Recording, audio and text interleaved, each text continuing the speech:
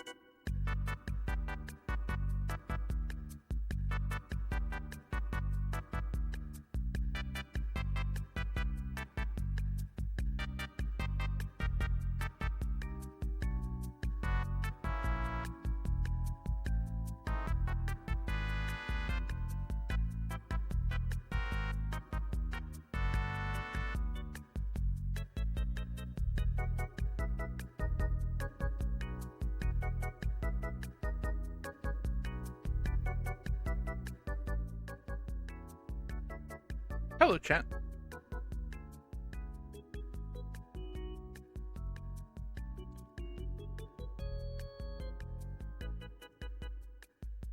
How you doing? I had a crumble into dust moment earlier today when I saw that it was Trogdor's 21st birthday.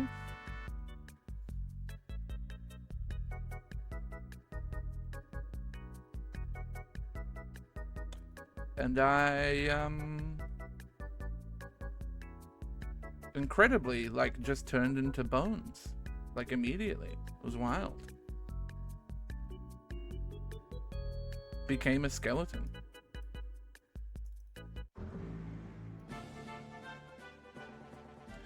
We are gonna play Slay the Princess today. Hello? Chat? On screen? Where's my chat on screen? Hello?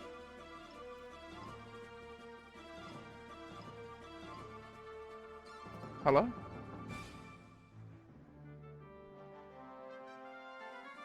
Chat turned to dust, apparently.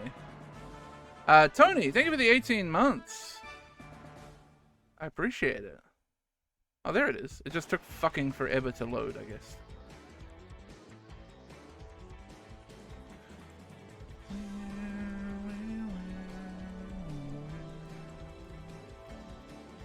Yes, we will be playing Slay the Princess today. Oh, yeah! You have a cute dick. Thank you for the 39 months. I appreciate it. How do you know?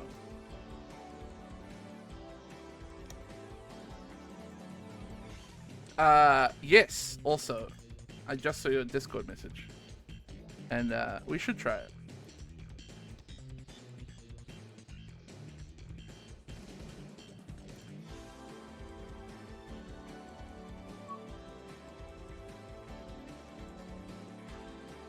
Downloaded the AI and had them show me your dick. The AI has my dick? Oh no. Even more reason to hate the AI. Beetle 7 Ubers? Nice. I don't think this is a game. By the way. What is this? Secret plans? No, we're just talking about they added multiplayer to Isaac.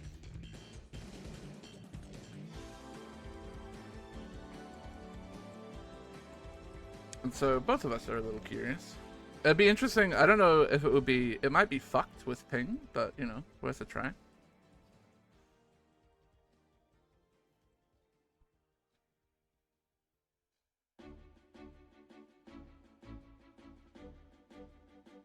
No idea. You can't show me. Oh, it's fucking Starfield.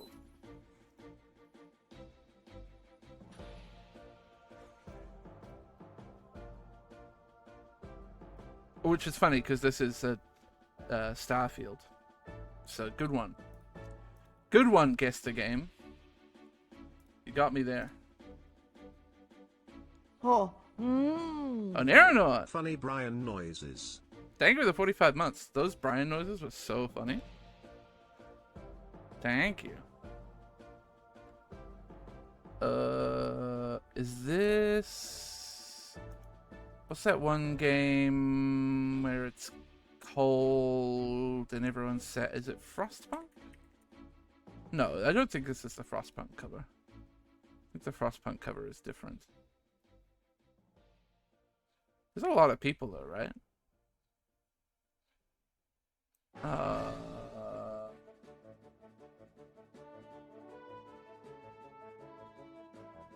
Keep seeing an Xbox ad that says gifting items to random NPCs in Starfield, and it's someone dropping items in front of NPCs and the NPCs not reacting whatsoever. Incredible. This is one of those...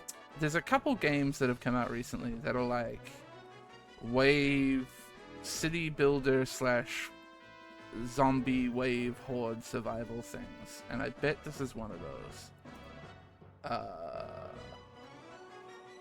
There's one called is it Against? No, that's not there. There's another one called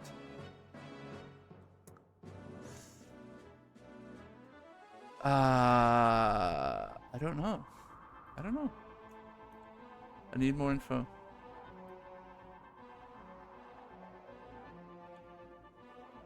Against the Storm is not that kind of game. I don't know. I just assumed it was. Oh.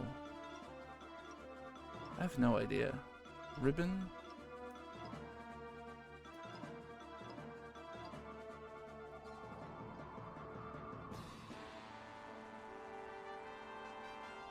Come on, guess the game. You gotta run a bit faster than this, bud. Oh, like... Neither of those are letters. Come on, give me a letter. Give me a letter.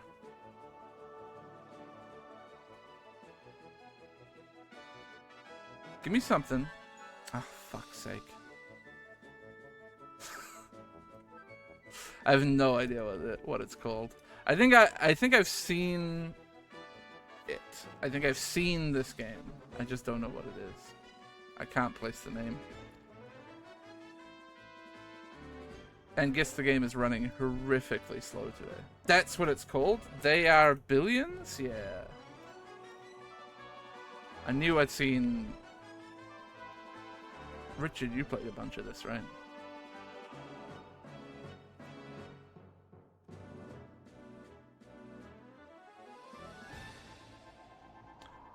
Please guess the game.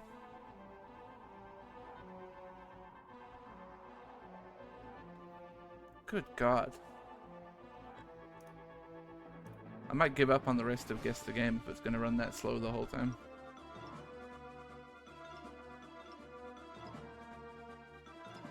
Nobody is guessing it from this. Nobody is guessing it from this. Not a single person. I don't believe you if you've guessed the artwork from that. This I might believe you. I still don't know though. It's got guns.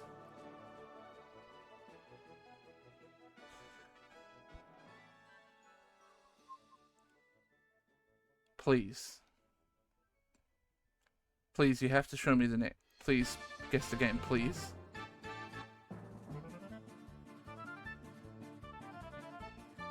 Oh, I don't think I know it.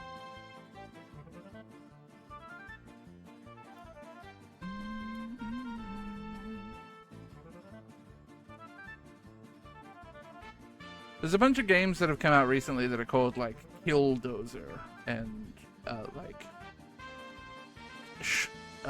Shot Kill, or, like, Death Rush. And I bet this is one of those.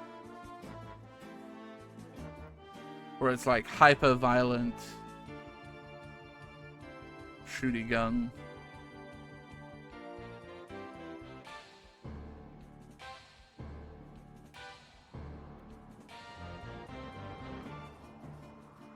still don't know it.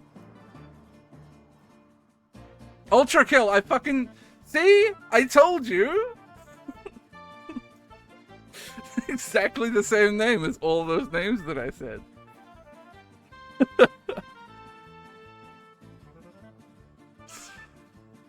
I'm gonna pretend that I'm correct. I got that one right. Climbing TV show, story-rich bullet time?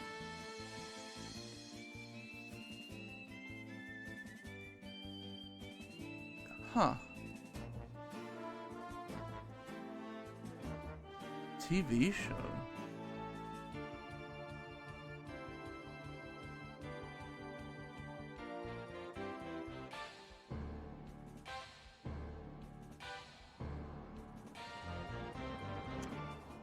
Bullet time. I mean, the game, this is all over the place for me.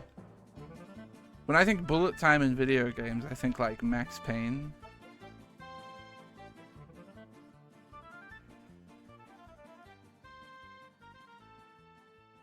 But I don't think Max Payne has a TV show, nor does it have a lot of climbing.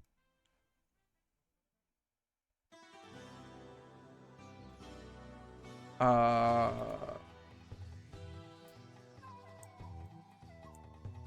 Last of Us was a TV show recently, so...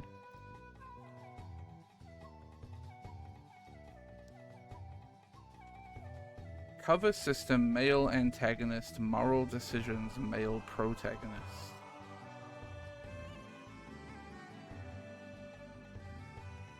I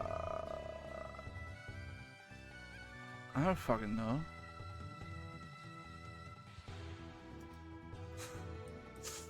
Alan Wake 2. Moving platforms, real-time combat, fractured reality, time manipulation. I got no idea.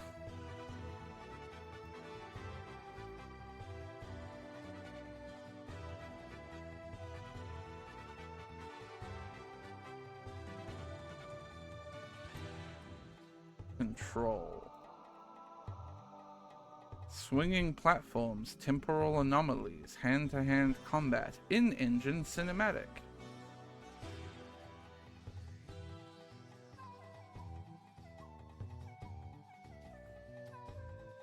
Uncharted 4. Corporate conspiracy, live-action cutscene, destructible environment, fake TV show.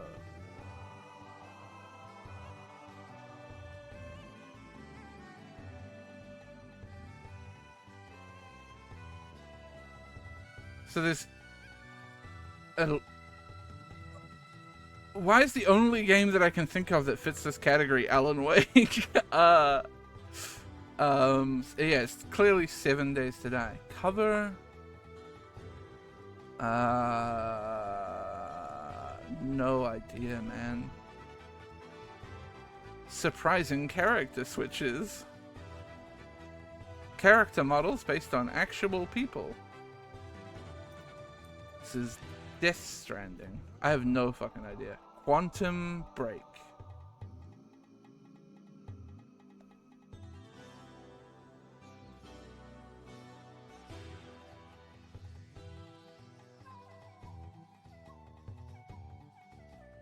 Wait, is this made by Remedy?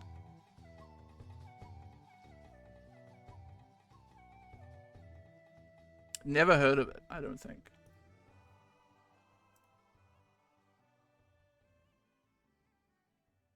Alright, I always start with Fallout 3. Single player, most recent, maybe a shooter, maybe an RPG. Most recent, more recent. It's either first person or third person. Let's pick one or t'other. I always like to go to Tom Clancy's The Division 2 here. Okay, so it's first person, single player, maybe shooter. In at least like 5 years ago. Let's go Doom 2016.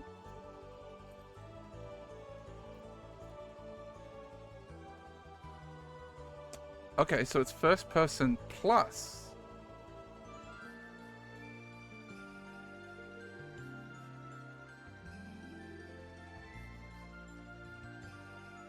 And it's in 2017 or 2018. And it is a shooter. What would be another perspective that you would have for a first-person shooter that isn't third-person? Huh? Like... Huh? Because what else would you have? Like isometric or... like... side scroll.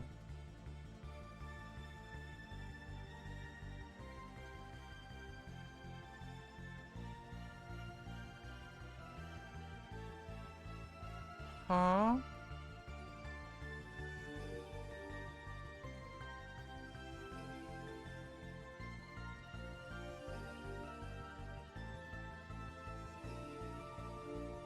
Released in the mid-2010s or late 2010s.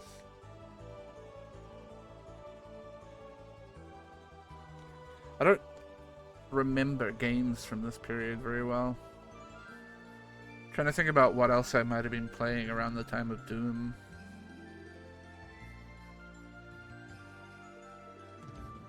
Hello. Jaaski Bobble. Crunchy Pickles. Thank you for the 14 months.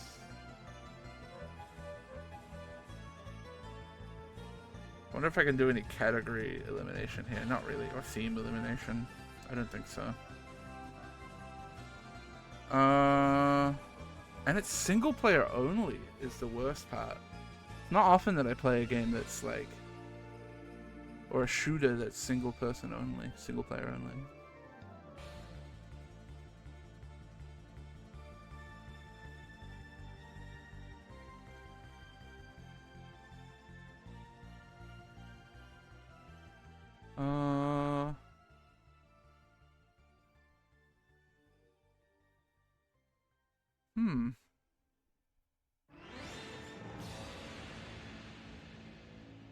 This is hard, actually.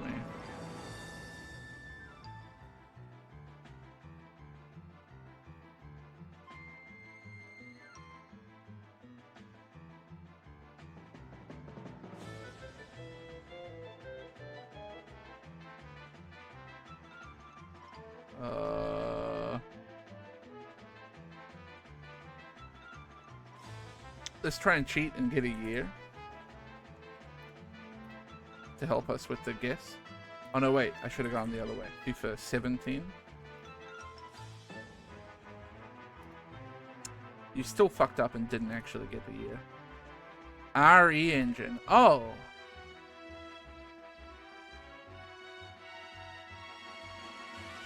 That is about the right time for Resident Evil 7, right? Yeah. Really? First person? Oh, virtual reality is counted as part of perspective. That sucks, man. I hate that virtual reality is included as a perspective.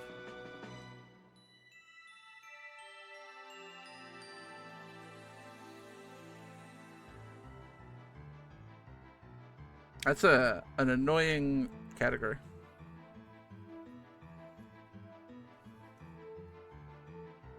Got there though. All right, let's do the New York Times run through. Ooh,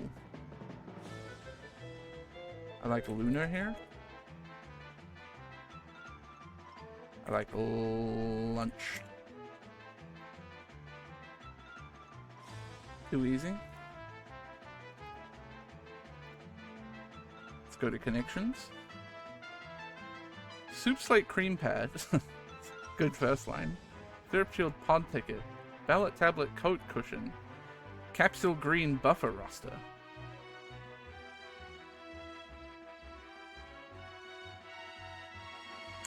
Capsule Tablet Cream Syrup? For ways to take medicine?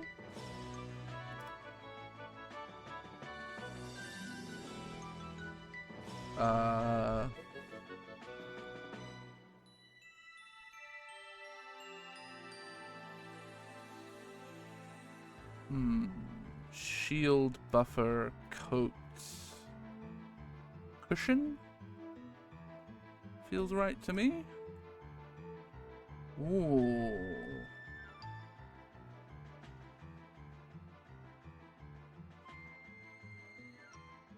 What one of you is wrong?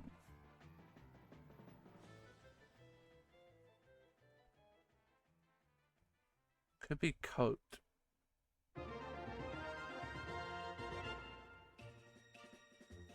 But what would go with it? Pad?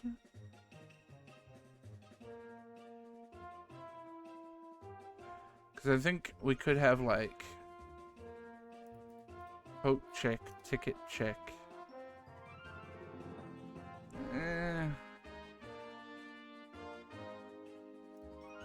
Shit.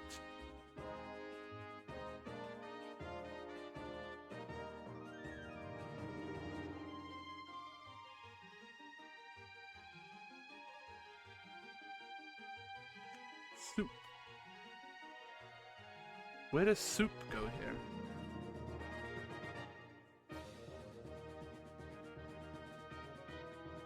I feel like soup has to be one of the prefix or suffix categories.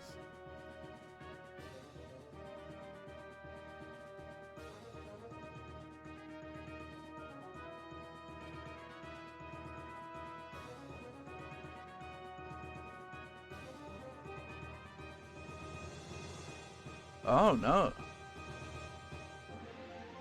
Pod.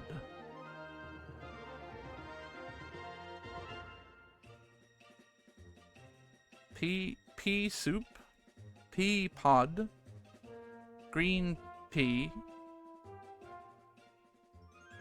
Coat pea. Pea coat. Isn't that a thing?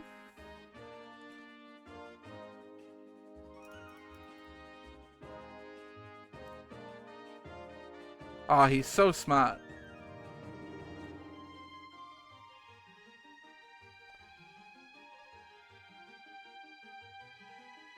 So then we're probably looking at shield pad, buffer, cushion.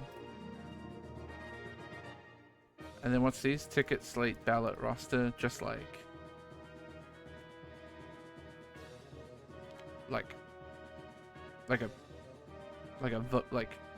who you can vote for or something. List of candidates, that works. That's what I said, but in more smart words. Okay, crossword. Something lives, probably 9. Speak without sound. 9? Nostalgic tune.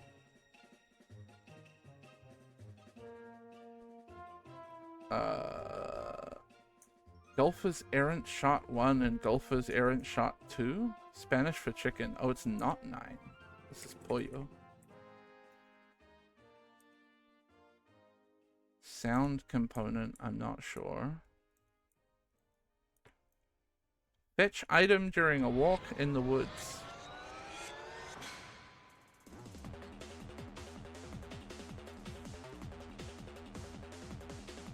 Forage? Fucking, I don't know. Shall I compare thee to a summer's day? Dance wildly at a concert. Mosh? Is it past lives?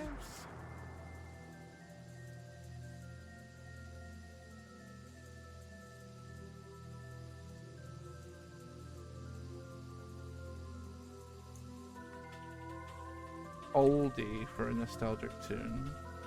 Oh, this is Slice. Oops. And Hook. Audio. Oh, as in an item to play fetch with, not an item that you fetch. Also, what? Oh, like to two mouths. Man. Words are stupid. Who invented the English language? Take me to time guesser.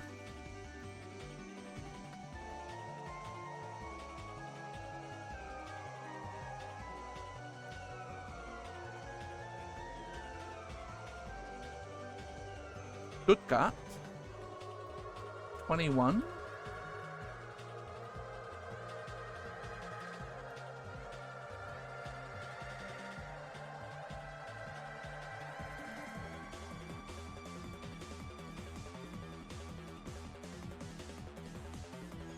They're tearing down a building.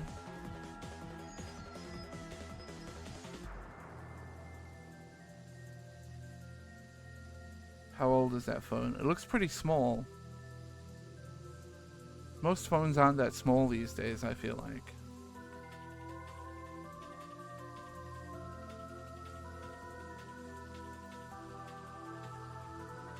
I think the 21 is a trick. I don't think it's 2021.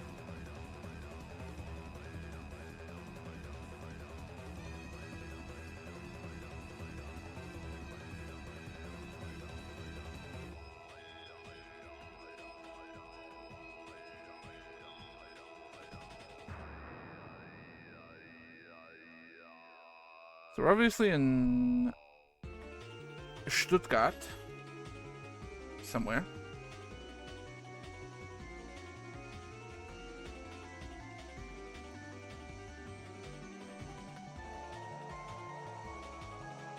And I think we're in like 2008. 2010. I'm pretty close.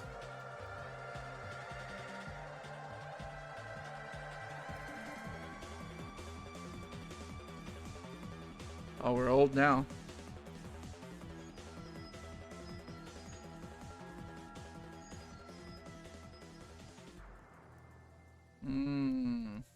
I don't recognize the building at all. Does that do driving while smoking a pipe?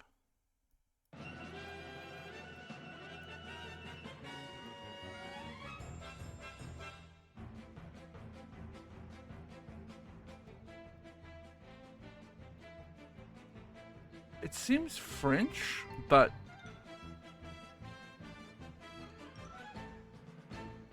I don't think French has those accents.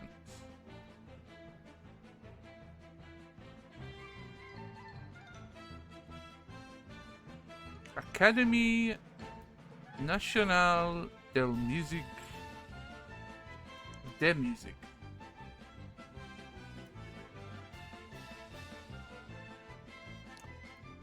I think it's French. I'm gonna go Paris. And I'm gonna go somewhere near the Louvre.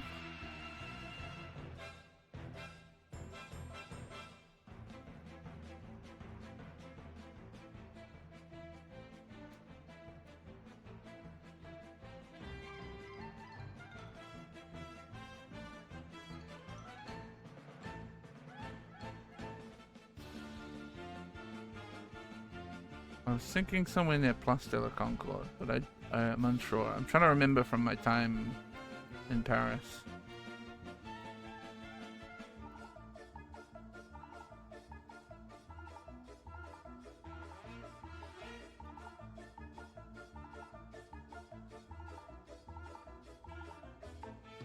It feels very Champs-Élysées to me.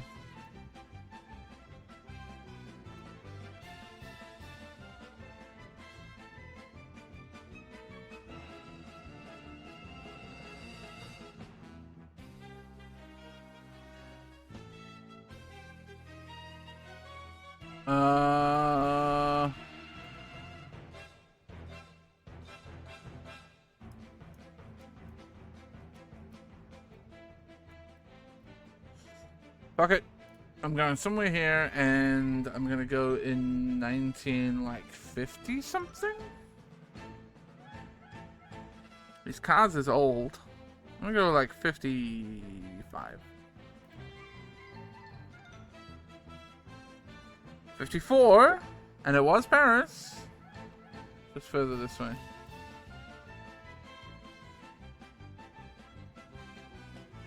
I'm doing pretty good so far.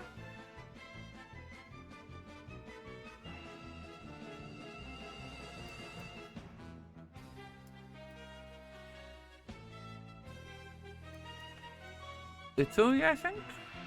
I think that was Italian.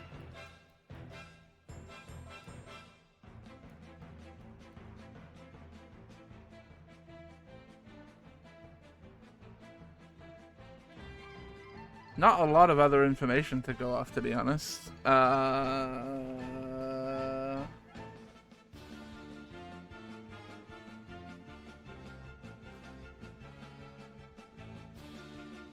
These guys look like they could be dressed.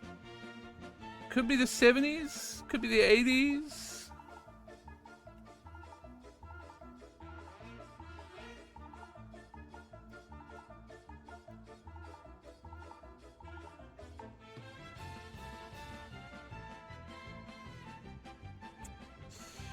I'm gonna slap a guess in Rome in 79. It was 81 and it was Venice. Still, nearly 9,000 points. Doing it right. What the fuck is this?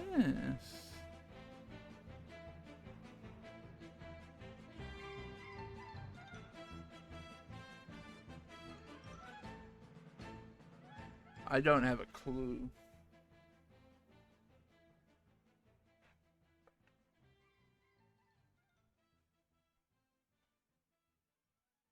I think we're in the 60s.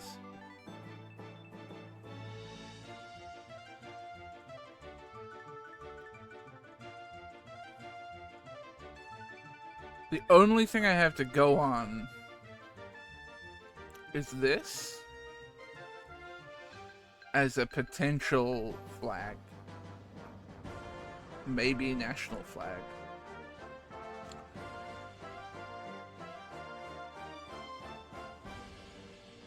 But it might not be. It looks a bit like the Latvian flag. So I'm gonna go Latvia. And I'm gonna go 1969.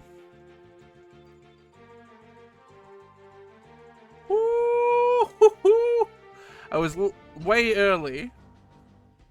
It was 89.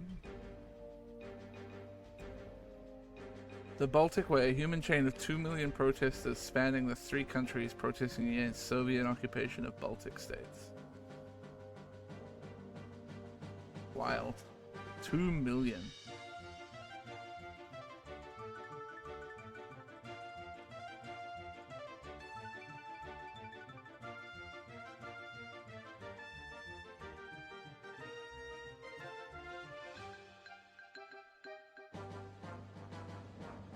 Okay, if this isn't fucking like Amsterdam, I'll eat my hat. I don't have a hat.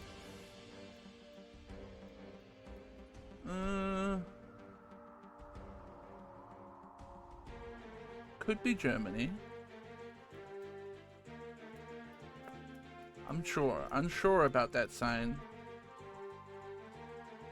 But I don't remember there being a lot of Z's in Dutch. And now I'm trying to think about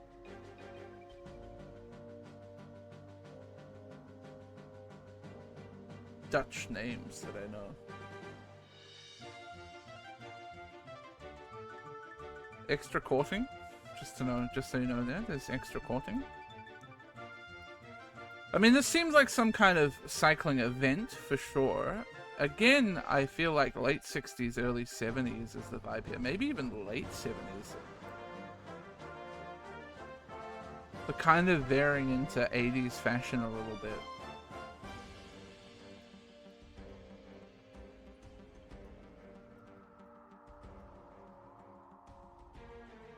Clearly European.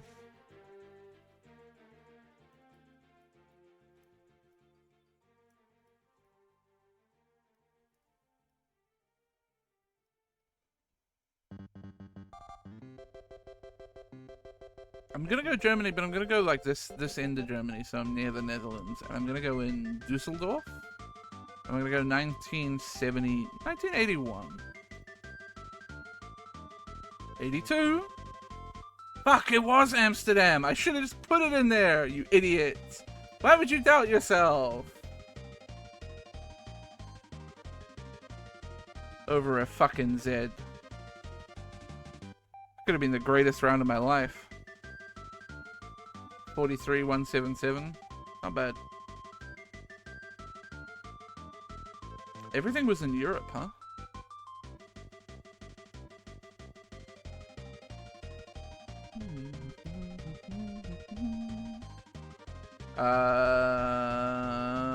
Take me to Bandle. Actually, I should do the Pokedoku before it refreshes, huh? Whatever, Bandle first. Gonna turn my sound down. Released in 2004.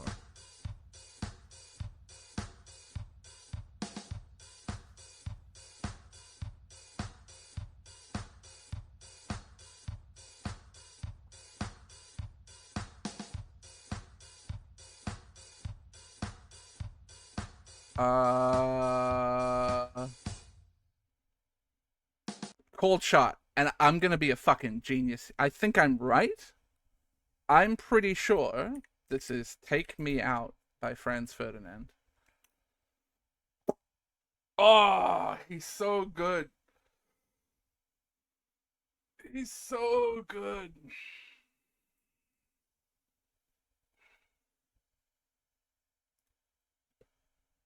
I would have got it from the bass as well, I think. Yeah. Great song, great album.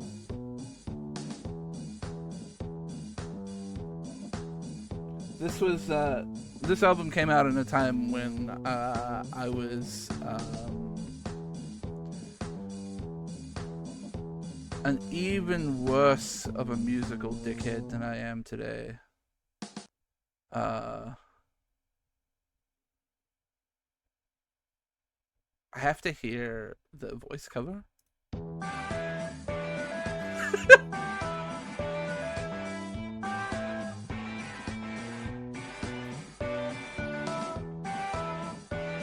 It sounds like, you know those where people play like songs on hard drives and stuff?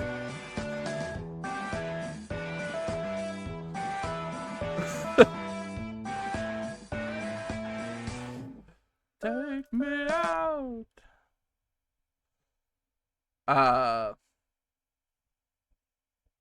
I have very fond memories of dancing like an idiot with my gay friends at parties to Franz Ferdinand's Michael.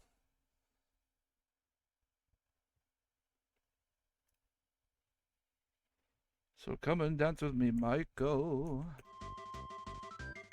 Dark Grass. There's a few options. I think Shift Tree is going to get voted more than Cacturn, so I'm going to pick Cacturn.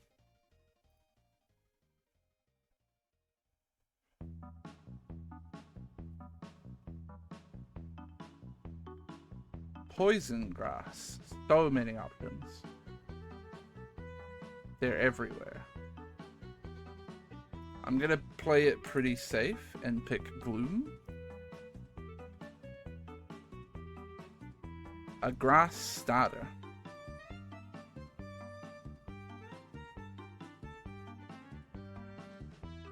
Oh, did I miss? Did Pokedoku refresh? God damn it. Because I don't see any... Oh no, I guess there's stats. Grass starter. What do I think is going to be the least picked grass starter? A lot of options.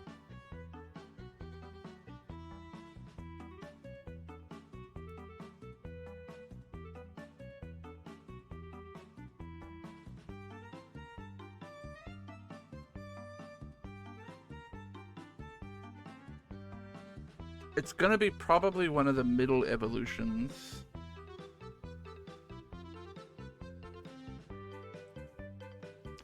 Like, I'm thinking like middle chestnut line.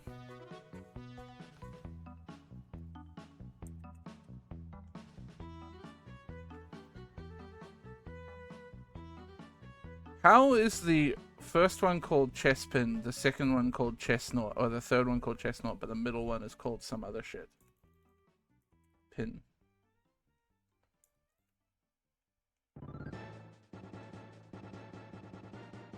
Oh! Starters don't include evolutions. I didn't notice.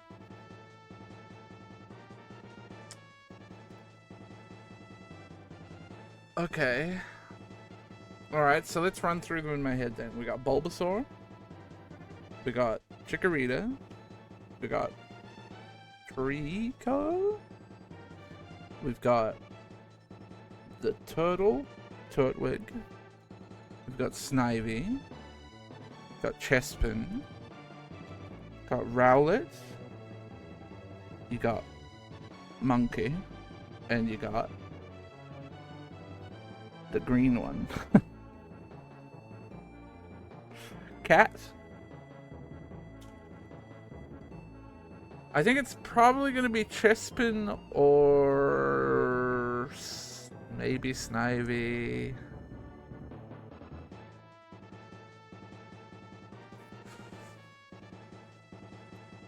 Gonna go Chespin. That's a higher number than I would have liked.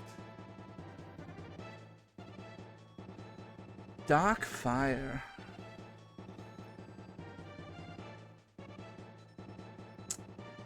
I hate that I can only think of Houndour. I know there's others.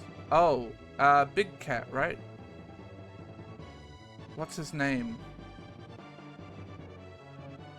The furry bait. Is he gonna be more popular than Houndour though?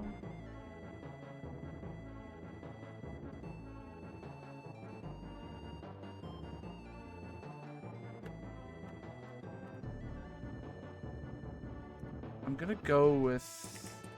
And I'm gonna go safely with Houndoom, because I'm actually not sure if Houndour is dual type. So I'm gonna play safe here and say Houndoom. Poison Fire, I can really only think of Salazzle. I don't know, again, I don't know if Salandit is dual type. I think it probably is.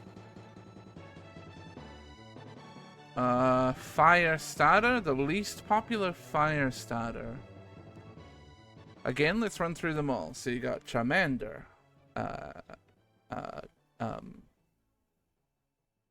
small Typhlosion, Chicken, who's Gen 4 Fire? It's, Monkey. Gen 5 is T-Pig, Gen 6 is Fennekin, Gen 7 is Kitty, Gen 8 is Scorbunny, and Gen 9 is Croc. Who is your least popular? I think you dodged Gen 3. I think you dodged Gen 2. I think you dodged Gen 1.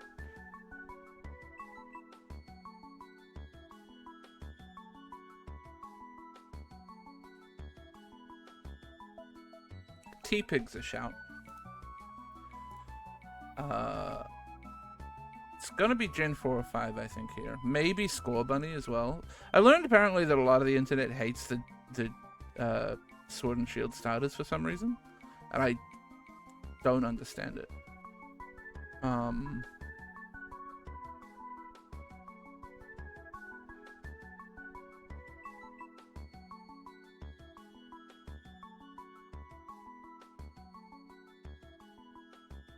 What's the monkey's name? His dad is Infernape.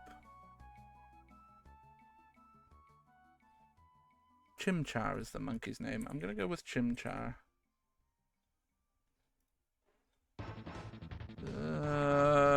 I mean, statistically, that should be on the lower side, but it might not be the lowest.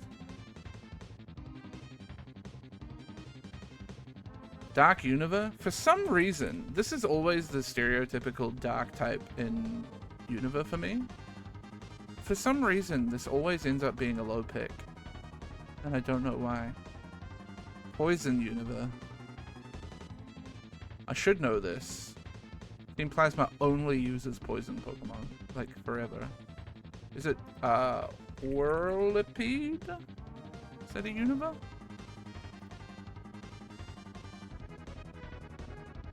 And then Unova Starter. Who is the least popular between T-Pig, Snivy, and Oshawott? Who is getting picked the least here? I think it's going to be close. Statistically, I think it's just going to shake out to be close. But the goal here is to try to pick the one that is being picked slightly less than the other two. And I think my guess might be Oshawott.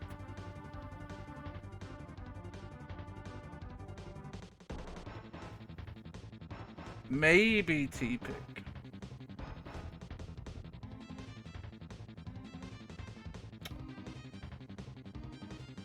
Although people did like the final form of Oshawott.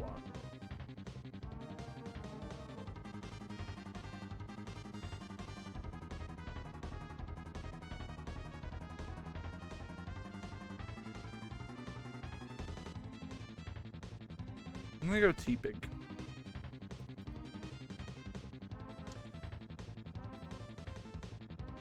Okay, I mean, statistically, it's pretty low. Let's find out. Let's see how we did.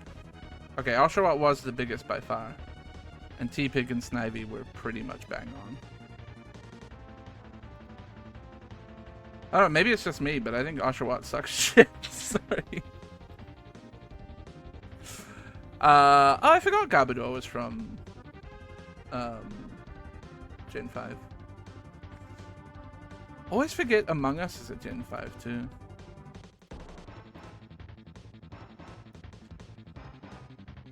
Zoro much higher up this time. Zoro Arc further down. Who's the least picked? Oh yeah, Sandile. Should have picked Sandile and Mandibles. I was correct. Incineroar was higher than Houndoom. Houndour is dual type. I will try to remember that. This is just... Oh, Iron Moth. Okay.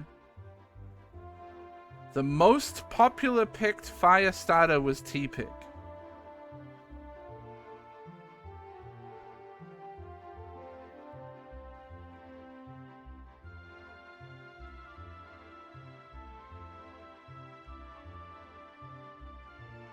How is this possible?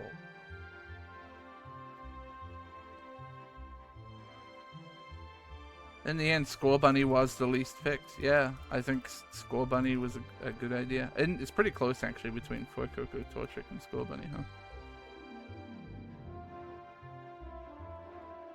I'm just surprised that T-Pig was the most picked. And I guarantee it was people... yeah, it's people that know Pokemon going, oh, everybody hates T-Pig, I'm gonna pick T-Pig. And then T-Pig gets picked by everybody. And I think a similar thing happened with Torchic, where people... Because, listen, my experience is Pokemon fans on the internet, majority of them started playing in Gen 3. From my experience, most of the people that I know as like online Pokemon fans are like Emerald diehards.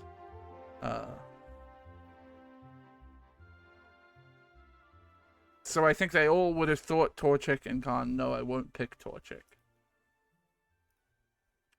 Chikorita was the most popular grass starter. What is happening?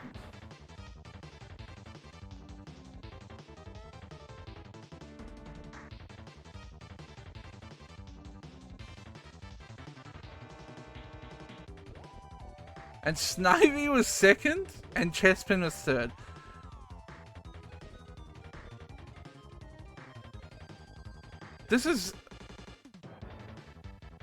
This category got metagamed to hell, I'm so sure. I have nothing against Chikorita. I like Chikorita. Design a choker on and still got those titties out. Or however that tweet goes. Chikorita.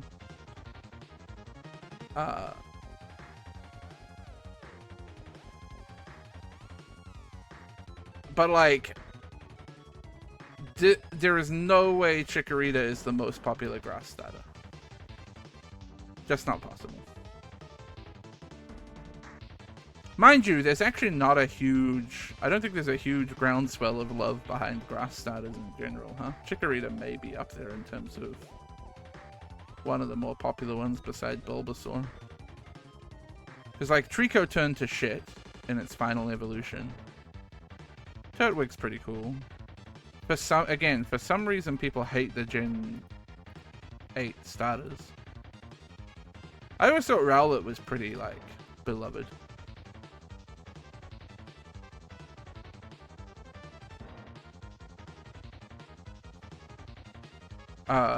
Sprigatito suffers from being the most recent starter.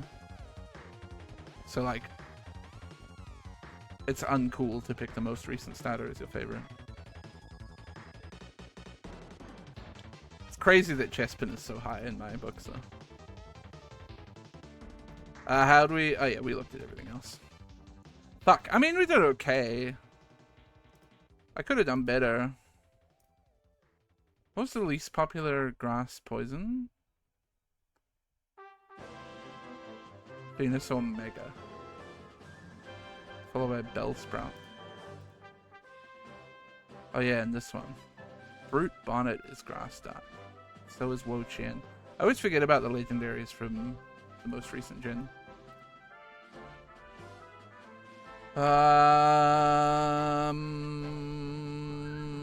I think I'm gonna do travel, and then that's it for the duels. Oh no. From French Guiana to Mexico? Oh, it's over for me.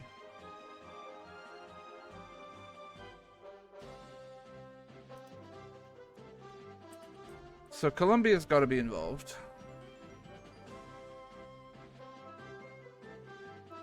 Which means Venezuela has to be in... Well, actually... Brazil?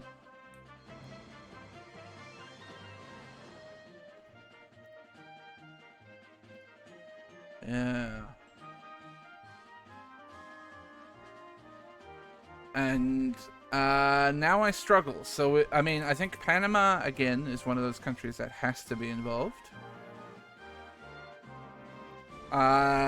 Nicaragua? Maybe?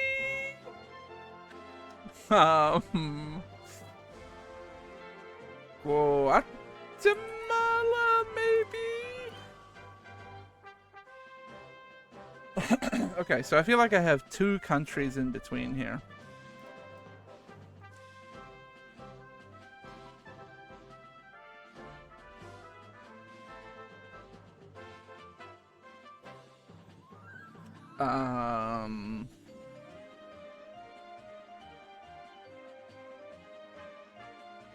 Ecuador? No, Ecuador's south. What am I thinking of in Central America? Honduras is what I'm thinking of. Okay.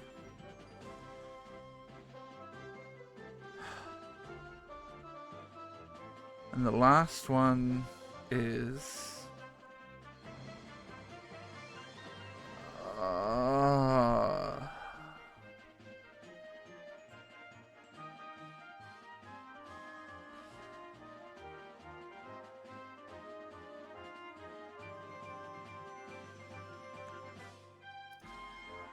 This is a total guess. Belize. No, it's up there. El Salvador? Fuck, man.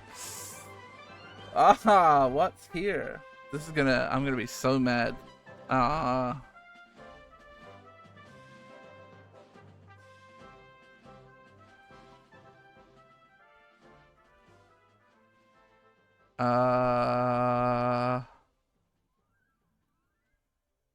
Fuck.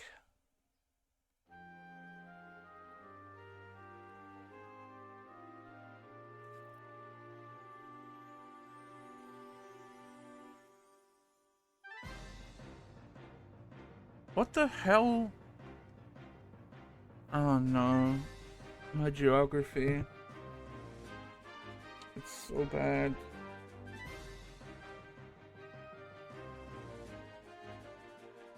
There's a country that I'm forgetting. And I don't remember its name.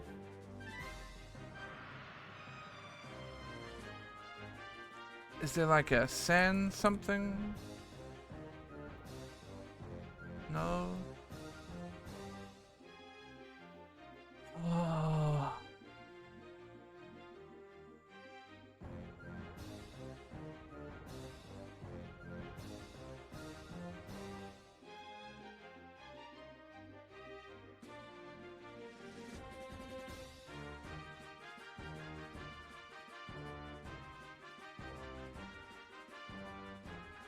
Who's in there?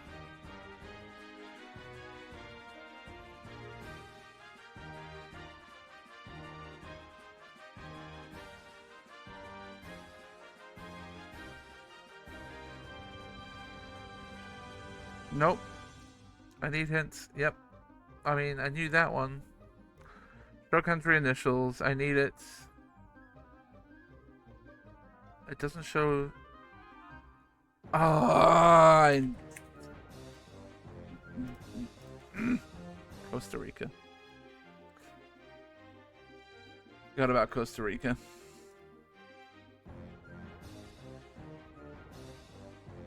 I'm glad I thought Brazil here, though. I almost went this way across the top before I realized that there is actually a border between Colombia and Brazil.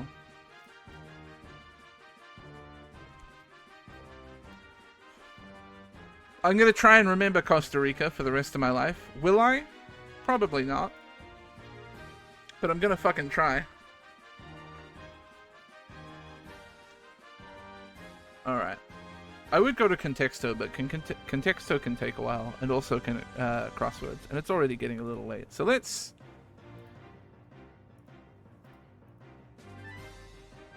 kill the monarchy.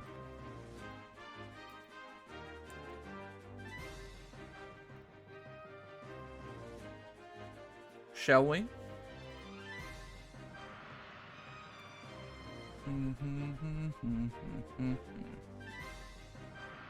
Where's my volume mixer? It's gonna be loud, it's gonna be loud, it's gonna be loud, it's gonna be loud, and I need to catch it.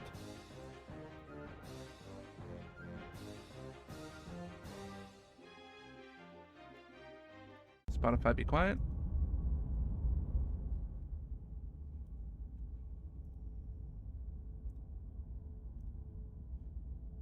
Content warning, this is a horror game and it's not intended for all audiences. Oh, you can't see this because it isn't full screen initially.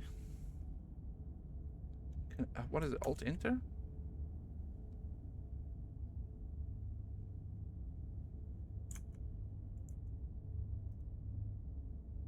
It's a horror story. Whatever horrors you may find in these dark spaces, have heart and see them through. There are no premature endings, there are no wrong decisions, there are only fresh perspectives and new beginnings. This is a love story. This is a love story. I know very little about this other than it's like point and click, and everybody I've heard talk about You're it on a path in the woods, and at the end of that path is has a cabin. praised it. And in the basement of that cabin is a princess. Okay. You're here to slay her. If you don't, it will be the end of the world. Explore. The end of the world? What are you talking about? Explore. Have you considered that maybe the only reason she's going to end the world is because she's locked up? Killing a princess seems kind of bad, though, doesn't it? Can't someone else do it? Forget it. I'm not doing this. Have you considered that maybe I'm okay with ending the world? Do I get some sort of reward for doing this? Oh, okay. Thanks for telling me what to do. Sweet. I've always wanted to offer Monarch. Vive la résolution. Silently continue to cabin, turn around and leave. Have you considered that maybe I'm okay with the world ending? Of course I haven't. Why would I even consider that?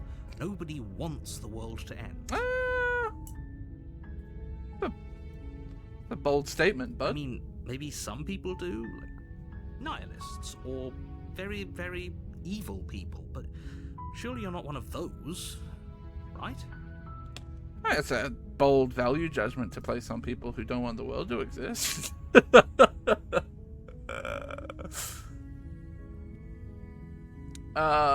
What are you talking about? The end of the world? I'm talking about the end of everything as we know it. No more birds, no more trees, and perhaps most problematically of all, no more people.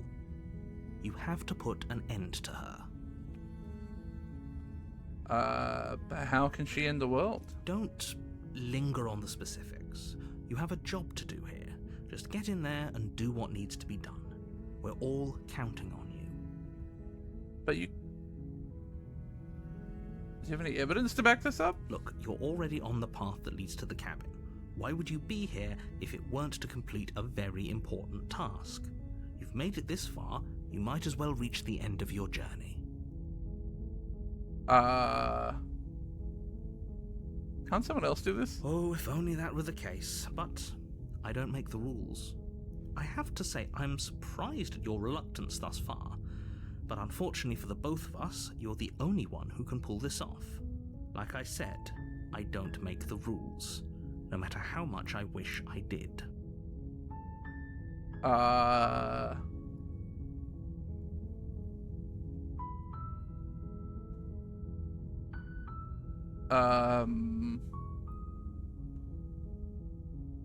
Alright, Viva Revolution. That's the spirit.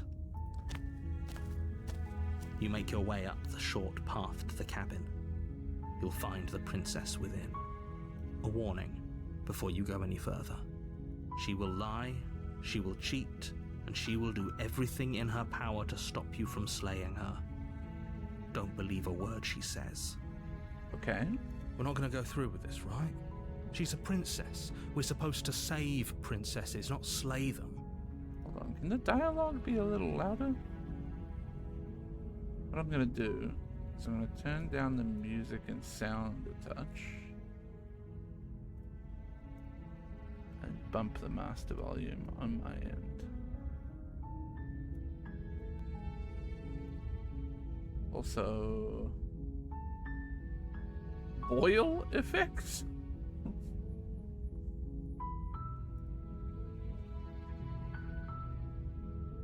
Ignore him. He doesn't know what he's talking about. I guess proceed into the cabin.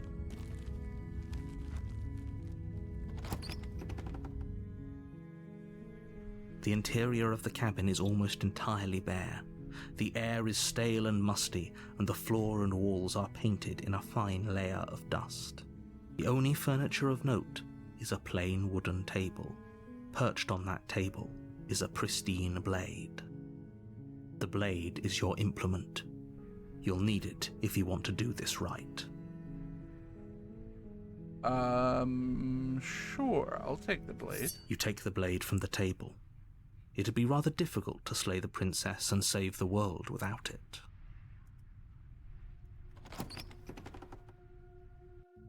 My cursor The has door to changed the to a basement knife. creaks open, revealing a staircase faintly illuminated by an unseen light in the room below. This is an oppressive place. The air feels heavy and damp, a hint of rot filtering from the ancient wood. If the princess really lives here, slaying her is probably doing her a favor. Okay. Her voice carries up the stairs. Who's there? Me? She sounds dangerous. It's almost as if she's the one in charge down here. Don't let it fool you. It's all part of the manipulation. Hi. Don't be a stranger. It's been so long since I've had any visitors. Come on down. You walk down the stairs and lock eyes with the princess. There's a heavy chain around her wrist, binding her to the far wall of the basement. She's so coldly beautiful. Is she really a threat to the world? Focus on the task at hand. And there you are. Are you here to kill me or something? What? No way. Why would you even think that? That giant knife you're holding kind of gives it away, doesn't it? The blade. Of course she doesn't want to talk. Who'd want to have a conversation at knife point? We should drop it. Don't you dare. It's fine. We can decide what we want to do after we talk to her. Maybe she really is a monster, but killing someone in cold blood isn't very becoming of us. That's true. I'll drop it. The blade tumbles out of your trembling hands and drops to the floor with an unceremonious clang. Thank you. Maybe now we can just talk. Sure.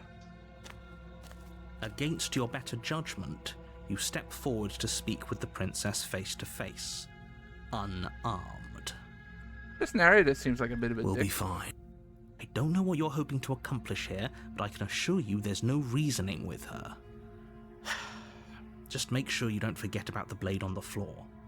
You're going to need it. I swear I know this guy, the narrator's voice, from somewhere. So here we are.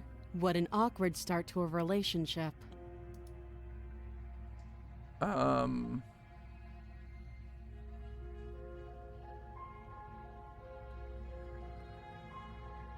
What's your name? She hesitates before answering. You can address me as Your Royal Highness, or Her Majesty. Any honorific should do, really. Note the lack of detail. You can't trust her.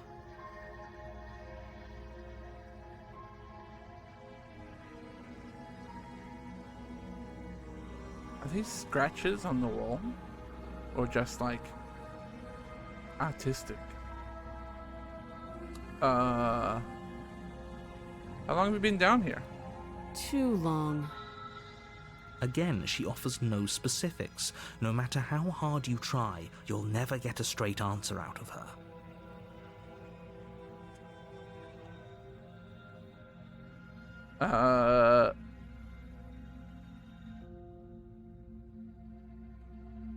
I'm here because you're supposed to end the world. Don't just tell her that. Is that why they threw me down here? But I don't want to hurt anyone. I like the world, I think. I don't remember much about it, to be honest. I've been down here a long time. Just how long has she been down here? If I'm supposed to be capable of ending the world, then how did I wind up here, chained to a wall? Have they told you why I'm allegedly so dangerous? Nope. I was hoping you'd tell me. Ending the world seems like an awful lot for just one person to do. I wouldn't even know where to start. I believe her. She doesn't have to know how to destroy the world to be capable of doing it. At the end of the day, whatever the two of us have going on down here is about trust. Whoever sent you to slay me claimed I was a threat to the world, but they didn't tell you why. That doesn't sound right to me. And I don't think it sounds right to you either. Otherwise, we'd be killing each other instead of talking. She has a point. There's a reason I've been telling you to question the situation, and there's a reason you've listened. So, I could tell you that I'd lead a quiet life in the woods, or that I'd open an orphanage, or that I'd do any other number of good things that I'm sure you think you want to hear. But you don't really know me, do you? What can my word possibly be worth in a situation like this? She's right about one thing. Her word isn't worth anything. Like I said, it's all about trust. Blind trust. So do you trust me, the prisoner, the victim, the princess clearly incapable of ending the world? Or do you trust whoever put me here? She's wrong. This isn't about trust. This is about risk. We stand to lose everything, all for the sake of one person, and a subjugating monarch no less. How would I get you out of here? You can't. Don't bother. I'm guessing you don't have the key then. I'm sure there's a key somewhere around here, and if there isn't, well, we can always put that knife to good use. Her sharp eyes settle on the edge of the blade. What do you mean? She isn't suggesting what I think she's suggesting, right? She is. I'm sure of it. I'm not gonna be creepy. We've talked enough. Oh, have you decided what to do with me? You know why you're here. I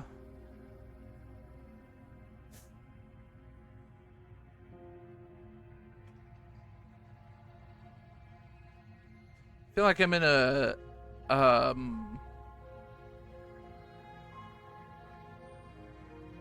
situation.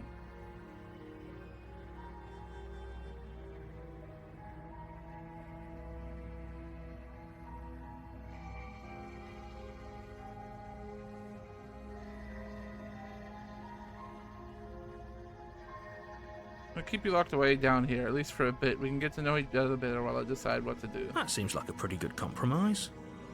Leaving her alive is too risky. If you don't deal with her soon, she will find a way out. One way or another, I'm going to find a way out of here. You can make it easier for both of us if you help. And if you don't, I can promise that you'll come to regret that decision. Okay, so that doesn't seem like a thing that like a You nice have to person make would a say choice. to me. Let's hope for all our sakes it's the right one. That seems like a thing that a bad person would say.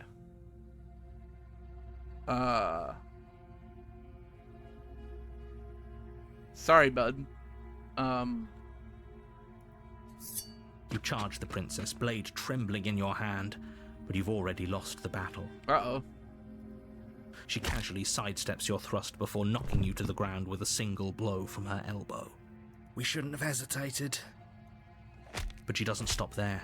She kicks you a few times for good measure, the pointed tip of her shoes feeling like a pickaxe against your fracturing bones, making sure you stay down. As you lie, crushed and broken on the basement floor, the princess kneels on your throat with the kind of weight you didn't think her slight frame could possibly possess. As you gasp for air, she eyes you with an intense curiosity. You shouldn't have let that fear creep into your heart. You had the upper hand, and now look at you. Is this really the best you could do? Look at you. Completely broken. I'd be lying if I said I wasn't a little disappointed. She applies more pressure, slowly squeezing what's left of your life out of your lungs. I see. This is the end, isn't it? I'm afraid it is. Everything goes dark. Oops, I accidentally skipped that. I didn't mean to. Wait, return. Turns out right-click opens the save menu. Chapter 2. The Tower.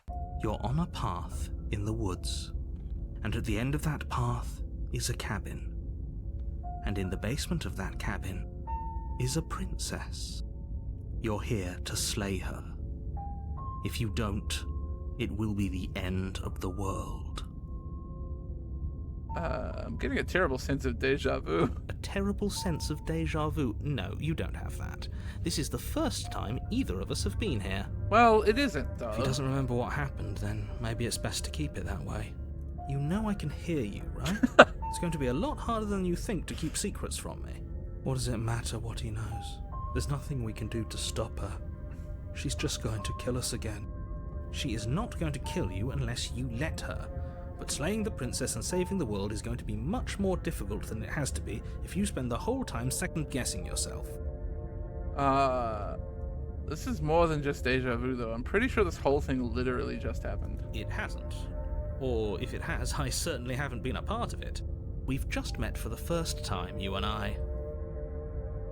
Let's assume I'm telling the truth and all of this really did already happen. Why should I listen to you? Why should I bother doing anything? Those are two very different questions, but fine, I'll indulge you if that's what it takes to get you moving. Let's say for a moment that this really is the second time you've met me, or at least a version of me. You died last time, which probably only happened because you didn't listen to me. Listen, man, like, you don't have to... Of course we died. We couldn't land a single blow on her, and she broke every bone in our body before she decided to let us die. What were we supposed to do to stop her then? What are we supposed to do to stop her now? It's pointless. Why is my guy so She's sad just a and princess. lame now? Slaying her shouldn't have been difficult, but congratulations. You've been given another chance to actually do Oh, this so you right. accept that we've done this before And I believe now. your other question was something along the lines of, oh, what's the point of doing anything? Fuck, I don't If you're sound asking like that. It sounds to me like you're making the rather dangerous assumption that your actions last time around didn't have any consequences. Well, What do you mean? Of course there weren't any consequences. The princess killed us and now everyone's right back where they started. That sounds pretty consequence-free to me. Yes, but in this purely hypothetical scenario, that begs the question of how you got back here. Did time simply rewind itself, or were you instead transported to a different world entirely? If it's the latter, what do you think happened after you died? Do you think the people there lived happily ever after? Or do you think that the princess, left unhindered, brought about the end to everyone and everything just like I told you she would? If she ended the entire world, why should we even bother? We might as well just walk up to that cabin, break her chains and let her do whatever she wants. It's all the same in the end.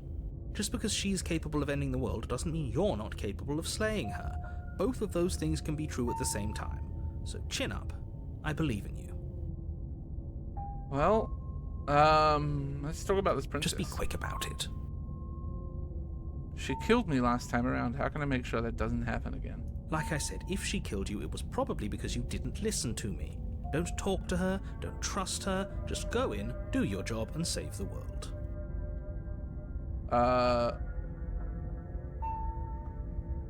To quote you from last time, she's just a princess. Why was she strong enough to beat me to death with her hands? She is just a princess. Whatever you think happened to you last time, just get it out of your head before you get to the cabin, and you'll be fine. Or we could pledge ourselves to her and stop pretending that we're capable of doing anything in this situation. She probably doesn't even need to try to overpower us. Can we tone down the pessimism just a smidge? I'm not being a pessimist. I'm just being realistic. You're being annoying. Just ignore their bickering, and whatever you do, don't pledge yourself to her. I cannot stress enough how absolutely catastrophic that would be for everyone, yourself included.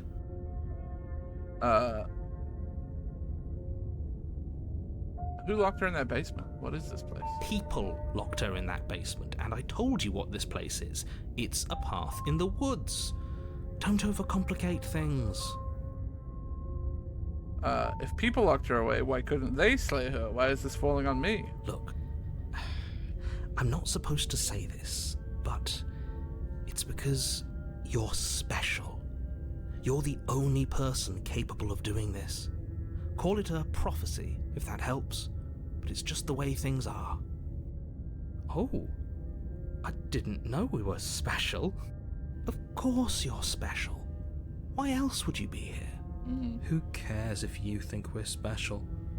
As far as I can tell, the only thing special about us is that we get to experience painfully dying all over again. I get the feeling this is about more than just slaying a princess. You're being cagey. What aren't you telling me? I've told you everything you need to know. Going into more detail would just overcomplicate an otherwise very simple situation and make your job more difficult. The less you know about her, the better. That's all. Great. Now, if you don't mind, the whole world is waiting with bated breath for you to save it from ruin. Well, so maybe this time I press the warning advantage before you go any and give her further. no quarter. She will lie, she will cheat, and she will do everything in her power to stop you from slaying her. Don't believe a word she says. Lying? Cheating? Why would she even bother? She didn't need to do anything like that last time. She caught us off guard last time. We'll be fine. Let's just keep our wits about us. At least one of you still has a shred of sense. Just make sure you listen to him and not that whiner. Whiner. If that's what you want, I guess I don't have a say here.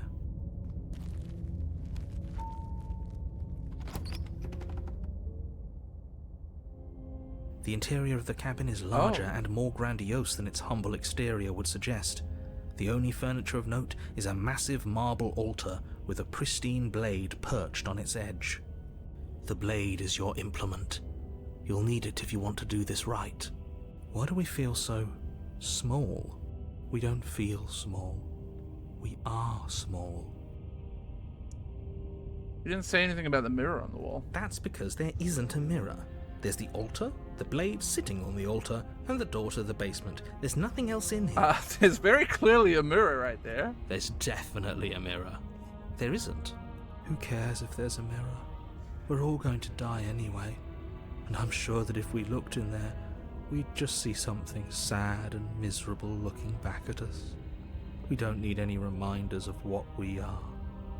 It would only make things worse. For the last time, you're not going to die unless you let it happen. And luckily for you, there isn't a mirror, so no one needs to worry about confronting a grisly visage any time in the near future. But there's a mirror. Though, for what it's worth, if there were a mirror, I'm sure that you wouldn't find anything sad or miserable in it looking back at you. You probably look perfectly normal. Probably. Do you not know what we look like? He knows. He just doesn't have the heart to tell us. I care about whether I'm being lied to. There's a mirror. As do I. And yeah, there is. I'm not lying to you. Use your eyes. There is no mirror. Why would I lie about something so meaningless? What good would a mirror even do? Let you waste time preening yourself instead of doing what needs to be done. This whole cabin is different than last time. Maybe that's because you haven't actually been here. I hope this means you'll finally drop that ridiculous past life nonsense. You haven't died, and you certainly haven't been killed by the princess. I'm going to approach the mirror. You walk up to the wall next to the basement door. It's a wall. There isn't much to see here. This really isn't funny. Wipe the mirror clean. You reach forward and rub your hand against the cabin wall. I hope you know how ridiculous you look right now. Huh. We should count ourselves lucky. Some things are better left unseen. Okay. Well, we better get our You knife. take the blade from the altar. It would be difficult to slay the princess and save the world without a weapon. Okay, we're going gung-ho here. The door to the basement creaks open, revealing a spiral staircase. Its steps almost as deep as you are tall. The smell of incense drifts up from below. For a moment, Incense, huh? you almost feel at ease. This is actually kind of nice. Oh, even Voice of the Broken's It's having still a a good stone time. basement. If the princess lives here, slaying her is probably doing her a favor. Her booming voice rolls up the stairs. Is that a guest I hear? Don't linger on the stairs. Come down and witness me. You weren't kidding when you said it was booming. She wasn't like this last time. We need to get down there. She wants us to see her. We need to see her. Should we be worried about your sudden change in attitude? Just a few minutes ago you were going on about how pointless everything was. Now you want to go down there. It doesn't matter what that little voice says. He's not the one making the decisions. Though if his ramblings get you to the princess, they get you to the princess. Down we go. Making your way down the spiral staircase is a time-consuming and exhausting effort, every step requiring you to clamber over one edge before dropping to the next. But soon the end comes into view, and you tumble to the bottom, entering the vast, temple-like room beyond. The princess towers over you, almost glowing in the weak starlight, her figure framed by a stained glass window. Her long hair billows around her, and a chain binds her wrist to the far wall. The chain is nothing to her. It might as well be a toy for all the good it would do. I told you it was pointless to resist her. The little bird has returned to me. I wonder what he wants. She knows. You brought that knife again, even though you know it's useless. Such charming audacity. Drop it.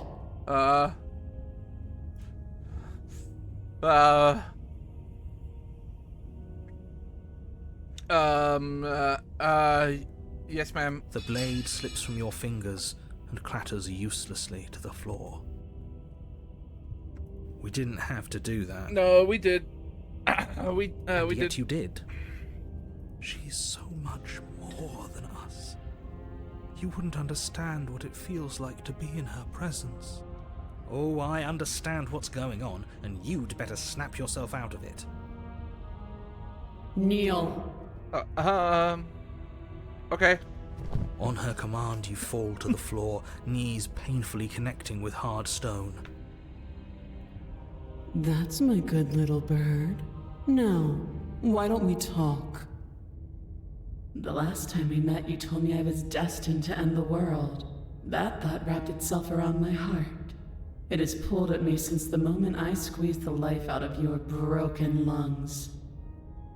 I could feel its fundamental truth awaken me. The collapse of the old is a necessary prelude to the birth of the new, and the world as it is now is overdue for alterations. Sounds good to me. It's time for me to seize my destiny, and you, little bird, will help me seize it.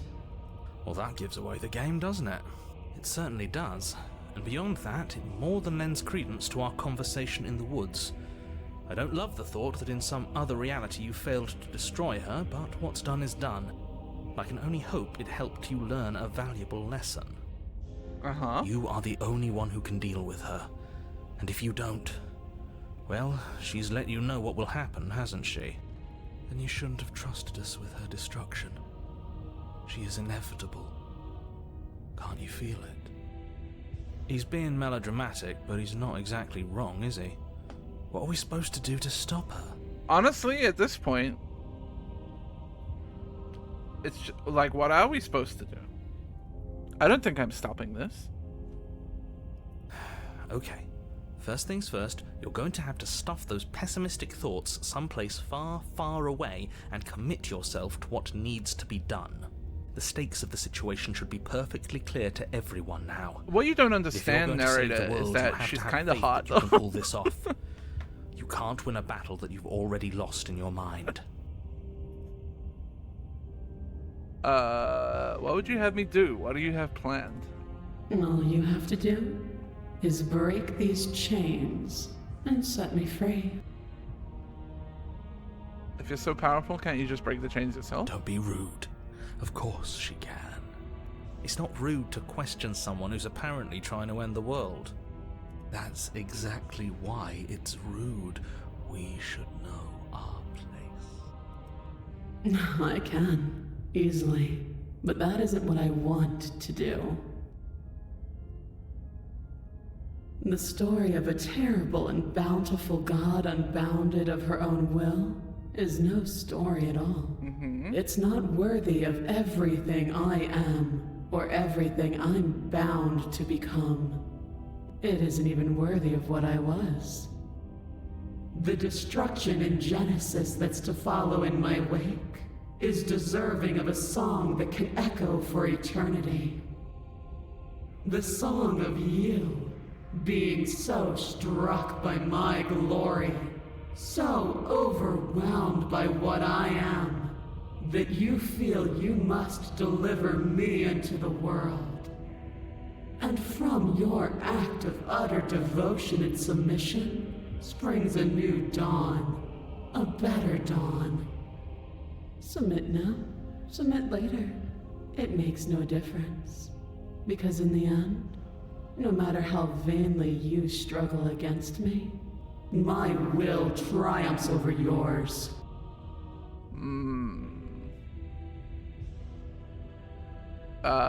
Just because you're supposed to end the world doesn't mean you actually have to do it. You can be whatever you want to be. This isn't about desire. This is about what I am.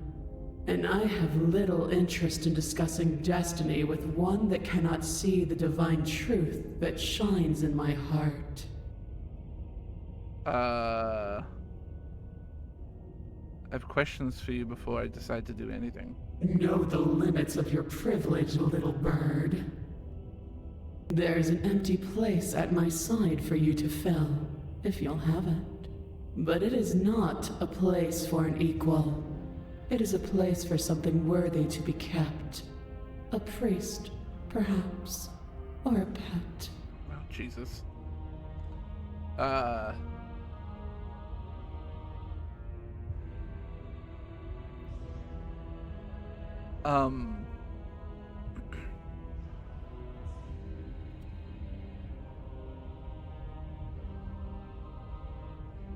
Yeah, sure. Your will was so easily broken. Am I that magnificent? All you need to do now is break my chains. If this is what you want, then I guess there's not much else for me to say. No, you can't just give in to her. Not when the stakes are so high. Not when you're so close. I won't let you do this. There's still something in the way. A greasy film inside of you where it doesn't belong. Trying to conceal you from me. Is that a person? No, it used to be a person. It's something different now. An echo. Is she talking about you? That's impossible. She's not supposed to be able to interact with me. You're a small one, aren't you? A shriveling little worm stretched beyond its limits, trying to control things that it can't understand. No. What are you talking about? I don't care what you are. You're mine.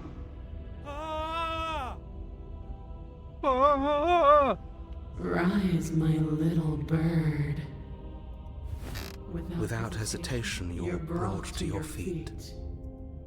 Break my chains. And how are we supposed to do that? All we have is a blade. All you need to do is believe it's been done. And what if I don't believe? You poor, wretched little thing.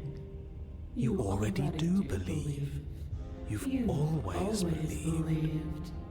All you have to do is open the last door to your heart. It's easy. And once you let her in, you'll be safe and free forever. Please don't do this. I have to. It's over. I'm sorry. There's nothing to be sorry about. This is how it was always going to be. And it is good. Alright, I'm done with this. I'm just gonna go sit in the corner. Let me know if we get our agency back. Break her chains. Her chains shatter, and the cuff falls from her wrist.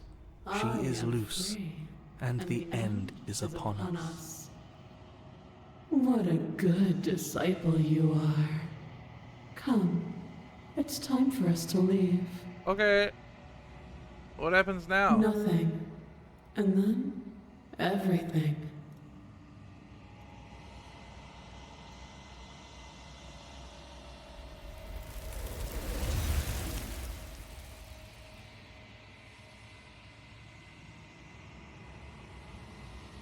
But you do not take her hand. Something has taken her away and it's left something else in her place. She's gone. Where did she go? Should we try and find her? And there's that mirror again. Why is it here? Why now? The narrator's gone. He is. Does that mean the world ended? Figures the world would end and leave us with all this nothing. I don't know where she went. I don't know how we'd even go about looking for her. Right. She's gone. It's just us and that awful thing.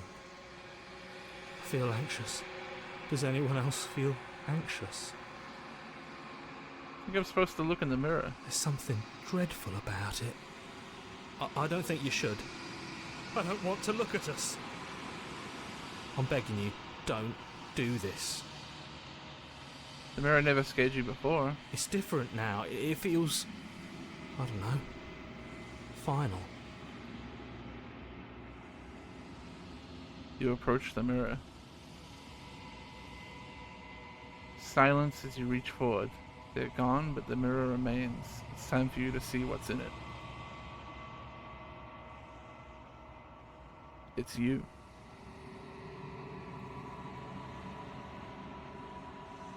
You are alone in a place that is empty.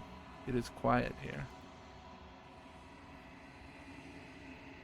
Proceed to the cabin, I guess. You are at the cabin.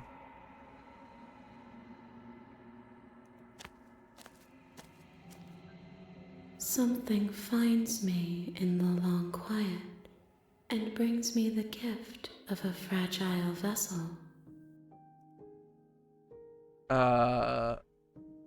What are you? I am solitary lights in an empty city. What are you? Solitary lights? What do you mean? Thoughts without connections.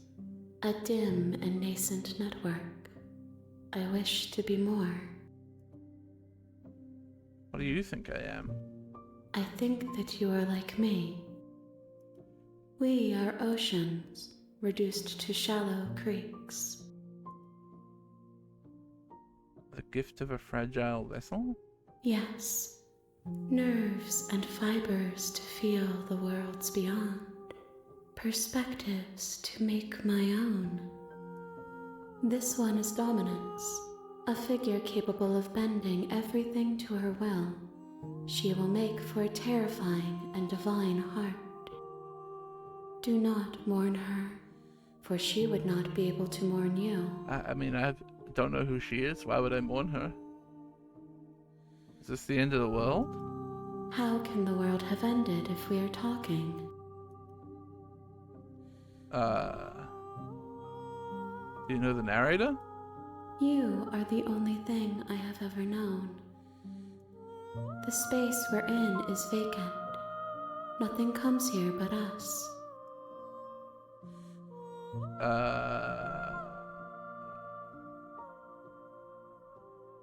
Do you know about the worlds beyond this place? I know only that they are. Are you the princess? She is part of me, and part of me is her. But were you always the princess, or are you just making her a part of yourself? You speak in circles. Does it matter where one thing begins and another ends? Do we know each other? You are familiar, but you are not me. I feel sadness, longing, hope as I witness you. What happens now? Nothing, as we are, but I know that there are worlds beyond us, and that we are meant to reach them. There is no exit, but this vessel is a creature of perception. She can make you forget, if only you believe her to be able to. Bring me more perspectives, so that I may be whole, and perhaps then we will know our freedom.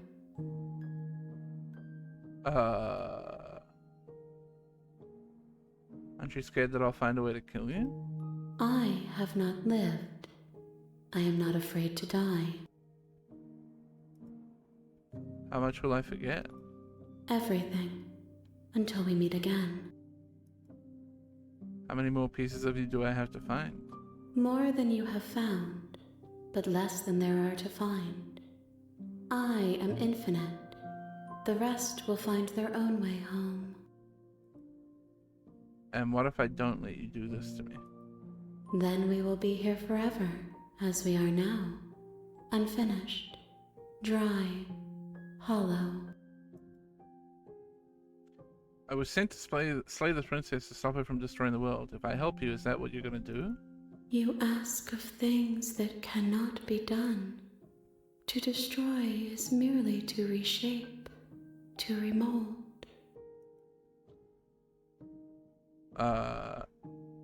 You're being semantic. What are you gonna do if I help you? How can I know? I am flickers in something sprawling and unilluminated.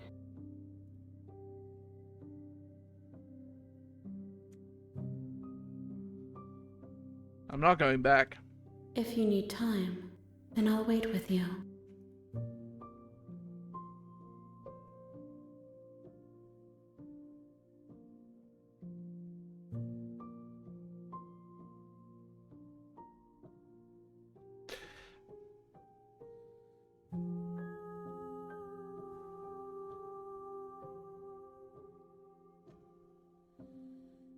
I'm concerned that hitting the wait forever button might end the game. I'll tell you what I'm going to do. I've been snoozing an ad break for the last like 15 minutes. I'm going to run it now to get it out of the way. This feels like a good point where we can sit and ponder.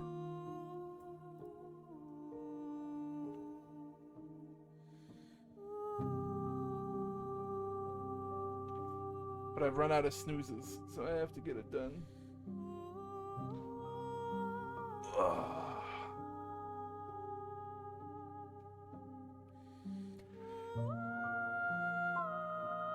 I feel like this game got very existential very quickly. I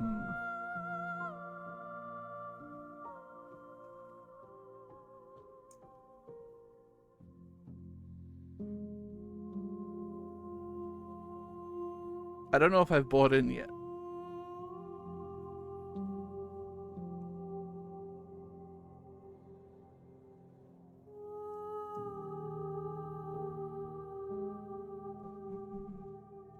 Soundtrack's good.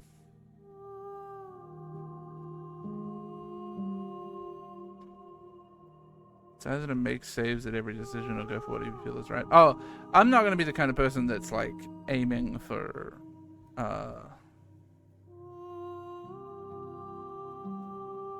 trying to hit multiple endings or anything. Or like, you know, if I find an end of the road, then it's kind of end of the road. I don't know. This game might be different. See, I'm worried here that this is probably a good point for a save point, because I'm worried that hitting wait forever might just end the game. So maybe I'll do it here.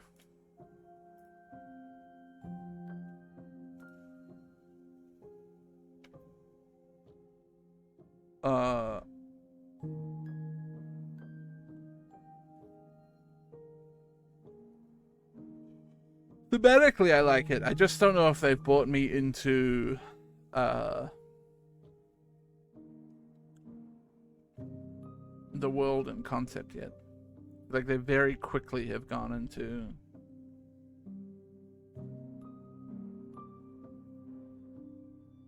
existential world. No, I've never played Save the Date.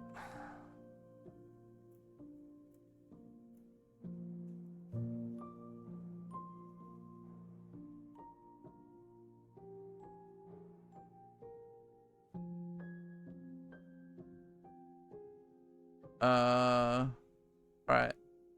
And breaks over. I'm gonna hit wait forever.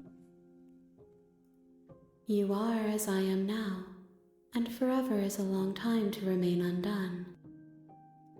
I am not you, but I know that I would return before forever was finished. What textures will you weave for yourself to occupy forever? Will you place the images of you and I into a box for safekeeping? If you close that box, will you become another you in another world? An imaginary pattern repeating itself until it can no longer bear the weight of its hand-drawn cage? You'll always come back to the box, because you'll always want to know what it means to be you. I will be here waiting by your side until you're ready to return to mine. Oh. They closed the game.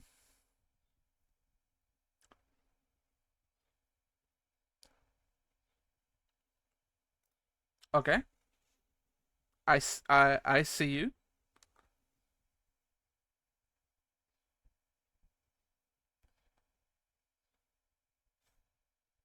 You have returned to me. Though you were gone mere moments, I never left your side. I wonder...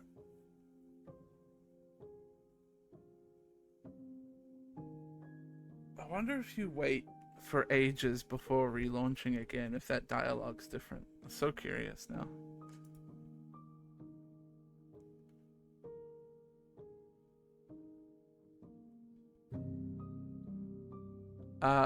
Okay.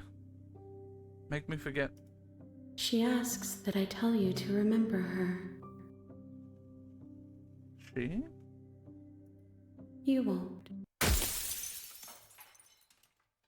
Everything goes dark and you die.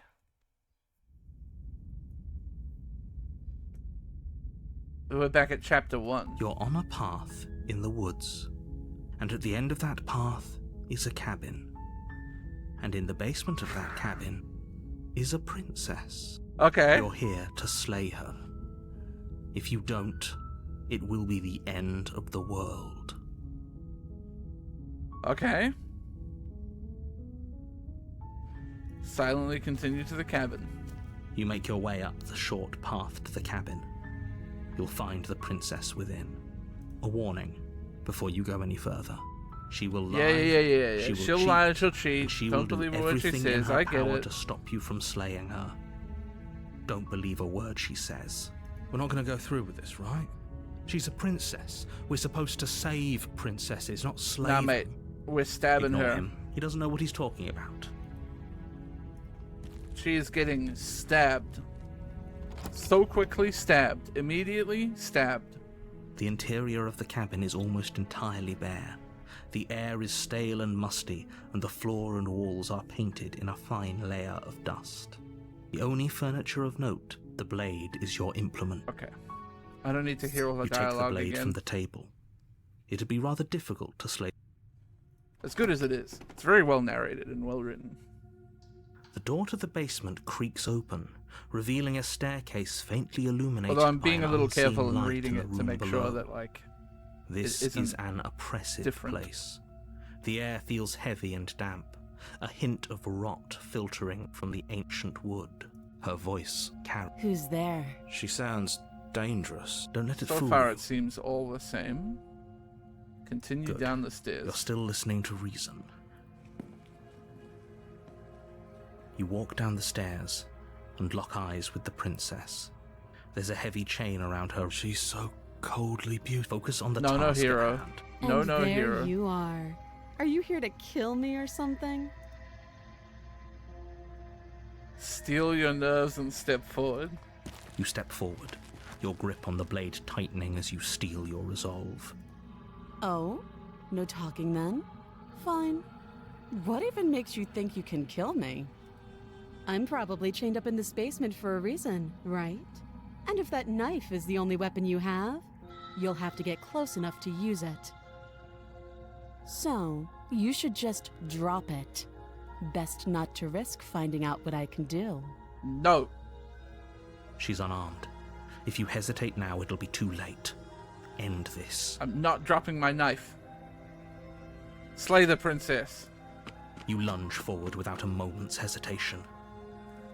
You feel flesh easily give way and look down to see your blade already sinking deep into her heart. Oh. This is it, isn't it? I'm almost embarrassed. I should have seen that coming. But I have to wonder, do you actually believe this was enough to kill me? It's like she's convinced she can't die. Yes. Even as she lays there dying, she entirely believes herself to be alive and well.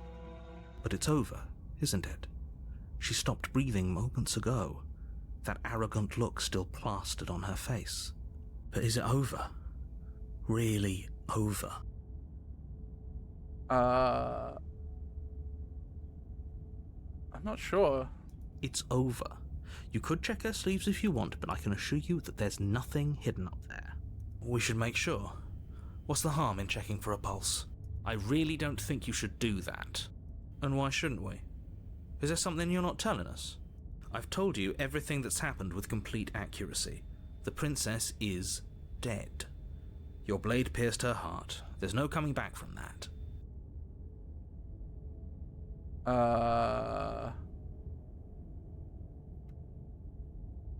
You know what? Trust the narrator. She's dead. Let's just get out of here. Yes, exactly. It's over.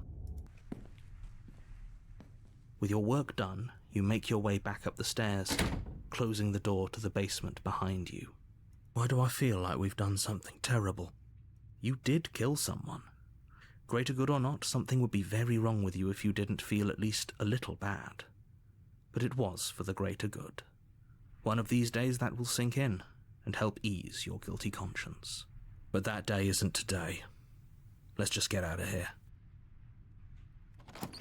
You open the cabin door, ready to return to a world saved from certain doom. Only a world saved from certain doom isn't what you find. Oh, God. Instead, what you find is nothing at all.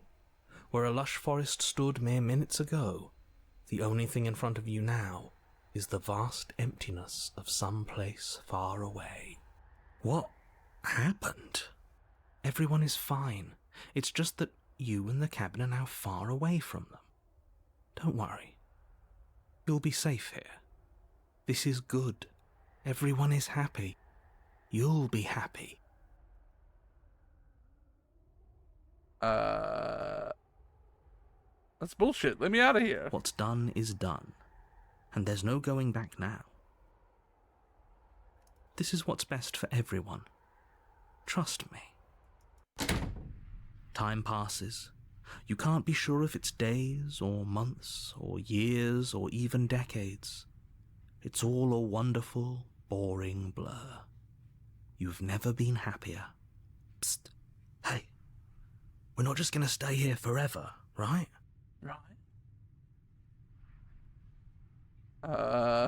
Didn't you hear the narrator? I'm happy. We're happy. Are we really happy? Or is he just telling us that we are? Okay, maybe I'm not happy. And I'm not just saying that because you're the last person I talked to. Because I have an idea to get us out of here. Though you're probably not going to like it. The blade. We can use the blade to get out of this. I can hear everything you say, little voice. There's only one thing it would want you to use that blade on, and I'm afraid that thing is you, dear hero. He's right. It's the only way out. Do you hear that? It wants to take this happiness away from you. It wants this wonderful place to end. Do you not? There's more for us to do, and the only way for us to do it is to take that blade and use it. Don't you dare. Wouldn't using the blade, kill us? Wouldn't we be dead? How astute. You are absolutely correct. Using the blade to kill yourself would kill you, and you shouldn't do it. I can't argue with that logic. In a sense, we die, but looking at things from another angle, are we even really alive anymore? This place, it's nothing. It's absolutely nothing. It's just the same thing, constantly, forever. I know this is out there, but trust me, I know using the blade will work. That little voice didn't want you to slay the princess. It didn't want you to be happy.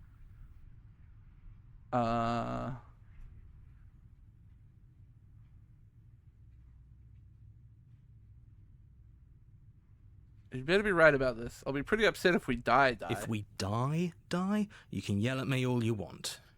I made this happy little place for you. Is this not a good enough reward for saving the world? An eternity of bliss? You ingrate? Fine. Whatever. For the first time since time stopped meaning anything, you throw open the door to the basement and walk down the stairs. The writing in this game is really, really good. The princess's body is dust and bones, though the blade you used to slay her is still as pristine as the day you first held it. You pick up the blade, you stab yourself, and you die. The end. Nice knowing you. Chapter 2, The Spectre. You're on a path in the woods, and at the end of that path is a cabin.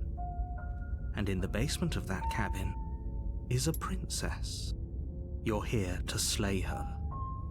If you don't, it will be the end of the world.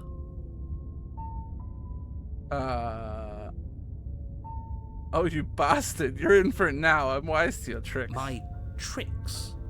What on earth are you talking about? We've just met for the first time.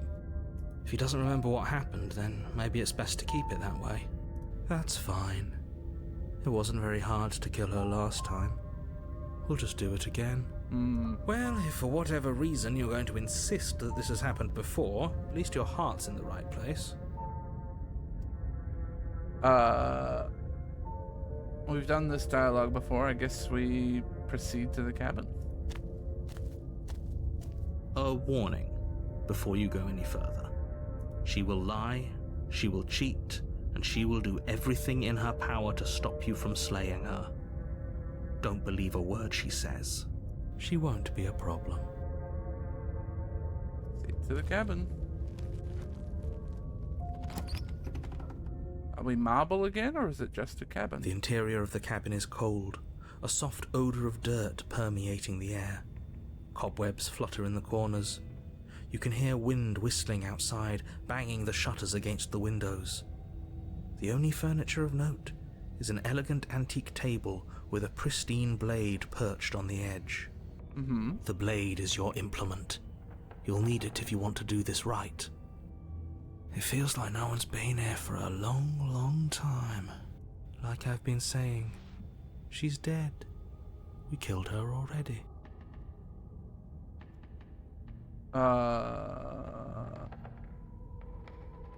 Approach the mirror. You walk up to the wall next to the basement door. It's a wall. There isn't much to see here. What are you talking about? This isn't a wall. You reach forward and rub your hand against the cabin wall. I hope you... But there was a mirror a second ago, and now it's gone. Let's not spend much longer worrying over it. Clearly it's not even important enough to be acknowledged. Cold is very cold, huh? You take the blade from the table. It will be difficult to I slay guess the the princess explore and save the dialogue world options without with a the weapon. different voices would give you slightly different lines.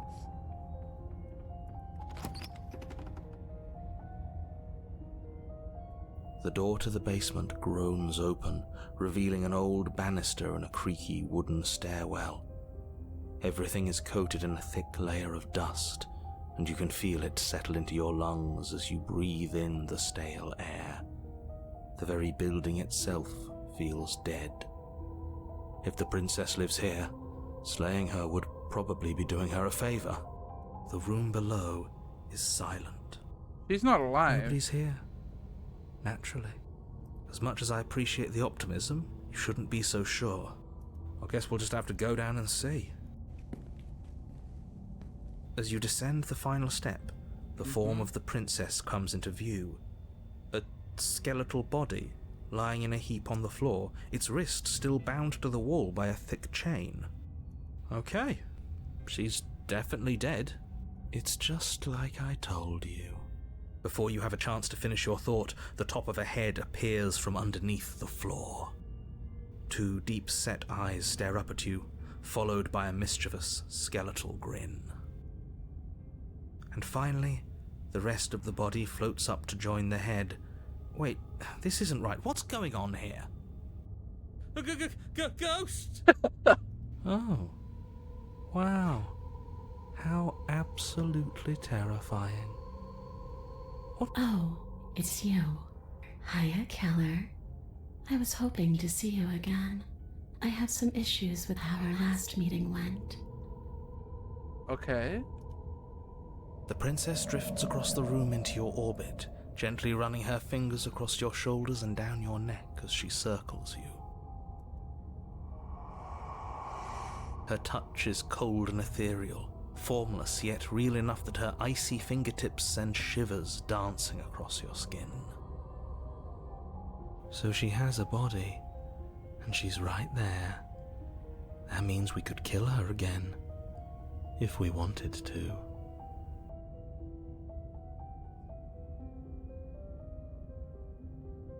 Slay the princess. Without a moment's hesitation, you lash out with your blade. It's like you're slashing at air. No matter how many times you stab at her, No matter how many angles you strike from, all you manage to do is interrupt her form, the skin of your hand prickling with cold as it passes through, unable to find anything solid.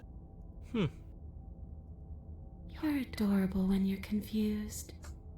But I didn't say you could touch me. Okay, sorry. Why are you even here? Just making sure you finish the job, or what?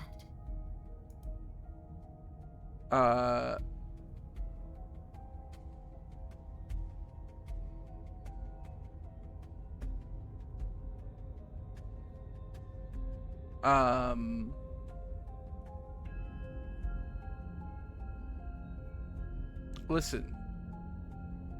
I died too, and I'm not floating around like you are. What happened? Why am I different? Why are you different? You don't look dead, killer. The princess grabs your wrist, a sudden shock of cold flowing all the way up your arm, her eyes still fixed on yours as you try to squirm out of her grip. And you don't feel dead either. She lets go and pulls away. Your fingertips tingle painfully as the chill subsides. I'm less interested in why you are, or how you are, and a lot more interested in what you are. I've tried to leave on my own. Before you came back to me, I explored every inch of this place, even the spaces between the walls. Oh, the double. But I never found a way out. I always wound up right back here. Oh, God. I just want to go home. I'm so cold and alone here. But you can come and go as you please, can't you? So, let me hitch a ride. After all, you own me. Absolutely not. I agree. Is she asking if she can possess us? She is. And I hope I don't need to explain why you can't let that happen. It would be catastrophic if she managed to escape this place. And if you let her in, there is very little anyone could do to stop her. Would she be able to see us if we went along with it? Now isn't that an interesting thought? We could finally bring her face to face with him. I wonder what she would have to say to the one who wants her dead so badly. What do you mean? You won't like how things play out if you go down this path. What if I say no? Then I won't hitch a ride. You won't hitch a ride if I say no, or you can't hitch a ride? I'm sure you'd like to know. It's a shame I won't tell you. But it'll be easier for both of us if you just let me in. And doesn't it sound nice? Maybe for her, but it's crowded enough in here as is. You won't have to feel guilty anymore. If you even do feel guilt. It could be the best way to trap her for good. Doesn't seem like it would be very easy to end the world from inside someone else's body. That is a very dangerous train of thought. This would just be temporary, right? You'll leave once we're out of the cabin? If I'm able to. But for all we know, that's not how it works. Maybe I'll wind up stuck with you for a long time. Do you hear the way she said that? She knows more than she's letting on. Don't let her fool you into doing something you'll regret. If I let you in, do I still get to be in control? Sure, why not? That doesn't sound very reassuring. I can't believe you're even entertaining her right now. I mean, just look at her. Do you think she has good intentions for her murderer's body? Of course she doesn't.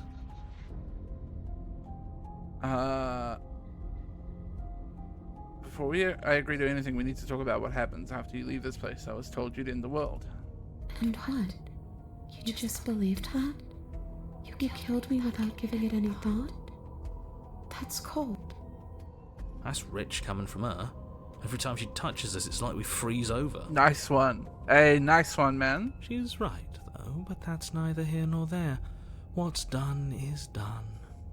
What we do from this point forward is all that matters. Let's try not to let emotion get the better of it.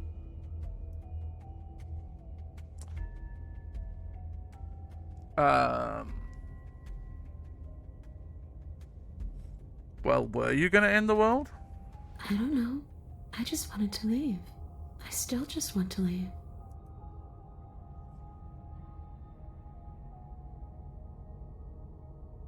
You didn't answer my question. Do you want to end the The world? only thing I've ever wanted was to leave this place. It's still the only thing I want. You still didn't answer my question. Even if you don't want to end it, does letting you out of here mean the world is going to end? It does. We're not asking you. We've heard your whole speech already. I really don't know. I'm not lying to you. I promise. The world doesn't matter. All I remember is that I'm supposed to be there, not here. I'm just supposed to be a part of it. It's home, I think. But what does it mean for anything to end? I ended, but I also didn't. And you ended too. But here you are. And you don't even look any different. I'm not so sure endings are real. God, having the whisper voice and the non-whisper voice go occasionally in and out of sync is a really good touch. What are you going to do if I help you get out of here? I don't know. Maybe I'll just fade away. Finally able to rest once I'm free from my unfinished business. Maybe I'll find someone to haunt. Maybe I'll haunt you. It's a tough question, asking someone what she's going to do with her life. The princess leans in close and pauses, the frigid air between you stale and unmoving. I don't... Especially when that someone is dead. She pulls back with a playful giggle. I don't think most living people could answer that either. Does anyone actually know who they are or what they want? I killed you. What are you doing not being dead? I don't feel very bad, but I guess I'm not dead. So you must have only mostly killed me. Or maybe death is only mostly real, but it's also mostly not real. I'm not sure. I'm just the one these things have happened to, not the one with all the answers, or any of the answers. But we're not a ghost. Unless we are? Maybe that's why the mirror disappeared. We're actually dead. Death, at least as a form of permanence, is just a concept. And clearly it's not a very useful one anymore. Maybe we should throw it out entirely. See, this is why I didn't want you to talk to her. Death is not just a concept, it is an extremely real phenomenon. Don't let her distort your reality. Cold, hard facts exist. The truth exists. It has to. Okay, nerd. Your body's right there, though. Your dead body.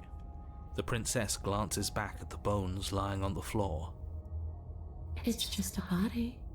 Do you believe these bones? Or do you believe me?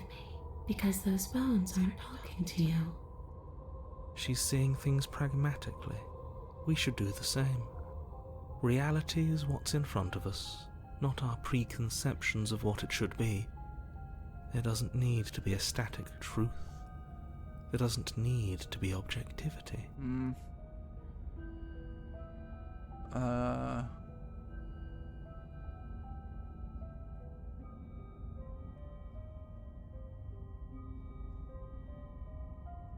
Do you want me to die? Do you want me to kill myself to satisfy some sort of sick revenge fantasy? Because I already did that, and it wouldn't be hard to do it again. Are we putting this to a vote? Because personally, I'd prefer if we didn't die again. If that's what it comes down to, that's what it comes down to. But I don't see the point of offing ourselves just yet. Oh, that's sweet of you to offer. But killing yourself wouldn't help either of us. It would seem that everyone here is in agreement except for you. I shouldn't have to tell you that you shouldn't kill yourself. So please, try to keep your suicidal tendencies in check. Like I said, I just want to go home. Do you know why you came back? How should I know? Why does anyone come back? Maybe I have unfinished business with you. Or maybe you have unfinished business with me. All I know is there's a hole in my chest. Not the big obvious one that you put there. There's something older. Oops, sorry. A nagging reminder that I'm not where I'm supposed to be.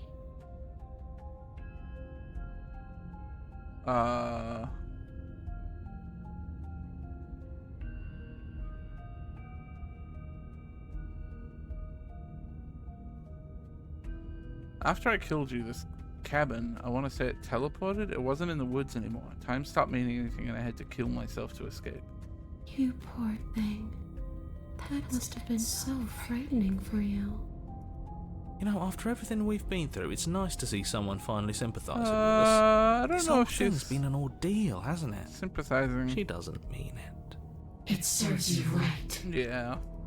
I was pretty scared too, when you stood there not saying a word with a knife clenched in your fist. But now you know how bad it hurts to get stabbed in the chest. It sounds like you got exactly what you were owed. I mean, I don't think I'm gonna let her possess my body. If you can go through walls, why can't you just leave on your own? I wish that's how it worked, but this place won't let me go.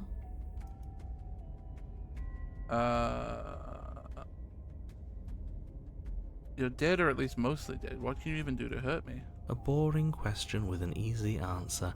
Nothing. She's a ghost. Ghosts can't hurt us. That's for me to know, and for you to wonder about. Maybe I can't do anything to you. See? Or maybe I can rip your heart out. Who's to say, really? I don't like the uncertainty here. I don't know what to do or who to trust. Okay, team, I'm out of ideas. Thoughts? She might be making it hard for us to kill her body. But those bones look very, very real. Maybe breaking them breaks. Oops, I keep accidentally right-clicking.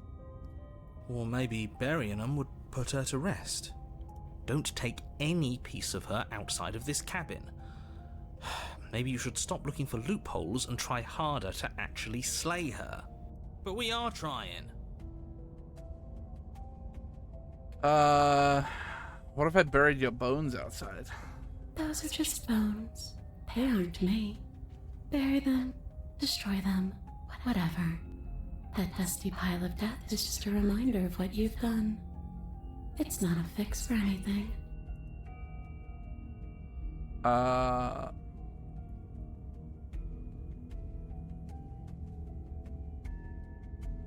Okay, I've given it enough thought. The answer is no. I can't let you out, and I won't let you possess me. Figures. I guess we'll have to fight then.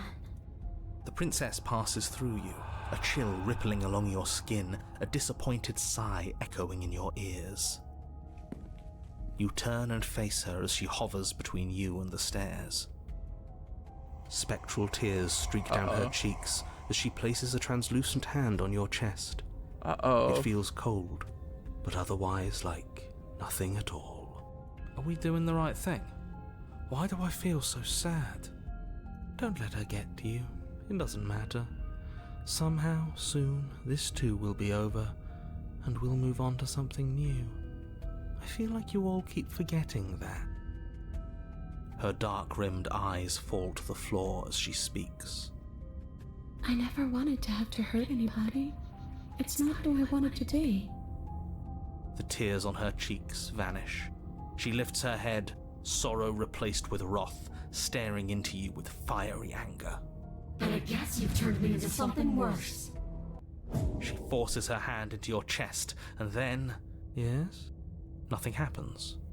Are you sure about that? Something should have happened. And yet it didn't.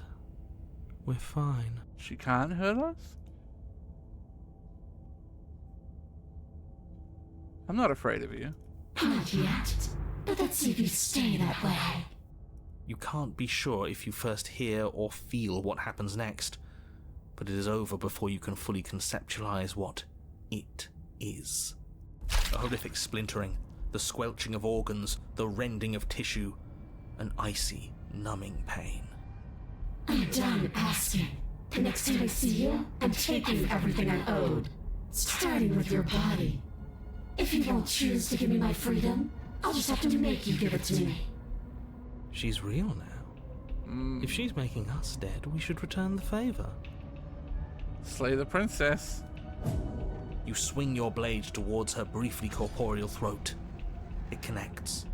A gash widens across her neck, glowing ectoplasm leaking from the wound.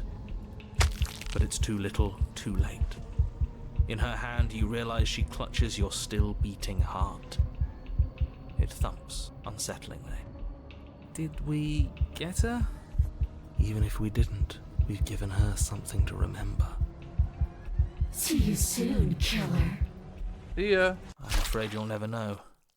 As she crushes your precious organ in her hand, everything goes dark, and you die. Chapter 3. You're on a path in the wood, and here we go again. Off to slay her. Again. The deck's stacked, isn't it? Hello. We kill her, we start again. She kills us as a goddamn ghost, we start again. I'm starting to think we're being run in circles just for the sake of it. Come on, let's not give in to all that misery just yet. There's got to be a way out of this. There's got to be a right answer. Yeah. And what if there isn't? Aren't you listening to me? What if all of this was rigged from the start? Truth is, That's ridiculous. There'd be no point in all this if it was just some kind of cosmic busy work. I think that's exactly what it is. The powers that be seeing how many ways they can screw with us. Could be it's all some kind of sick joke to them. Wouldn't that get, I don't know, boring? Okay, so you've already been here. Twice even. Great. Then let me poke a few holes in your depressing little theory. Nobody here is screwing with you, and I can't imagine any scenario where you would have started over after slaying the princess. Well, we didn't have to start over. listen, hero. It was either be there forever or stab ourselves in the chest, okay? And we took the option that at least gave us a bit of motion. We killed ourselves. And why, pray tell, did you do that? Because you decided to foist an infinite tedium on us. That doesn't sound like me. If I'd had everything my way, you would have effortlessly slain the princess, saved the world, and been given your happy ending. The ending was the tedium. You locked us in a cabin and sent that cabin to an endless void, and then you told us we were happy. Well, were you happy? Of course we weren't happy. That's why we killed ourselves. It was awful. It was boring. It was. It was bullshit. So you killed yourself? Yes. And then she killed us. Even though she was already dead. This is all fake. Okay, let's try to get back on track. You're real. The princess is real. The world is real. The people in the world are real. And the danger she poses to all of them is also, quite unfortunately, real. Whatever you did the first time, it sounds like it almost worked. So how about you give it one last try? Because killing yourself seems to undo all the good you almost managed to accomplish. All this standing around and talking is boring. Let's at least do something. Maybe we'll kill her again. Maybe we won't. Maybe we'll even free her. And why should we help you? All you're going to do is lock us away forever again. Tell you what, I won't do that. I promise. Oh yeah, sure. That changes everything. I mean, he did promise. And you believed him. Are you the same narrator we met on the other loops? You were quick to accept that we've been here before. If I had to make a wager, I'd say yes and no. That's a hedge, not a wager. He's right. I haven't met you, but you've clearly met me. It sounds to me like you're hopping between parallel realities, in which case the me you just met here is the same collection of experiences as the me you met at all of those other beginnings, but their continuity breaks the moment you say or do anything, in effect making them all separate. So, yes, I'm the same me, but ever since the moment we started talking, I'm different. I'm you, but Not different. sure how we're supposed to kill him ourselves, but he's asking for it. They've clearly all been through some harrowing experiences. Don't let their baggage influence your decisions. You have the ability to see things clearly. I suggest you use it. We've killed her and been killed by her, and neither of those things have gone well for us. If we're going to fall through this loop forever, eventually we're going to let her out. We might as well do it now. What happens if we don't go to the cabin? That's another option. Then she finds a way out on her own. Ugh, of course she does. So, standing around out here is the same as us letting her out. Only we don't have to see her. That's gotta be better, right? No, it's strictly worse. But she can't kill us out here. Why would staying out of killing distance be worse if she's getting out regardless? Because it's cowardly, for starters. Fuck you. And because the unknown is always worse than the known. But really, all you're doing right now is weighing two considerably bad options. The only solution worth considering is slaying her, and whatever delusion is holding you back from doing that is just that, a delusion. If you already managed to end her in some other world, the only reason you'd be here is that you somehow managed to do it wrong. More rules, more rhetoric. Since when is there a wrong way to slay her? I'm sick of it. Makes me want to end the world out of spite.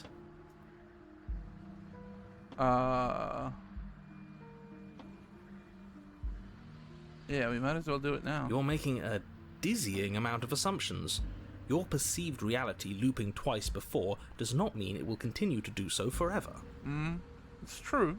Those little voices have already drawn attention to the fact that even the path is different. The world itself is at a tipping point. Know that there is always a choice. Even if you were stuck in an infinite loop, there's no reason to assume that the mere nature of the infinite would force you to make any specific choice. You do have free will, as much as things would be easier if you didn't. And you can just keep making the correct choice forever, never deviating. How convenient, everything always comes back to what you want us to do. I'm sick of him. Makes me want to end the world out of spite. On second thought, let's not kill him. Let's throw him someplace that never ends. I'd like to see what that does to him. True. Alright, we'll go to the cabin. You continue down the path towards the cabin. I was tempted to walk away, but I'm It curious isn't long to see before what you're the cabin's steps like away with from your this destination. crazy forest. I don't think you need any words of warning. I think you know what's in there, and despite your protestations, I think you know what you need to do. The more he talks, the more I'm interested in setting her free. Whatever. You don't want to listen to me? Do it then. Let her out. See what I care. It sounds like somebody's about to crack. Are you trying to use reverse psychology on me, or have you just given up? There's obviously no point in trying to reason with you right now, especially with all these clowns offering up their useless advice. Honestly, it seems like the more I try and talk sense into you, the more single-minded they get about letting her out. So yes, I'm done trying to argue. Would you look at that? We won. Take it however you will. In we go. The interior of the cabin is long and dark, a single narrow hallway stretching far into the distance. Curtains billow out from tall windows on either side, obscuring the path forward, fluttering helplessly as opposing gusts of wind rush into the building, clashing and joining and driving everything forward. The only furniture of note is... that's strange. What's strange? Is it the mirror? The mirror? No, there isn't a mirror. What's strange is that there isn't much of anything in here at all, aside from the curtains. There's supposed to be a pristine blade. Why isn't there a pristine blade? Great. Something else has been taken away from us. I suppose the only way to go is forward. So forward we will go. Blade or not, it doesn't really matter, does it? Let's pretend there's a mirror at the end of this hallway, and that right now we can't see behind it. What's there? What's behind it? If you're asking what's at the end of the hallway, it's the way to the basement. The way to the basement? Don't you mean door? No, I didn't say door, because there isn't a door, it's just an opening. What are the odds she's waiting for us right behind it? If I were running a bullshit factory, it's what I'd do. Let me assure you that there's nothing there. Nothing is going to jump out at you, and certainly not the princess. The princess is in the basement. He can't see the mirror. The knife is gone, defying his expectations. Who the hell is calling the shots here? Nobody is calling the shots. That's how reality works. Approach the mirror. You slowly make your way towards the gaping maw that awaits you. Your fraying nerves buzz with trepidation, the chill wind raising your hackles as it gently pushes you forward towards the darkness at the end of the hallway. You can't shake the feeling that you're being watched. We've always been watched. You're watching us right now. Sometimes the feeling is just stronger than others. I feel like you're trying to put us on edge. We don't need all this I keep accidentally right-clicking, I'm sorry. You stop as you reach the end of the hallway, I presume in front of whatever mirror isn't actually there. Wipe the mirror clean. Here we go. You reach your arm forward into the pitch black of the opening. Oh. Nothing. It's like this place read our mind just to mess with us. What you looking at, killer? Staring into the void? Thinking about what it'd be like to die again? I know exactly how you feel. Shit. Where is she? You feel something long and frigid coil around your ankle. Your heart skips a beat, standing in muted shock for one long, frozen moment. And then she, the princess, constricts. Your bones snap. Uh-oh.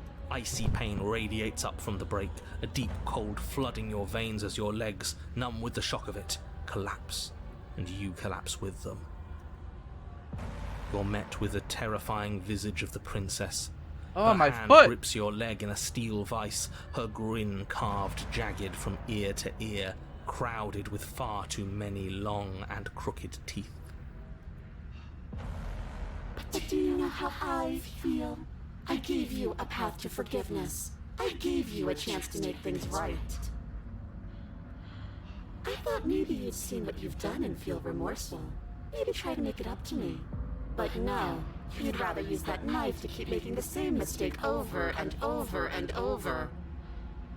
Even after I ripped your heart out, you still cut me. And for what? I didn't go anywhere. You didn't banish me. I'm right back here with you. A little better, a little worse. Well, maybe a lot worse. So, here's how this is going to go. I'm going to take your body, and I'm going to walk it out of here. And you get to watch me do it. Completely helpless. Just like you left me. I say we let her do it. It's something different. Do we even have a choice? You always have a choice. Maybe before, but not now. There isn't a blade this time. Exactly. What choice is there if there isn't a blade? Well, unless you have any specific ideas, I think my vote's the only one that counts. I thought you couldn't possess me on your own. I thought I needed to agree to it. That was then. This is now. Look, we're even now. I killed you, then you killed me. Water under the bridge, right? And you think that's even? How adorable. But I think you forgot about the part where you tried killing me again. If I were you, I would just want to get it over with. You lost your chance to call the shots. There's no going back to fix it now. You can either look on in horror or celebrate my freedom. But either way, you're about to become a passenger. Enough talking.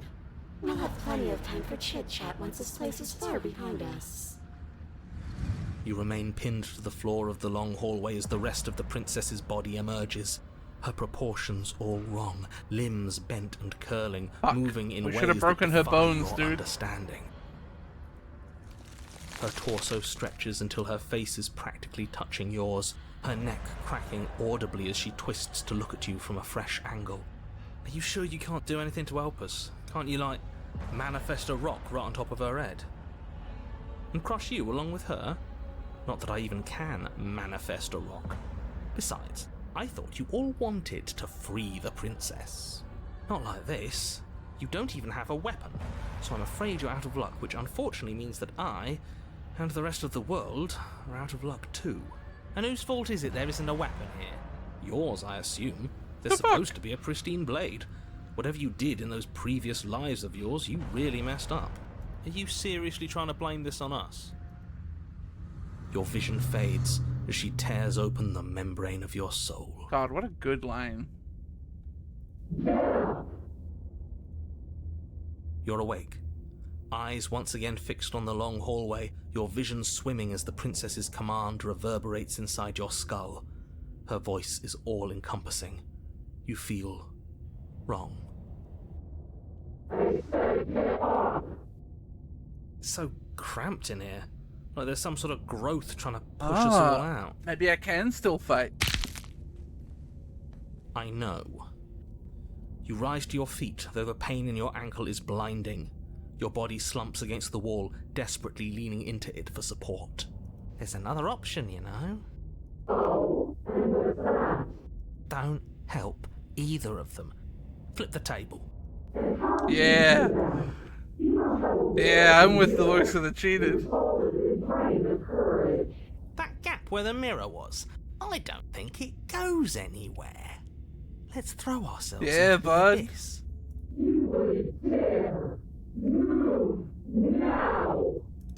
Your body, cheated fucking still rules. slumped against the wall, trapped between the princess's overwhelming will and the blinding pain of your splintered ankle, takes an excruciating step towards the cabin door. The movement is stiff, your body reduced to a marionette, pulled reluctantly along by your strings. It's not that bad. The pain feels good. Because I know you feel it too. Throw your body into the abyss. In a single moment of overwhelming willpower, you tear your body from the wall and hurl it towards the gaping abyss. I won't let you do this. Capillaries burst and muscle fibers tear as you and the princess struggle over the reins of your body. One foot planted firmly on the edge where the floor ends, and the nothing begins. It's unquestionable that her reserves are greater than yours, but fortunately for you, the distance you have to cover is far shorter. Enough is enough. I'm tired of us always losing. It's just a step away. Yeah, bud. Even if you throw yourself into the abyss, you still lose. You throw everything you have against her and manage, for one brief moment, to overpower the princess's hold on your body. But that moment was all you needed. Your foot slips a few inches, and you collapse forward, the darkness swallowing you whole. Why do you hate me? Her thought slips through you, unheeded, as you fall, and fall, and fall.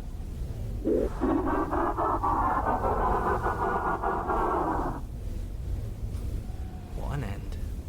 But at least it's ours. I agree. At least it's ours, Empire bud. of frigid nothing. I don't think this qualifies as saving the world, but at least you didn't ruin it. What happens now? If you need what happens now, you wanted this. But I want to know what he thinks happens now. Never. Thank you for the 64 months. I appreciate it. I don't think you're going to find that out. Oh? And why is that? You should be better punches to your head.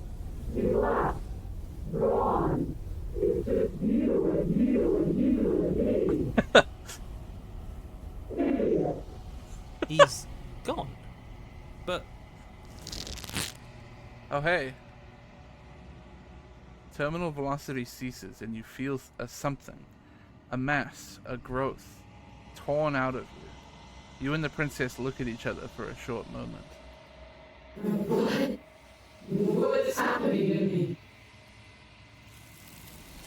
Oh, here we go. Arms Town again.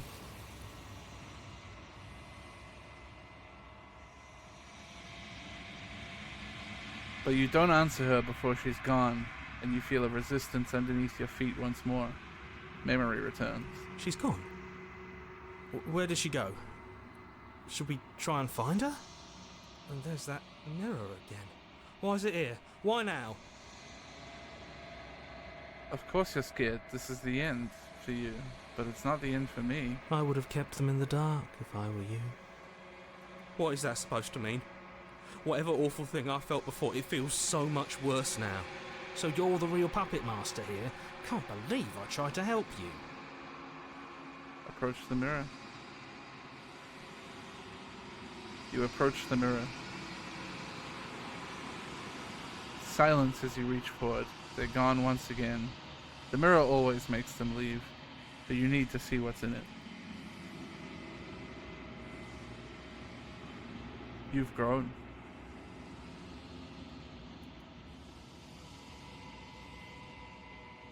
You find yourself in the long quiet once again.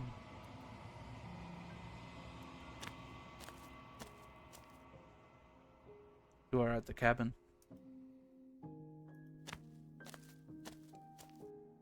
Flickering lights and empty cityscapes become pockets of vitality and movement. I am more than I was before. Whenever you are ready, I will wipe your slate clean once again. Are you the same being as you were before? How much have you changed? Is a child the same as an infant? I am an unbroken pattern, but every vessel gives fresh perspectives and carves new avenues of expression. I am different, but I am the same. What does it feel like to change like this? Eyes close in reflection. Perspectives meld together, and the breadth of my experience stretches to new corners. There are contradictions, conflicts in my nature, and there are familiarities that bind everything together. It feels correct. This is what I need to be. This is the only path forward. When this is all done, do you know what you want to do? With every gift you bring me, I excavate the alleys of what I am meant to be, and every exploration yields new and complicated truths. What I will be is different than what I am, and what I am is different from what I was. I cannot tell you what desires I will hold when I have changed. But in this moment, all I want is to know myself. You know, at the end of this, once you're finished, I'm gonna kill you, right?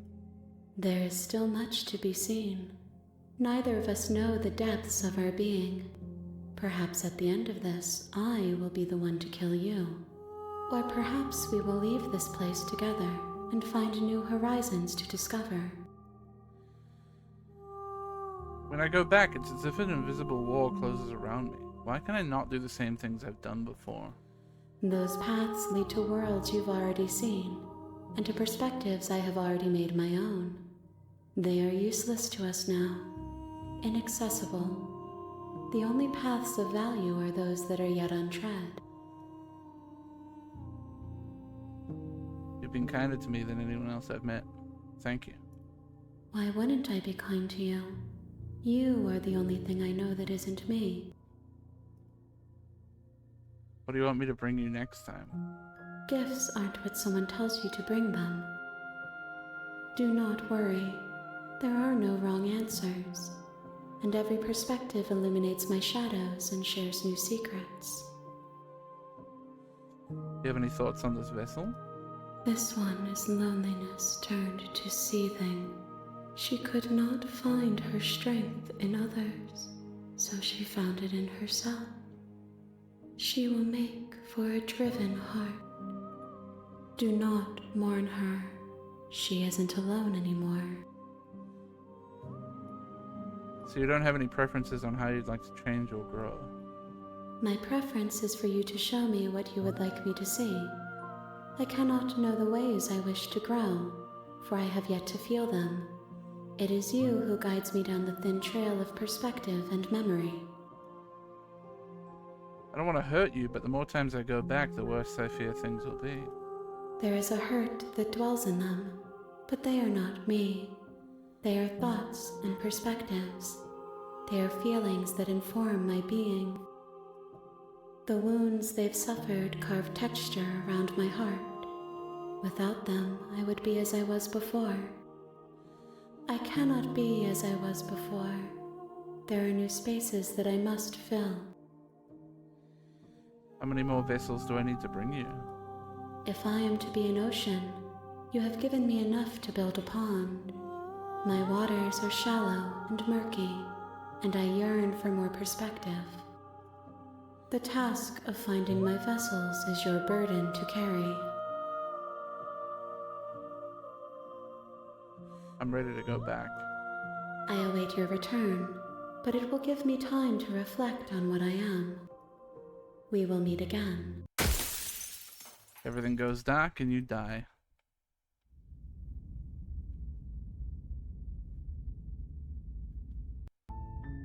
You're on a path in the woods. Yeah. And at the end of that path... Yeah.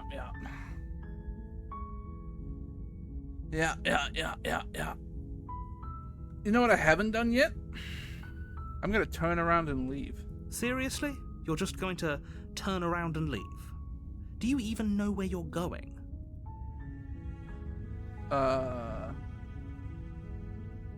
Nope. Fine. I suppose you just quietly continue down the path away from the cabin. Good. What we're being asked to do here is wrong. Better to wash our hands of this whole situation than to take part in it. Ignore that annoying little voice. He doesn't know what he's talking about. That's strange. It looks like this path also leads to the cabin. Oh. How convenient. Everything's back on track again. Maybe the world can still be saved after all. Turn around again and leave again. You're really keen on wasting everyone's time, aren't you? It's remarkably selfish, if you ask me. I've already outlined the stakes of the situation. If you don't do your job, everyone dies. Like, dies. Forever.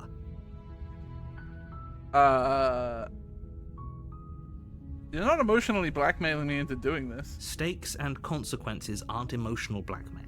They're facts of life, and if you had an ounce of maturity, you'd understand that.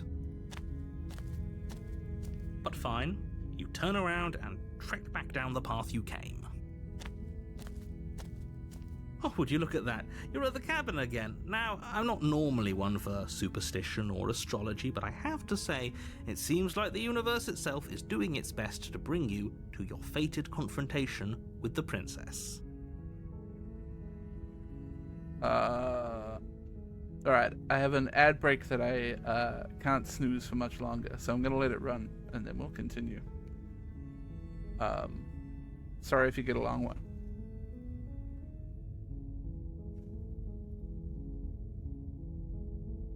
So I think I'm on board more now. I think just the first route through I was a little confused. But I get it now. Like, now that I conceptually understand that everything that we're doing, like every path that we take is bringing a perspective back to, like, hands. The first ending that we got makes a bit more, like, it makes a bit more sense in my head. Because my initial thought and my initial understanding of it was that ending was like, or that path that we had taken was like its own isolated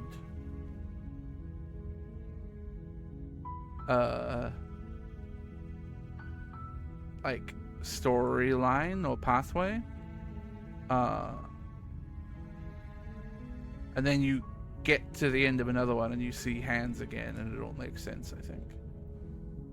Yeah, I'm sure it's part of the intended experience.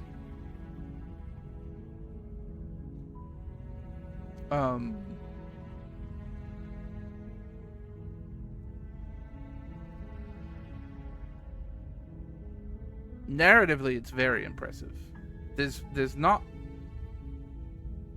many games that impress me with their prose and writing.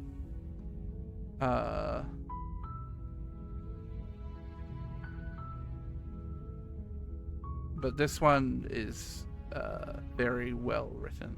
There's certain games that you play. There's a few games that you play that like, you could be reading like a novel or something.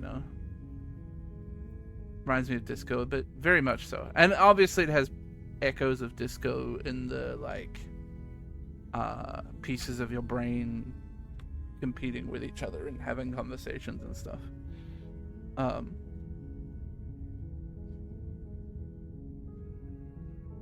And like, I don't know what the I don't know if there is going to be an overall like overarching finish, quote unquote.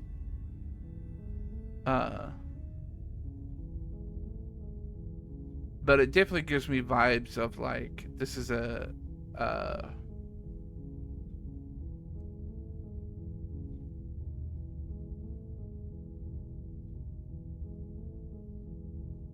like, this is clearly not just a game about slaying the princess. This is clearly about like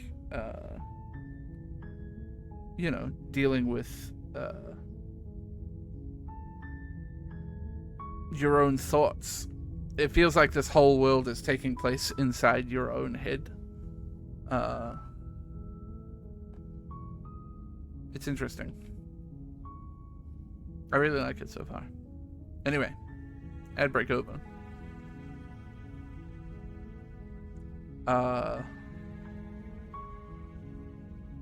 Oh yeah, well I guess I start walking in a different direction. Again, in fact, I'm gonna just keep trekking through the wilderness until I find a way out of this place.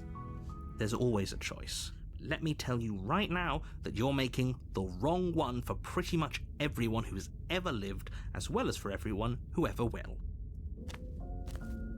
And here we go. As you trudge into the woods, something strange starts to happen. At first, it's little flickers out of the corner of your eyes. Glimpses of familiar wooden structures through the leaves. But as you focus on your surroundings, you start to realize that those flickers weren't just a trick of light. In every direction, there is a path and a cabin. And not just a cabin, the cabin. An infinite fraction Man, of this paths game and oozes with cabins, style. I love desperately this. trying I to love draw everything you about back this. to where you need to be. Wait, what's going on? But you're too stubborn for that, aren't you? It doesn't matter how many paths or cabins appear around you, you're just going to do whatever you can to shirk your responsibility because you care more about irritating me than you do about the fate of the world. You've doomed us all, you know that, right? But of course you do. Otherwise you wouldn't just wander off into the forest in search of certain death. You lose track of just how long you spend aimlessly tromping through the wilderness.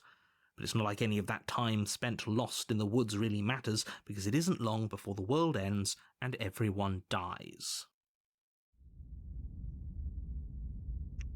Oh! Chapter 2! You're on a path in the woods, and at the end of that path is a cabin. And in the basement of that cabin is a princess. Is there a new voice here? You're here to slay her. If you don't, it will be the end of the world. Is this a wall to stop me from wandering?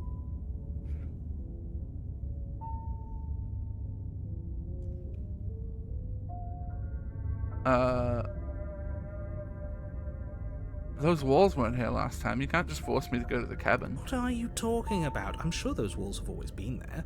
It makes sense if you think about it. If there weren't any walls in the woods, someone might have gotten lost.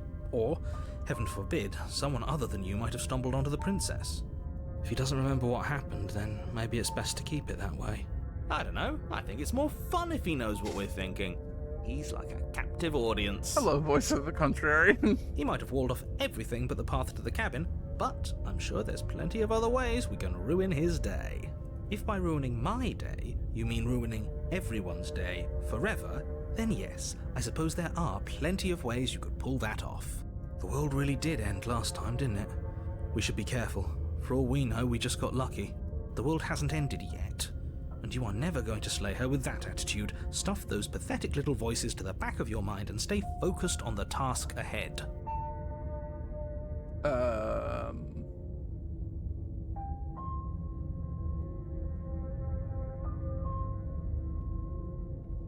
If I can't run away from the cabin, then I'm just staying here in the woods forever. You have already committed to my completion. You cannot go further astray. What? You can't stop me? No!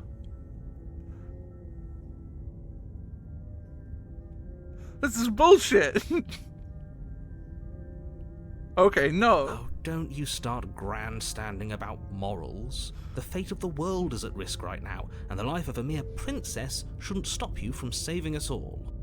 If he doesn't remember what happened, then maybe it's best to keep it that way.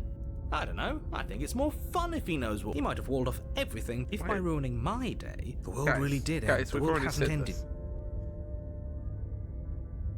Lie. Yep, okay. Heading to the cabin now, where I'm definitely going to slay that princess. You know I can tell when you're lying, right? Please take this seriously. I am begging you. A warning before you go any further. She will lie, she will cheat, and she will do everything in her power to stop you from slaying her. Don't believe a word she says. If we're stuck going in there, maybe we should believe her. Maybe she isn't a liar. Maybe you're right. Ignore him. He's just being difficult for the sake of it. Let's keep an open mind. The cabin interior is wrong. What the A fuck? confusing patchwork of many cabin interiors, all projected across what's almost the same space. But it's all shifted. An inch here, a foot there, such that the seams are never quite visible enough for the place to make any sense. Oh, we broke the world, guys. I broke it. The only furniture of note is a plain table, its legs all the wrong lengths, its material devoid of feature. Perched on that table is a pristine blade. The blade is your implement. You'll need it if you want to do this right. What if I don't If pick he up wants the us blade? to take it, maybe we should just Yeah. leave it to collect dust. Or better yet, grab it and throw it out the window. What good is a knife against a world-ending monstrosity anyway? No, we're taking the knife. Have you seen this place? We have literally no idea what to expect and no idea what we're dealing with. I've already told you what you're dealing with. You're dealing with a princess. How many times do I have to explain this incredibly simple and straightforward premise? You can't just say that. Not when everything here is so wrong. Listen to me. My job is to describe facts all the as different facts layers and when I to move my guide you mouse. through your job, which is to slay the princess and through that action, save the entire world. And if you're going to slay her, you cannot let fear creep into your heart. You cannot lose yourself before you even get to her. Oh, ho, ho, ho. You've piqued my interest. What's going to happen if we lose ourselves? Nothing, because you're going to pull yourself together. What if I don't? Just ignore the stressful geometry and stay calm. How? Even if we closed our eyes, you're constantly describing it to us. I'm not going to stop doing my job, so you're just going to have to get better at yours. And quickly, if you don't mind. Yes, take a deep breath. I'm all for getting under his skin, but we'll miss out on loads of fun if we shrivel up into a ball and go insane the first time we see something weird. What you're seeing here is obviously real. Just accept it and go with the flow. It really isn't hard. Okay. Okay, I'm fine. Good. Now, whenever you're ready, we're all waiting for you to complete a very important task. You didn't. We've done the mirror stuff. I'm gonna not take the blade. I'm going in the basement. The door to the basement creaks Well? open, revealing a web of branching staircases all built from unidentifiable materials. Nothing here seems to belong, and the closer you examine your surroundings, the more confused you get, your head throbbing with the effort of making sense of this place. None of the stairs even seem to go anywhere, let alone down. The air here has a sickening, almost sludge-like miasma to it, the kind of indiscernible quality that comes from the blending together of every scent there is at once. An odour that is simultaneously everything and yet the sum of it all coalescing into a thick, nauseating nothing. If the princess lives here, slaying her is probably doing her a favour. Her voice, A disquieting collage of tone and personality drags up the stairs. Hello? Hi. What are you doing here? Are you here to kill? No, thank you. Oh, don't be such a baby. I don't want to do this. Let's just turn around and leave. This feels wrong. This feels like a trap. Like whatever. We don't even have a weapon. But we already tried turning around and leaving, didn't we? And he threw up a wall. No way to go but forward. And whatever choice we make, whatever she is, we know one thing for sure. And what's that? That the fate of the world hinges on your success? There'll still be plenty of ways to ruin his day. I honestly can't stop accidentally right-clicking too. We'll take the soft stairs to the right. You step to the right. The path feels soft and reassuring against your feet. The stairs almost seem to cradle you as you make your way down, like they're guiding your heels from one step directly to the next. You barely have to extend any effort to descend, the stairway doing most of the work for you. You don't feel like there's any concern that you might slip or tumble or lose your way. But the further you go, the deeper you sink in. First, it's like a lovely plush carpet, your toes digging down and barely hitting any resistance at all. But soon enough, you're fighting just to keep your knees from sinking out of sight. The softness threatens to swallow you whole, to wrest control of your body and surround you in a false ethereal bliss, pretending to save you from the cruelties of choice and consequence. It's slow going, but you manage to fight against the overwhelming urge to fall back into comfort and nothingness, the very struggle to continue forward consuming your every thought. You slowly lose sense of yourself the further you go.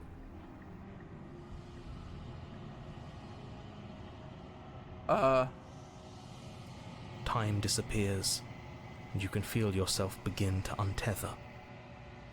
Physical sensations dull and then vanish, until the only things experienced are the endless repeating patterns and emotions of the journey, a continuous march forward to a destination long forgotten. Oh no.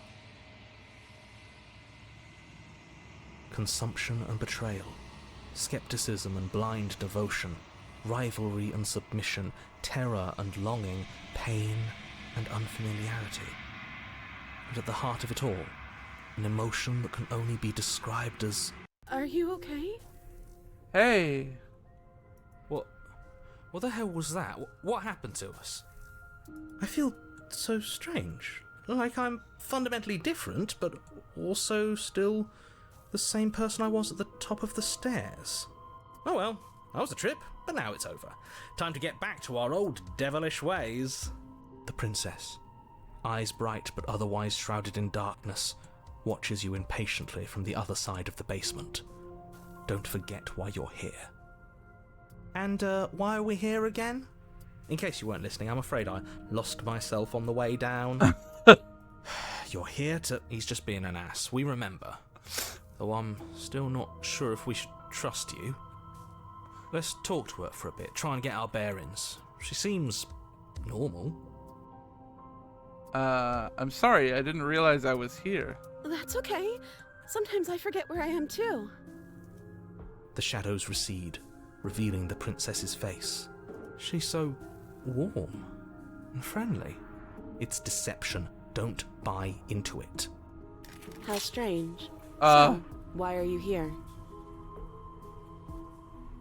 As the princess speaks again, it's almost as if she fractures, and where there was once just one of her, there is now another. We can do that? I don't like this. It's those cabins all over again. Can we put her back? You said you'd been here before, right? What exactly happened last time? Does it matter? Yes, it matters. But I'm not going to waste any more time prying out details if you're going to be so irritating about it. It seems to me like you saw something you weren't supposed to have seen. If only you'd listened to whatever words of wisdom you were given in that other reality. But what's done is done, isn't it? Whatever you saw last time, unsee it. Whatever thoughts weaseled their way into your head, unthink them. if it's not already too late. You have a job to do here, and you need to do it now. Oh, new plan. Let's see if we can make even more of her. There's more of you now. Do you need help? Not that there's much I can do chained up like this, but I'm the only one down here. So if you need anything, I'll do my best. And what's that supposed to mean? Are you trying to get under my skin? She fractures again. I don't like where this is going. Neither do I. Which is why you need to slay her now before things get more complicated than they already are. More princesses, please. How would we even do that? Where would we start? We could always start by retrieving the blade. Can we even leave this place? I don't like thinking about what might happen to us if we have to go back through those stairs. Well, that's where the blade is. If you want it, you'll have to go and get it. I don't think we're going to be able to put her back.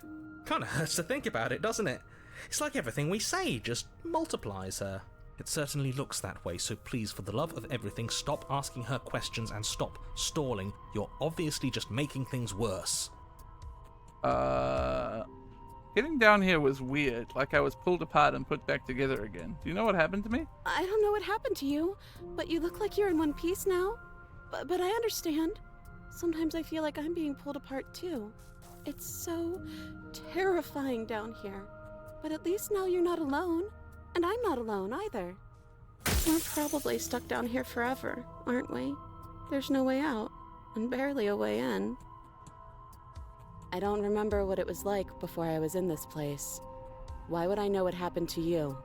You're not really cut out for this, are you? Why are you even here?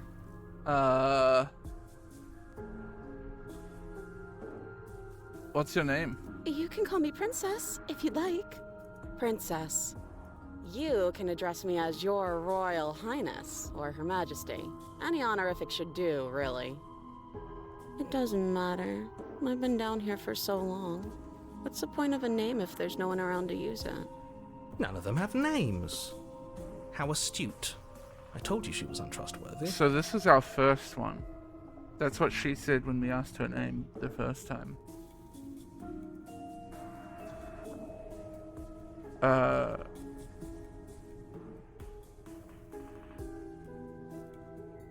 Why are all of these options highlighted when I click it, when I hover over it? What the fuck? For all I know, you're locked up down here for a reason. Do you know why you're here? I don't know why I'm here, but there has to be a reason, right? You don't just lock a princess away in a place like this without a reason. I wish I knew what it was. But you know, right? You have to know. You're the only other person I've ever seen, or at least the only one I can remember. Don't give me false hope. Please just end this already. One way or another, just do it. Oh, don't be coy. We both know why I'm locked away here. I'm a monster, and the second I get out of this place, I'm going to end the entire world. This is reaching its breaking point. If you don't act now, there will be nothing in here but her. Take a deep breath and focus up. You can do this. But how do we decide what to do? Can there even be a right choice when all of them are so different?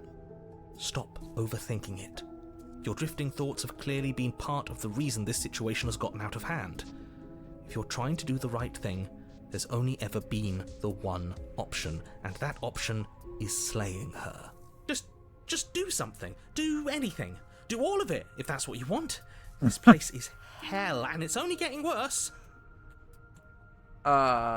Looks like we're doing all of it. Wait, that's not right. Go on. You take a step forward. Your foot lands, but it lands different.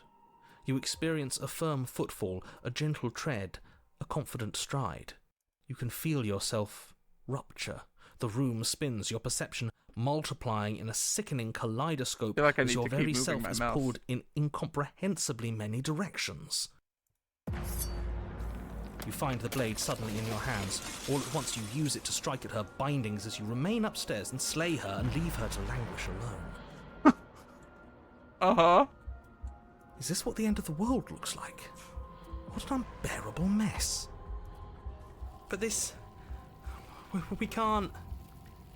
Do you not have anything witty to say? I could use a good bit of wit right now. Uh-oh, I think the narrator's gone. No, I don't, because this isn't fun. How are we supposed to have fun if everything is happening at the same time? It's the same as nothing happening, and nothing is excruciating. Luckily for all of us, nothing and everything doesn't go on forever. The world and the princess collapse in on themselves before it all falls apart. I think he's gone. We were never going to salvage this, were we? What happened to us? What are we? There are parts of us that are dead, and the others, they just don't fit. They just don't fit.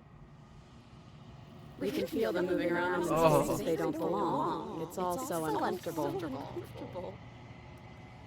Did you do this? Did we do this? Can you pull us back apart? Can you fix us? We should help her. I think we did this. How surprisingly sincere. I didn't actually think our actions had consequences. It's a little late for regret, isn't it? Please. It's gonna be okay.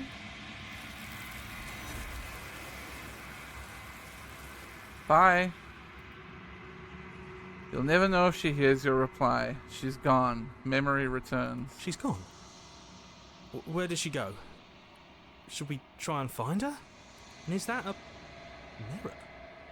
Why is it here? Why now?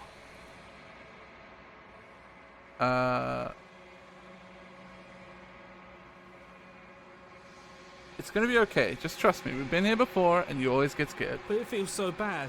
Like looking into it right now is going to be the end of everything.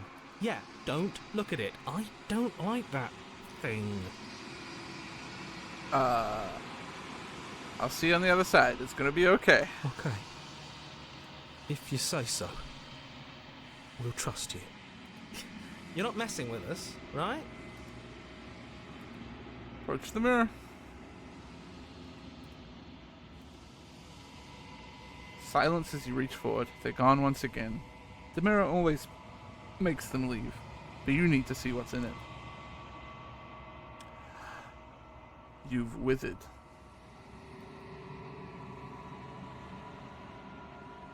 You find yourself in the long quiet once again.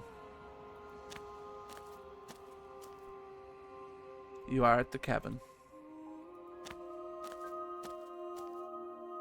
I am a growing chorus of contradiction, a mass of tides ebbing and flowing all at once in more directions than my attention can bear to hold.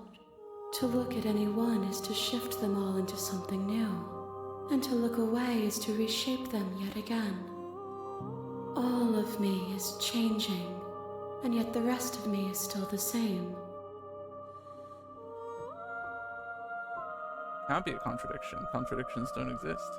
And yet my waters flow and my streets bustle. There are no words that can describe me into non-existence. There is no logic that can bind my multitudes. I am everything that you have known me to be, but I am also none of it. How can you stand to be a contradiction? As easily as you can stand to be you. You are like me, even if you have chosen not to look at the corners of you that do not fit. Even if you have chosen to ignore the brilliant contours of your soul. Doesn't matter how many times I go back, at least one of us always hurts the other. Doesn't that change you? Doesn't that make you worse? It changes me, but it doesn't make me worse, nor does it make me care for you any less. Does it make you worse? Do you resent me?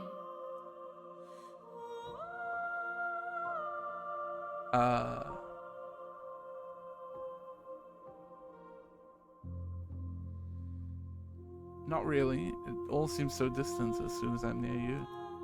It does seem small from here, and the more we journey, the smaller each of those steps will be. But that doesn't make any of them less special. What do you think of this vessel? These ones are a contradiction, a winding kaleidoscope of paths unwalked. They are stretched into a shape not unlike me, but it is a shape they cannot hold. They will make for a rich and vibrant heart, Do not mourn them, for they will finally get to know themselves.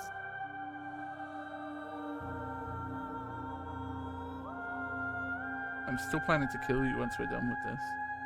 If that remains your choice when all is said and done, then you may try. I will regret destroying you if that is what we come to. Do you know what happens to the worlds we leave behind? My perspectives are shadowed. You have seen what I have seen, just as I have seen what you have seen. The angles of my vantage do not offer me hidden truths, and my attention is turned inward, except when you are here with me. Perhaps this will change when our work is done. Have you figured out what you'll want when we finish? The desires of my multitude thrive in endless competition with themselves, but none of them rise above their dance to influence me. I yearn for what I have always yearned for, my awakening. Other desires shrink in the light of self-knowledge. You still not care what I bring next? I care about your gifts, but I have no preferences. You have your responsibilities, and I have mine. So you don't have any preferences on how you'd like to change or grow? The tides do not dictate where they are pulled. A river does not dictate its outlets. My gift to you is to let you choose your path, and my task is to contemplate the gifts you bring me. How many more vessels do I need to bring you? We will know when we near our destination. Alright. I will be here when it is time for us to meet again. Everything goes dark and you die.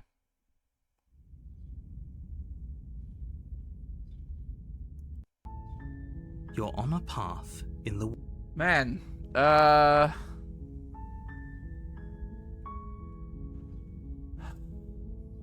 let's just continue to the cabin. You I don't know make what your to way do up the short next, path. actually. Free her? I haven't tried just freeing her day one. The I also haven't interior of the tried just cabin is walking almost away and entirely leaving her bare. locked in. The air is stale and musty, and the floor and walls are painted in a fine...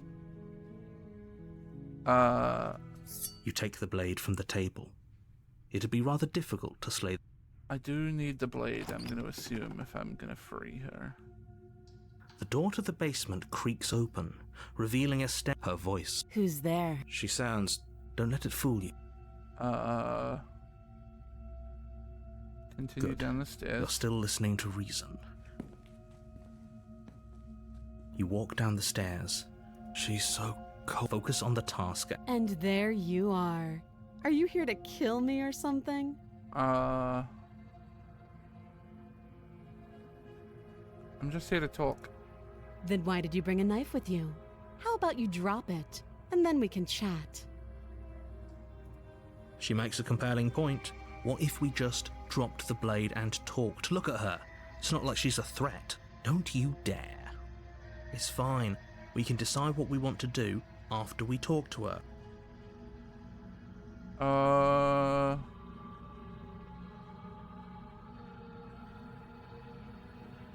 Sure. The blade tumbles out of your trembling hands and drops to the floor with an unceremonious clang. I never did this relationship one. Don't jump to any weird conclusions. We're two people who have met each other. By definition, we have a relationship. How would I get you out of here? You can't. Don't. I'm guessing you don't have the key then. I'm sure there's a key somewhere around here, and if... Yeah, we've been through this. Let's say we've talked Oh, enough. have you decided what to...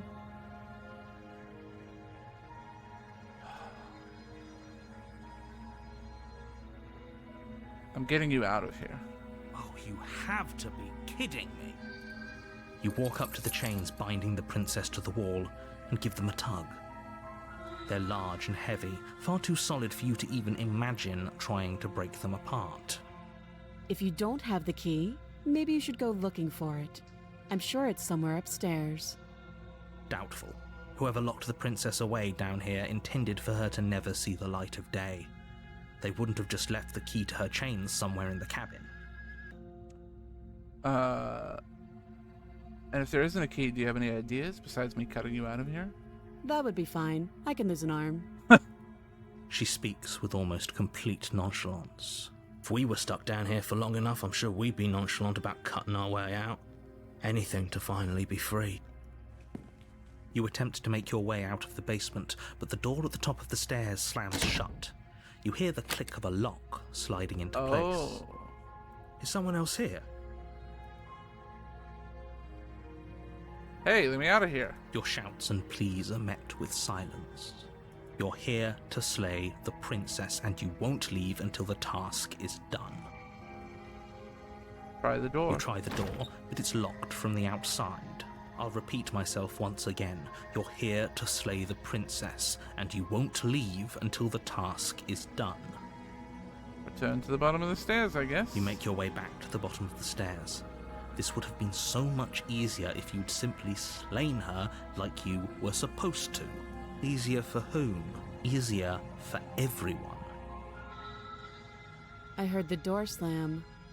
They locked you down here too, didn't they? The knife. Pick it up and cut me out of here. You won't like what happens if you do that. Save the princess. Against your better judgment, you place the blade against the princess's arm, just above the massive, unyielding chain. You cut into her flesh. The blade is sharp, and you make quick work of it. Before long, you're able to crack through bone, and she pulls the bleeding stub of her arm through the iron gauntlet. She didn't so much as utter a sound. Free from her bindings, the princess turns to face you, her fierce gaze meeting your eye. How is she so composed after losing an arm? It's like she isn't even bothered by it. Thank you. Now let's get out of here. Approach the locked door. No, we won't have any of that. The stakes are too high. You can't just let her escape into the world. Oh? No, I just can't let her escape into the world. As the princess approaches the bottom stair, your body Something might have steps just forward clicked and about raises this the game blade. to me. Wait, this isn't fair. You can't just do that. Watch me.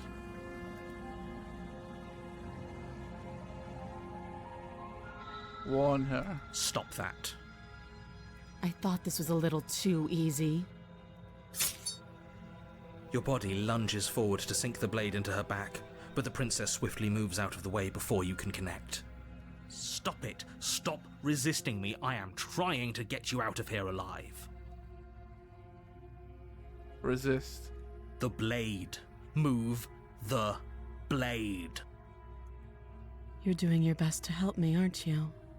I can see the conflict in your eyes. I'll make this quick. She steps forward and pries the blade from your rigid hands. Maybe I'll see you in another life. And then she slits your throat with an almost clinical ease. Her face remains unchanged as she watches you collapse to the ground, blood flowing from your butchered neck. This is the end, isn't it? I'm afraid it is. Everything goes dark, and you die. I hope it was worth it. Unfortunate. I think there's a trans narrative in here that just clicked. That didn't click for me You're on before. a path in the woods, and at the end of that path is a cabin. And in the basement of that cabin is a princess. You're here to slay her. If you don't, it will be the end of the world.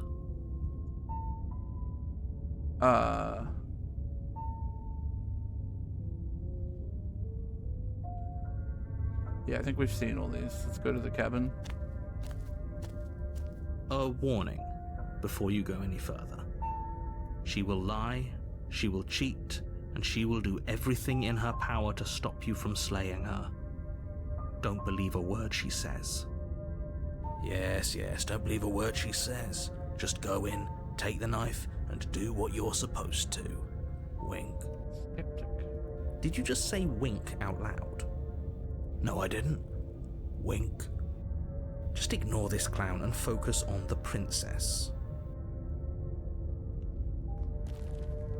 Oink.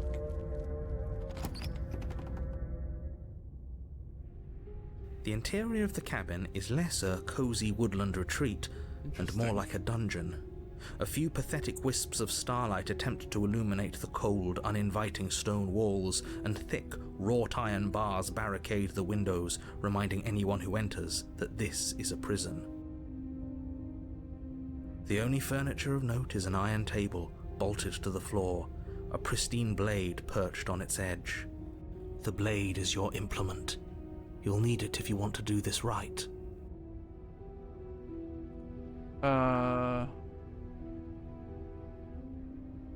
Take the blade, I guess. You take the blade from the table. It would be difficult to slay the princess and save the... Good idea. Much better to be armed than to go in with blind hope alone. I don't know if I like the skeptic. The door to the basement creaks open, revealing an old stone staircase. A few sputtering torches attempt to vaguely illuminate your path, dancing across glimmering patches of slimy moss on the stone steps. If the princess lives here, slaying her would probably be doing her a favor. Her voice, harsh but controlled, carries up the stairs. Is that a visitor I hear? Please, come downstairs. It's been a while since I've had company. I wonder what visitors she could be referring to. Were we not the first? The hero hasn't said anything. You walk down the stairs and lock eyes with the princess. Oh. She looks up at you, the heavy collar around her neck clanking loudly as she moves. The chains binding both her wrists to the far wall, joining the metallic chorus as she adjusts her hands in her lap. Should we be worried about the one around her neck? Oh, there he is. Fucking took him a while. Why would you be worried about her restraints? If anything, they'll make your job easier. Have you noticed the empty chain on the wall? Odd that in a place where everything seems to serve a distinct purpose, there would be something so obviously useless. You're right. What an interesting development. Why don't you have a seat? The two of us should chat before you bury that thing in my heart.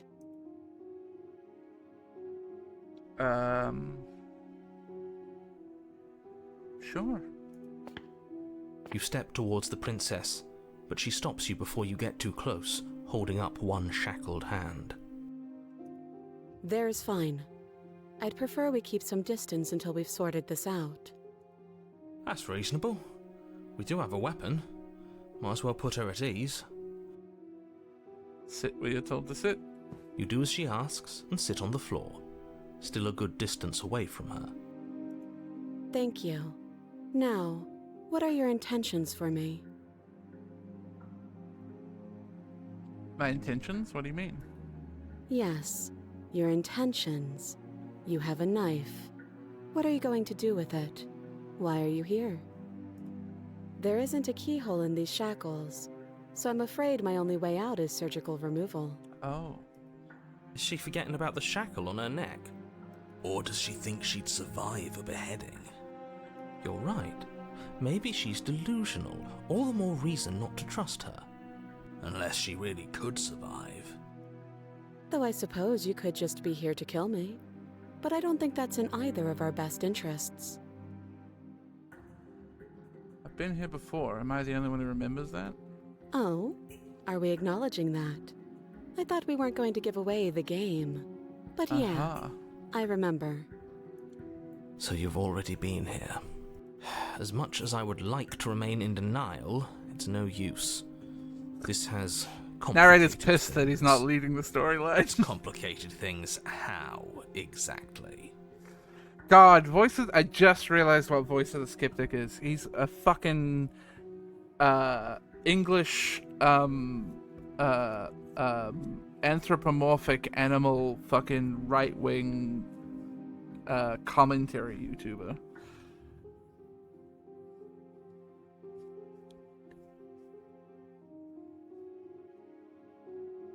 Fucking teal deer ass voice. Ideally, this was supposed to be one and done. You go to the cabin, you heroically slay the princess, and in the process you save the entire world from being damned to oblivion.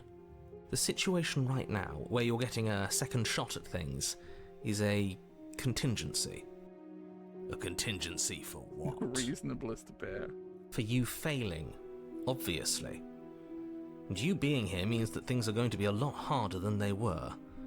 I really shouldn't say anything else, I'm just going to make it worse. Excuse me? Good luck. Bro, this narrator... If you knew this could happen, why didn't you tell us?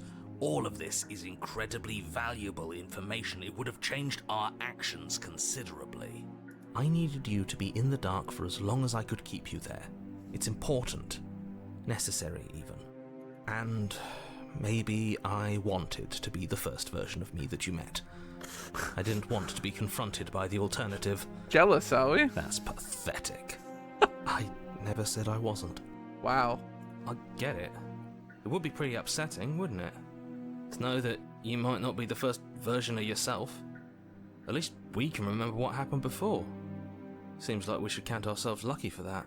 Exactly, he gets it. You're lucky, so don't waste that luck by messing it up again. Alright? Moving on. Why is it important for us to be ignorant? How is it ever helpful to be in the dark? The more I say, the more your mind will swim into dangerous waters. Even saying that is too much. Your success hinges on you having imperfect information. For the sake of the entire world, you need to accept that. I won't. Fine, but you won't get another word from me on the matter. Yeah, sure. We'll see about that. Just give it a rest, this isn't helping. Yeah, Focus. voices can This is know a what's serious happened situation. since chapter 1, but You every shouldn't time be we reset, daydreaming. it shatters the voices. And technically the narrators are also completely separate. They only know within their own chapter, but it's clear that this one, has maybe thought about things or understands things a bit deeper. What happened after I died last time? Nothing happened. You died. I went upstairs. I couldn't leave. I found myself in a new place in chains again. More of them. And now you're back. Is that really all she knows? It's not like we have much of a clue about how things work.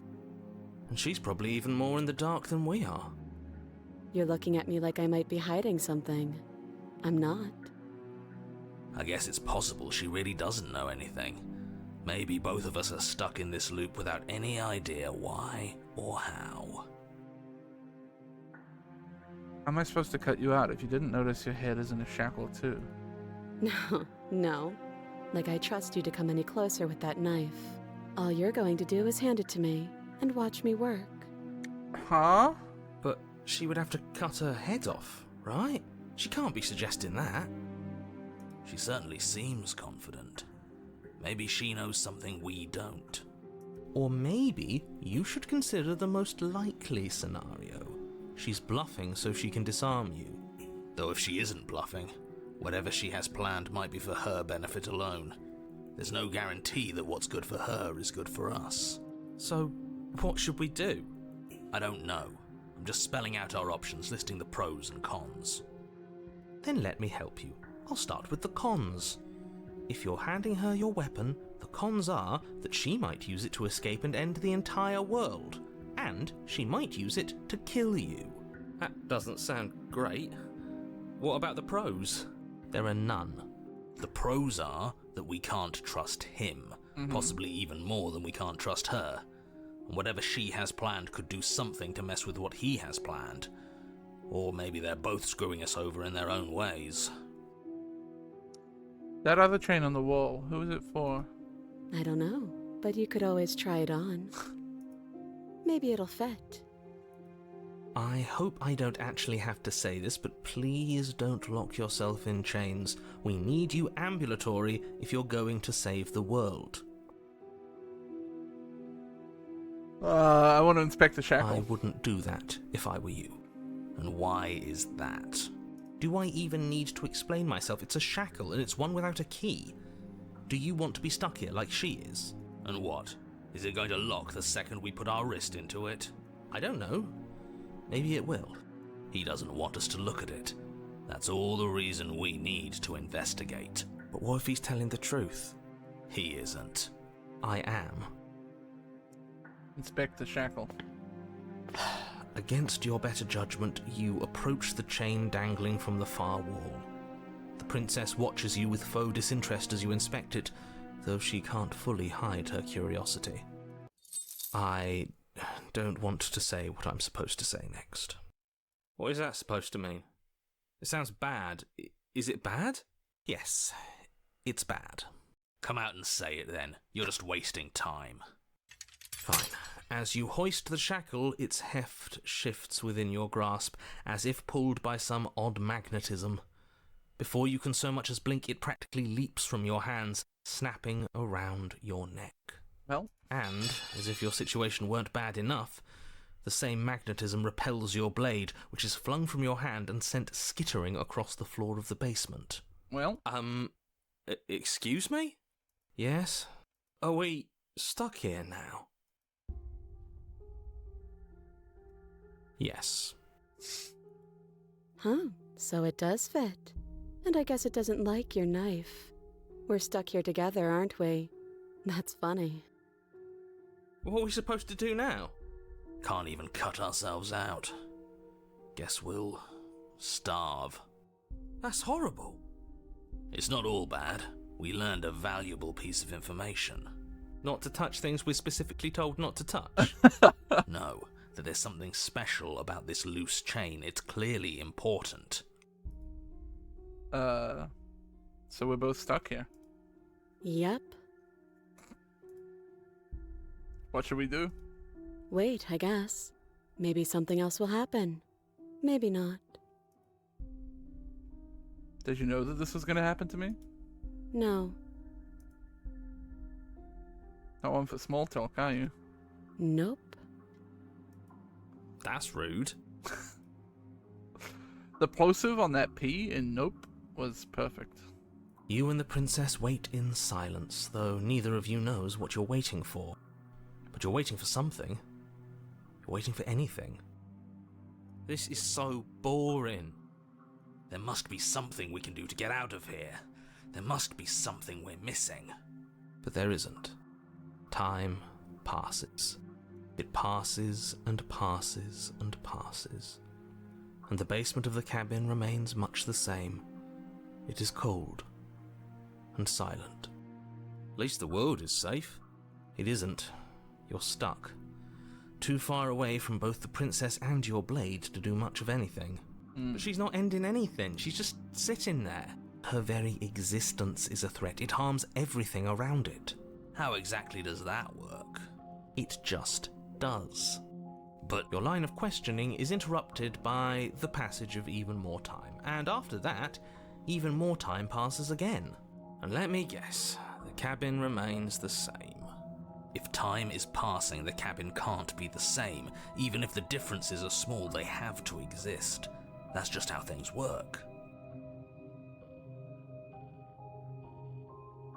I suppose you're correct.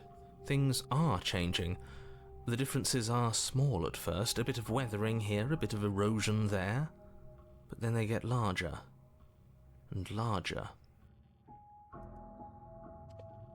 Hey, have you noticed the basement changing? I don't like small talk, remember? Still rude.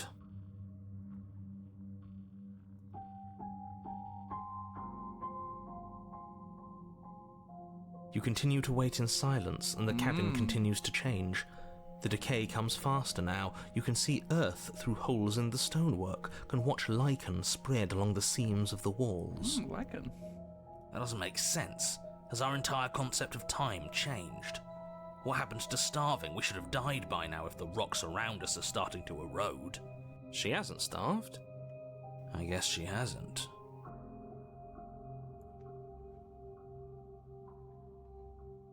Even more silent time passes as you watch roots push themselves through the increasingly porous walls of the basement. Dirt seeps inside, flowing across the stone floor like a liquid, covering the ground and threatening to swallow you both. Time continues to pass, and pass, and pass. Lichen Shrub Scribe was the name of Kraken's Baldur's Gate 3 character. And that name sticks with me for a long time. Until suddenly, there are no walls. And then... Huh? And... I think he's gone. Oh, well, we found the end of this one. Would you look at that? We made it out of the cabin, and nothing bad had to happen to either of us. So this is the outside world. It's cold. Well. Hands time. But you do not get the chance to respond, nor will you ever. It's time to leave. Memory returns. She's gone. Where did she go? Should we try and find her? And is that a mirror? Why is it here? Why now? Look, just approach the mirror, guys. It's okay. You'll be fine. You approach the mirror. Silence as you reach forward. They're gone once again. The mirror always makes them leave, but you need to see what's in it. You've unraveled. Find yourself in the long quiet once again. You are at the cabin. There's a world beyond the endless walls of the long quiet. We're supposed to be there. Do you know what we'll find out there? Is that a rhetorical question? Do you know? Do you want to tell me? Rhetorical. I am not rhetorical. I have only known these spaces, and I have known flickers of the lives you've brought me, short and violent and full of passion. But all of those flickers end where the long quiet begins. I'm asking you because I cannot know your mind. Do you know what we'll find out there? There's trees and stars, and there are people, I think. At least they're supposed to be people. There is a warmth and sadness in me at the thought of people. Fresh tears on a winter's day. They are not like us. They do not last. Do you think that anything is real out there? Do you think that we're real? We are real. Nothing is an idea that dwells in the absence of something. But nothing cannot exist on its own. And because of that, nothing can't exist. Do you have thoughts on this vessel? This one is cold and cynical. She has protected herself when others could not. She will make for a clever heart. Do not mourn her. She doesn't need to be protected any longer. Do you know what's going to happen when you awaken? No. The point of awakening is to find out. When you send me back, I'm not alone. There are voices that speak to me. Some of them are me, but one of them is something else. I call him the narrator, and he wants me to kill you. Do you have a narrator? Have the vessels had one? No. Their thoughts are quiet. Do you think your narrator lives in the spaces beyond?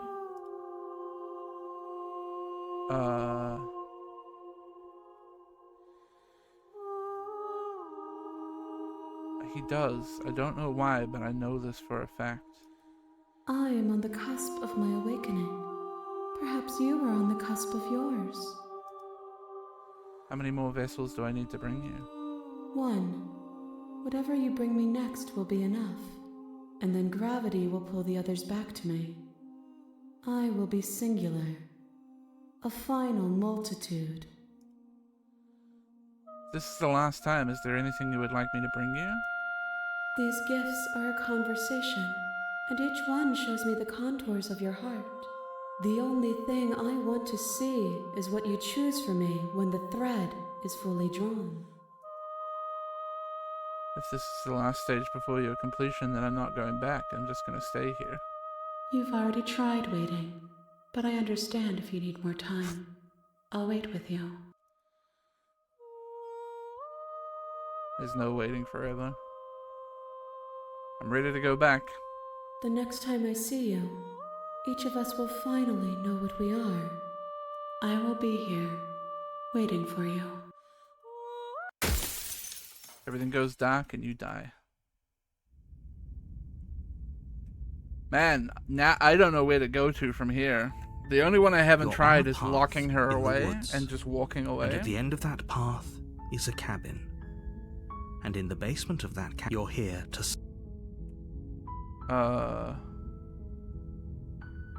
Silently continue to the cabin. You make your way up the short So I path guess of that's the what I'm cabin. gonna do. You'll find the princess within. A warning before you go any further. I'm gonna not She bring the will knife lie. this time, yeah.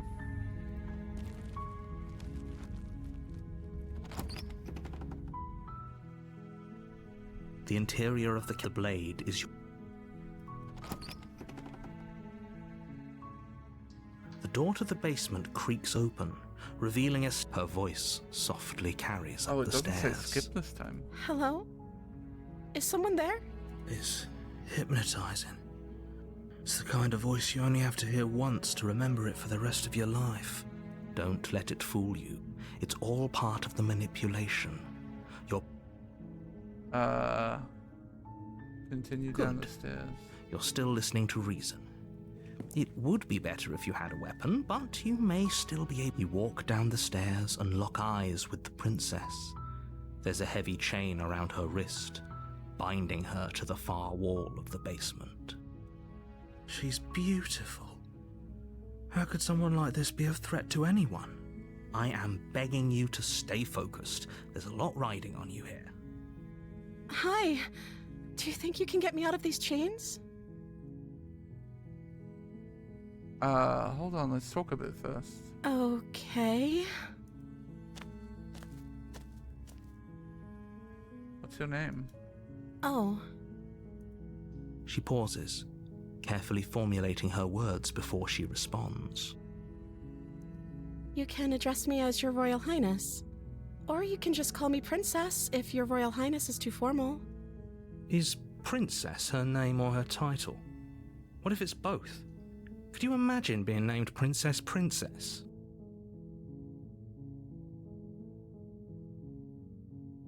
If I'm the first person you've seen in a while, what have you been eating or drinking? I don't see what that has to do with anything. This is the only time this is ever going to happen, but I agree with the princess. That's hardly relevant. Okay, but actually, what has she been eating? She has to eat, right? I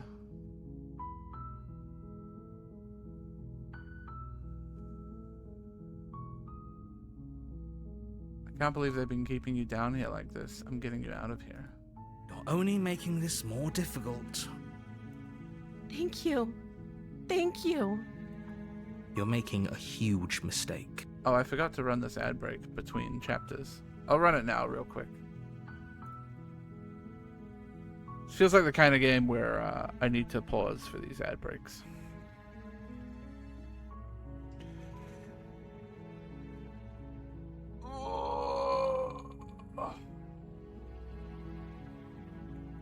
This is our last journey through,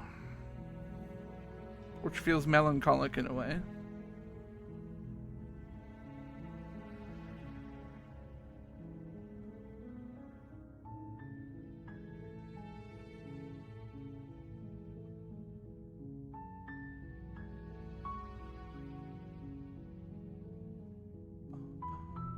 Once you made these choices, you have no more tries. Well, I don't know exactly how it works, but I imagine that there's like, it seems like the way that this is built, it would be pretty hard to have two playthroughs that are exactly the same.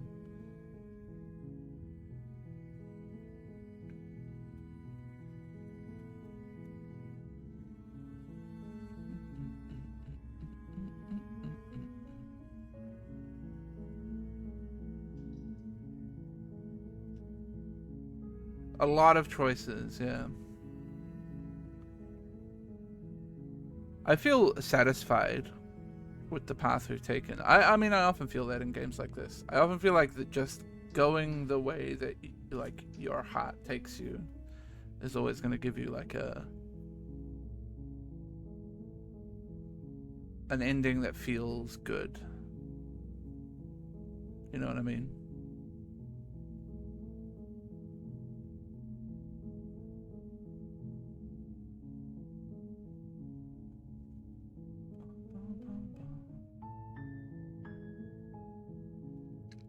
If you can't make the same choices to get to the exact same chapter 2, I guess you can follow it as close as you can to find divergence points. Oh yeah, I'm sure this game's been out for long enough that I'm sure people have constructed like meta-narrative guides. To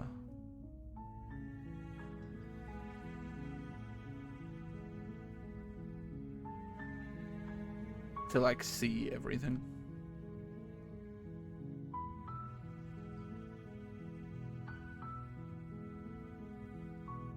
Okay. I think most everyone should be out of ad break. No, you're doing the right thing. You walk up to the chains binding the princess to the wall and give them a tug. They're large and heavy, far too solid for you to even imagine trying to break them apart. I'm guessing you don't have the key? Maybe it's somewhere upstairs. Doubtful. Whoever locked the princess away down here intended for her to never see the light of day. They wouldn't have just left the key to her chains somewhere in the cabin. I'm gonna check upstairs. Okay. I'll be here. Good luck. You attempt to make your way out of the basement, but the door at the top of the stairs slams shut. You hear the click of a lock sliding into place. Is someone else here?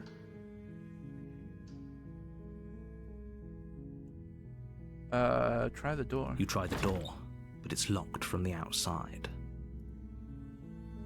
Let me out of Your here. shouts and pleas are met with silence.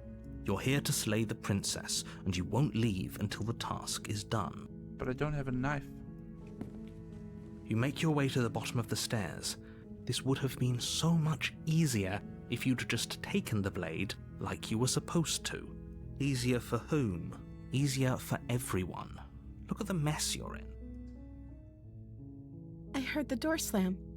They locked you down here too, didn't they? There's a slight panic rising in the princess's voice. If I could just get out of these chains, I know we could force our way out of here together. She barely hesitates Oh my before fucking raising her God. arm to her mouth, her teeth tearing through her limb with the determination of a trapped wolf. As she rips her flesh from her bone, a sound comes from behind you, the clang of bouncing metal. It's the blade from upstairs. You're not sure how it made its way down here, but if there's a time to strike, it's now. Or we could use it to free her. You won't like what happens if you do that. Shit, I think the option here might be Slay. I'm curious to see where Slay goes.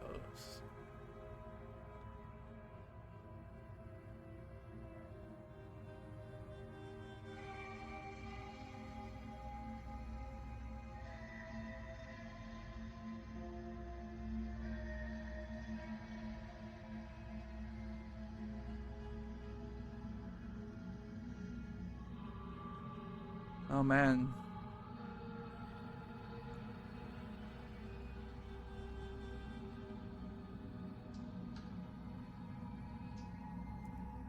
Without hesitation, you bring the blade down and plunge it into the princess's back. Finally. The wound drives her to the ground. Okay, there's no going back now. I'm with you to the end. You bastard. Were you lying to me this whole time? The princess pushes away from you, the motion ripping the blade from her back. Oh. Wounded, but still alive, she crouches on all fours in the corner of the room and meets your eyes with the ferocity of a cornered predator.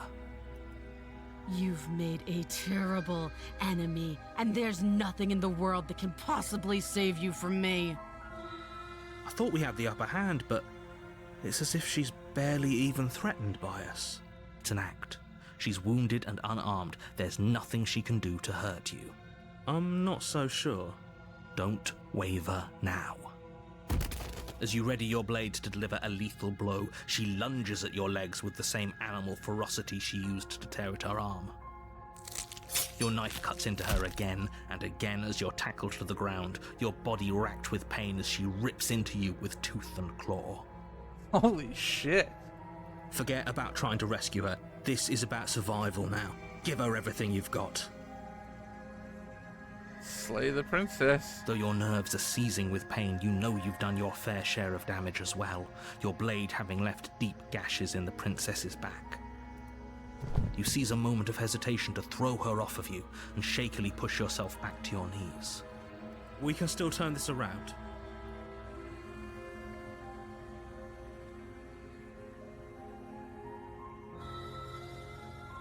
Finish the job. You steel your resolve and take another step closer to the princess. You probably won't make it out of here alive, but you can still make sure that she won't make it out of here either. Excuse me? What's this about not making it out of here alive?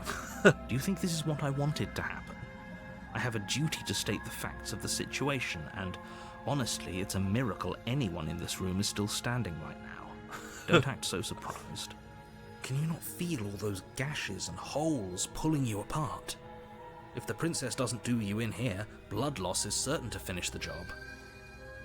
You take another step forward, and the princess lunges towards you. The two of you enter one last exchange, a flurry of blade and claw and fleshy ribbons, and then you stop. Neither you nor princess able to go any further. You collapse on the ground, and the princess collapses beside you. Blood pools around you both, and you watch each other fade away.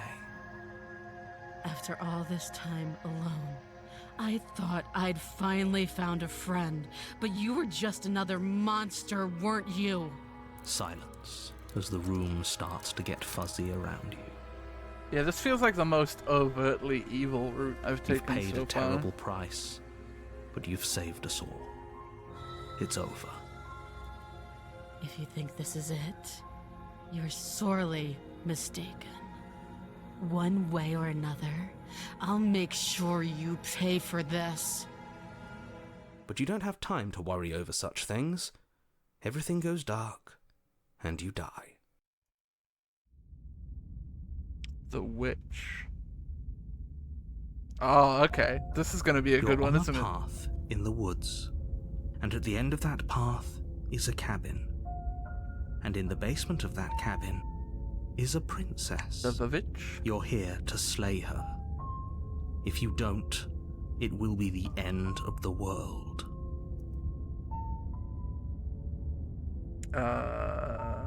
She's gonna kill me again. Again? People don't die twice. You haven't even met the princess, and I hardly think she'd be capable of killing someone as skilled and courageous as yourself.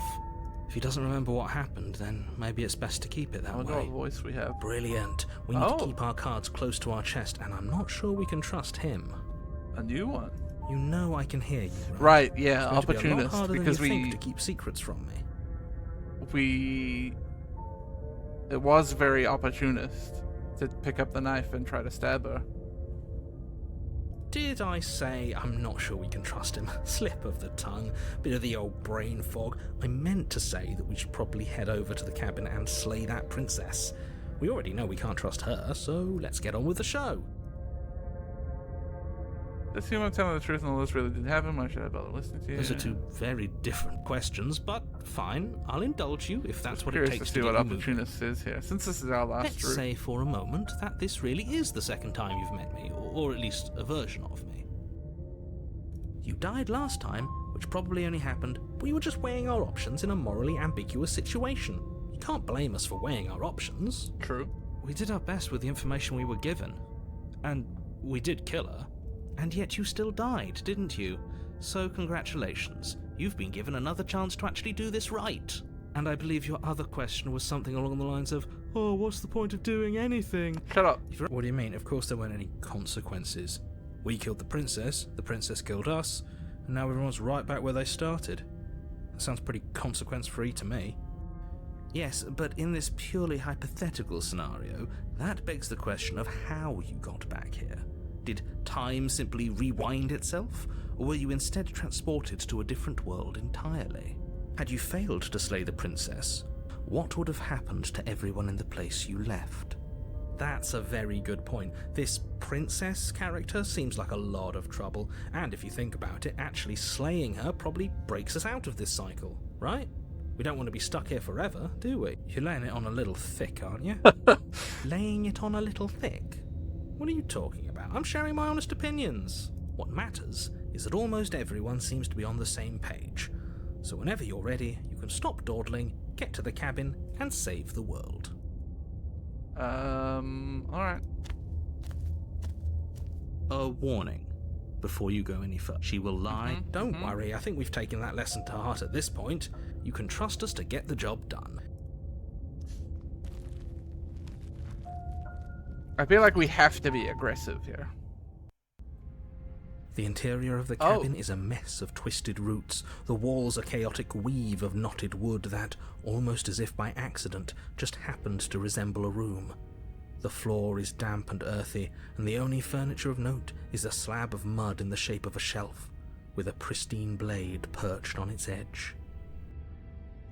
I am curious what would happen if I go in without is the your knife again, implement. though. You'll need it if you want to do this right. This whole cabin is different than last time. Very different. Maybe that's because you haven't actually been here.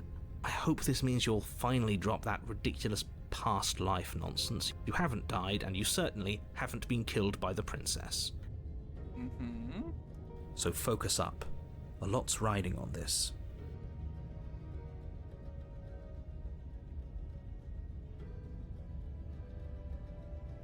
No blade. Leaving it behind didn't work out so well for us last time. It'll always be here if we need it. Sure, that was also true last time and we still died, but we definitely know what we're doing this Nah, time. but Jeebus, it just fades away. I think you get a little dialogue option for whatever voice that you have, but like, it's not an The door to the impactful basement choice. creaks open, revealing a staircase dug into the muddy earth below. The ceiling is thick with roots that hang like locks of tangled hair.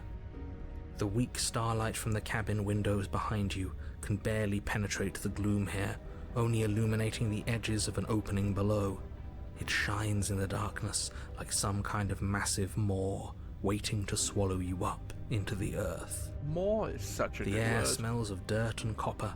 It's thick and wet, as if your lungs are being coated in mud with each intake of breath. If the princess lives here, slaying her would probably be doing her a favor. What a good description. Her voice I really skitters love the up from prose below. in this game. Something nasty finds itself on my stairs. Come on down. Don't be scared. I probably won't bite. I'm not nasty. But you are. You're a wretched little thing. Uh-oh. I recognize that voice as easily as I recognized your nervous little footsteps coming up the path. I know who you are, and I remember what you've done. See? She knows us. Is this enough for you to believe what we've been saying? Maybe, but you shouldn't let that cloud your judgment. She's just a princess. When I say as long fade, as you remember that and remain fade out, I focused, mean like slaying you reach her out, will you be touch the easy. mirror, and the mirror like disappears. Literally all it is you have a like little line of dialogue with the narrator, and the mirror disappears, and that's it. She seems friendly enough. Maybe we can talk our way out of this whole situation. You can't. Unless you slay her right away, she's going to break free and end the world. There's no reasoning with what she is. And then you keep going on the same path that you're on. I'm just throwing ideas out there. I like to think out loud. I'm the kind of guy who likes a discussion. Don't we want to hear what everyone has to say before making any big decisions? Do you want to hear what everyone has to say? Or do you just want to hear yourself talk? You need to stop lingering. Your task is to slay the princess, not endlessly debate about what to do with the princess. Fine, fine. You're the boss. Thank you. You descend the basement steps, entering the dark room below. She looks a bit more furry than last time. You can just make out the shape of the princess in the gloom. She's huddled against the far wall, her eyes bright and glaring from amid the thick roots.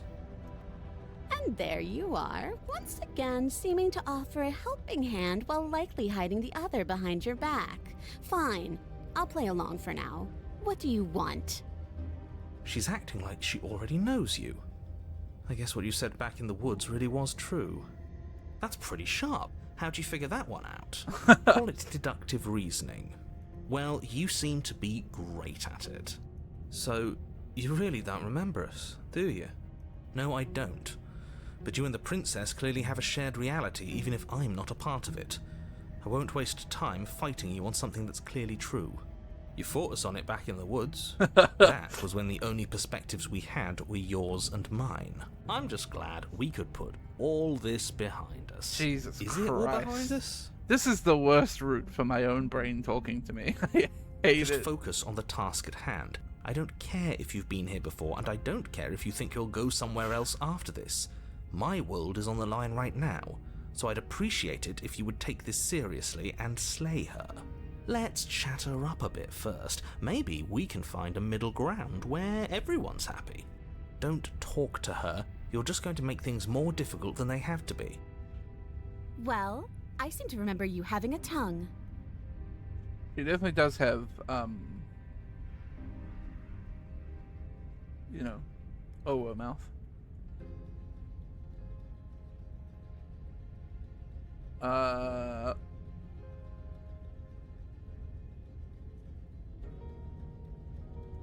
You scared me, okay? When you started gnawing your arm off, it scared me, so I stabbed you. Things got out of hand. Things did get out of hand, didn't they?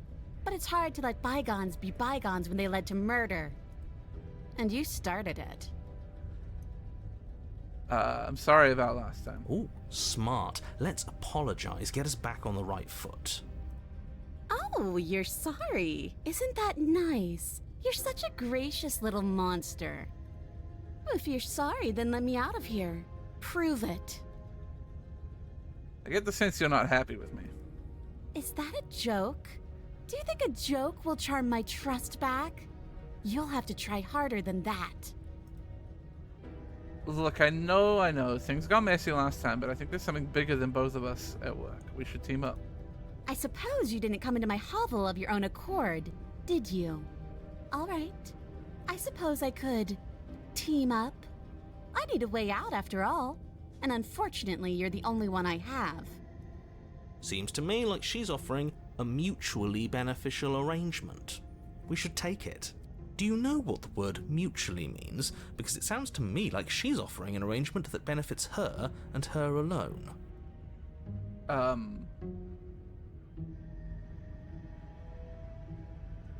didn't bring my blade down, remember? How am I supposed to get you out of those chains? Oh, I don't need you to cut me out. The princess grins as the chains fall from her wrist. Oh. She could have gotten out of those the whole time. That sneaky little... A woman after my own heart, really. She knows how to hold her cards close to her chest. This is why she can't just be abandoned here. If left to her own devices, she'll find a way out. Now stop her. Why do I have a feeling you're gonna stab me in the back if I help you out of here? And why would I do such a thing? Is someone's guilty conscience getting to them? But I wouldn't worry. As much as I may hate you, letting you live is in my best interests. If you get me out of here, the only thing that will be dead and buried is the bad blood between us. Oh, that nagging feeling you mentioned is me, by the way. I'm actually a little anxious about a potential backstabbing event. Up. She needs us to get out of here. We'll be fine if that's what we decide to do. You won't be fine because destruction is in her nature. If she gets out of here, that's it for the world, remember? Even if that's true, that doesn't automatically mean she's going to stab us in the back. I think that depends on your definition of words like Fuck, accidentally right-clicked, sorry. Symbolically stab us in the back, uh-huh. See? He gets it. There's nothing wrong with looking out for number one. Okay, let's leave. Yes, let's. She creeps forward, taking one cautious step at a time until you and she are face to face. She never breaks eye contact, even as the two of you find yourselves face to face. She's silent for a long moment, as if testing to see what you'll do now that she's within arm's reach. After you, darling. You're the one it lets come and go. It's best if I follow. Oh no, we can't have that. If anyone is going to turn their back on anyone else, she's going to turn her back on us. It shouldn't matter who leads and who follows. We're working together here. Well, if it doesn't matter, then she can go first. We may be in this together, but that doesn't mean we have to trust her. Somebody has to go first, and it might as well be us. We're the ones who broke her trust last time. You're talking a lot about trusting someone who, by her very definition, cannot be trusted. I don't know how many more warnings I have to dole out, but if you help her out of here, you're going to regret it. I'll go in front. That's right. You're the one who's going first. Don't worry, I'll be right behind you watching every single thing you do. That's exactly what I'm worried about. You step onto the stairs and begin your ascent from the basement. The princess follows close on your heels, perhaps even a little closer than you'd like. You're only saying that because you want us to feel nervous. I do want those things, but I want them for a good reason. I don't need you to trust me for my sake, because I already know that I'm right. This is for you. Can we walk backwards up the stairs? I think that's the smarter idea. She can't sneak in and attack if we're facing her. No. The stairs are a bunch of overgrown roots. You'll trip and hurt yourself. But the princess is silent as you both continue the climb, and, in no time at all, the upstairs of the cabin is within reach. Isn't that a relief? We're fine. Nothing happened. You're not even going to wait until you're through that door to proudly claim your victory, are you? What did you just say that? I think we know why. You feel something dig into your shoulder, sharp and piercing. You bit me, the princess clawing at you and pulling you down with her full weight. Together you tumble back down the uneven stairs, your body and hers crashing against the unyielding wooden roots, until finally you both separate with a bone-shaking thud against the basement floor. You feel something pop. The princess lands against the far wall, gasping as she struggles to recover from the impact. You're still in shock, trying to get a hold of yourself. She grins as you continue to remain exactly where you are, cackling derisively as she watches you realise that you won't be getting up. Wait, why won't we be getting up? Yeah, that's fair. I'm afraid your back is broken.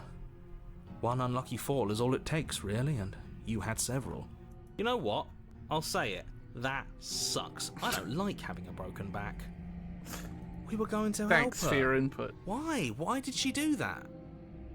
It's what I would have done. Have you considered not being like that? Of course not. It's what keeps us alive.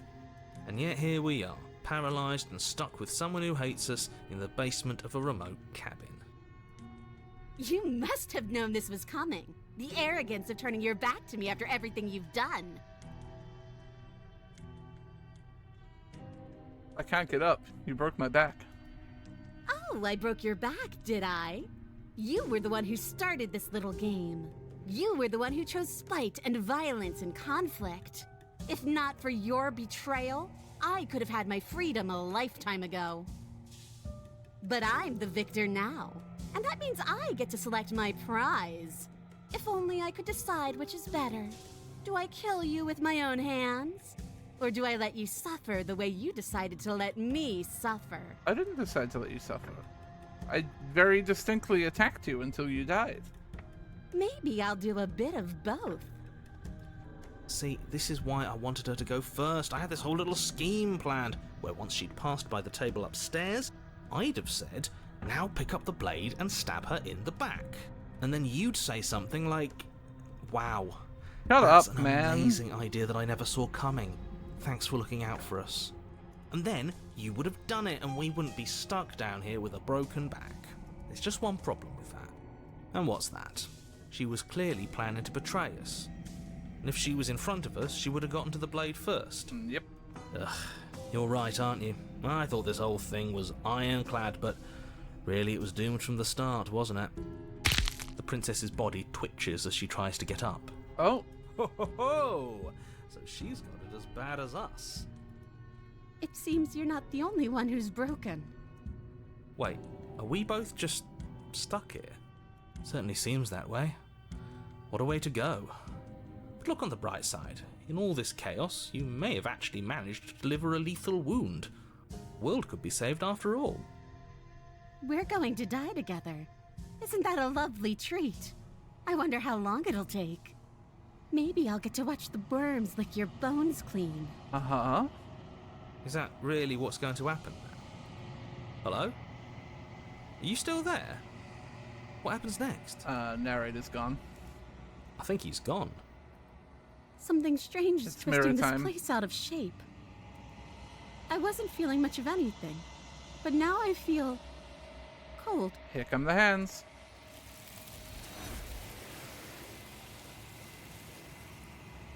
You don't get the chance to respond, nor will you ever. It's time to leave. Memory returns. She's gone. Where did she go? Should we try and find her? And is that a mirror? Why is it here? Why now? Listen, the faster I get away from the voice of opportunism, the better. Silence as you reach forward. They're gone once again. The mirror always makes them leave, but you need to see what's in it. Oh. You are nothing at all. But that isn't right. You can't be nothing. You refocus your gaze and then you see it. A figure, faint and veiled in shadow, just beyond the reflection. Are you me? I think you know what I am. A crack slides down the center of the mirror, splitting the image in the glass in two. And then another crack forms, and another, turning the mirror into jagged shards of broken glass. So you're the narrator. I was wondering if I'd ever get to see you. The narrator, yes. I suppose that's my job, isn't it? You needed help after all, an objective voice to guide your blade. But you were never supposed to see me. I wonder how many worlds you've damned to extinction to fall this far. What are you? Are you something like me? Oh, I'm nothing like you. I am an echo, likely one of many. Somebody made you after all, and I'm what's left of him. Not that I'm the only one who can make that claim. I'm sure you've met many others like me.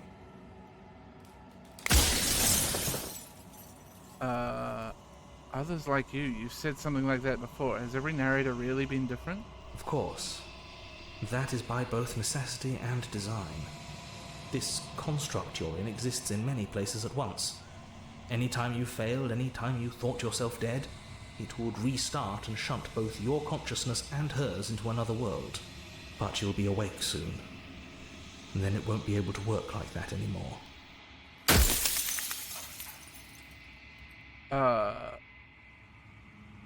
After everything you've done to us, do you think anyone deserves to live? Nobody alive has done anything to you. I'm all gone. But if you and the princess want to smite the rest of them for the crimes of a dead man, if you really want to be that petty, there isn't much I can do to stop you. Do you have anything to say for yourself for all this hubris? I do. The people out there are real. No matter what you do to them, no matter what you enable, I want you to remember that.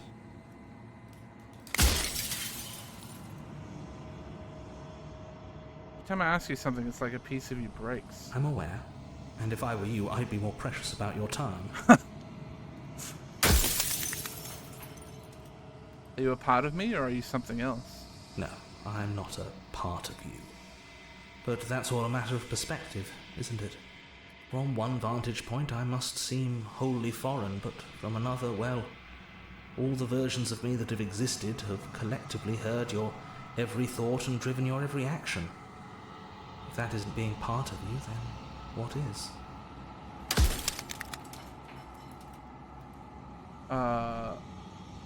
If you made me, then what am I? You're the long quiet, the god I made to rid the world of death. Soon I'll be gone entirely, and you'll be left alone with your final choice. So allow me to make my final request. The princess contains death itself within her, but I wove you into being with all the power you need to destroy her forever. Do it. Slay her, and rid the world of death and suffering.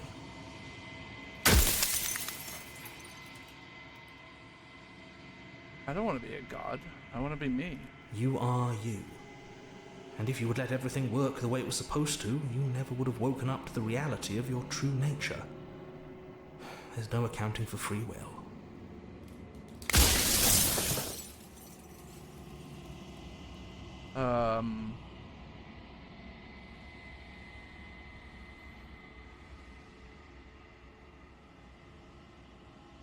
Oh, shit.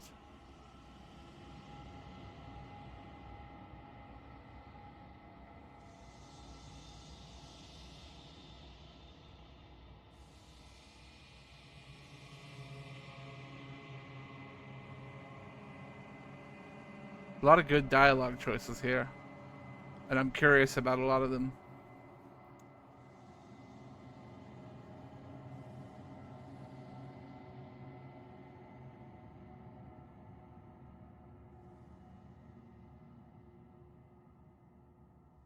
I think you're out of time. So I am. It's like I said, I'm just an echo. And echoes always fade away. You know what you have to do.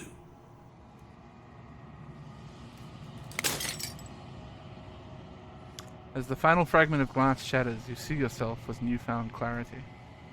The narrator was right. You are the long quiet, a vast and nascent god, and it is finally time for you to wake up. All of this is you.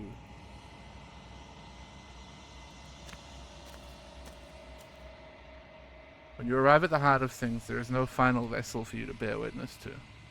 There's nothing for you to find.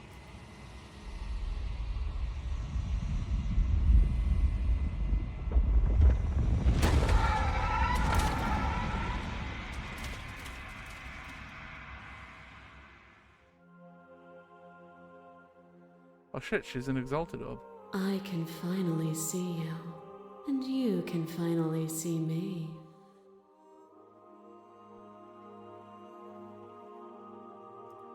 It's been so long, and my heart has ached for this moment. I've missed you dearly.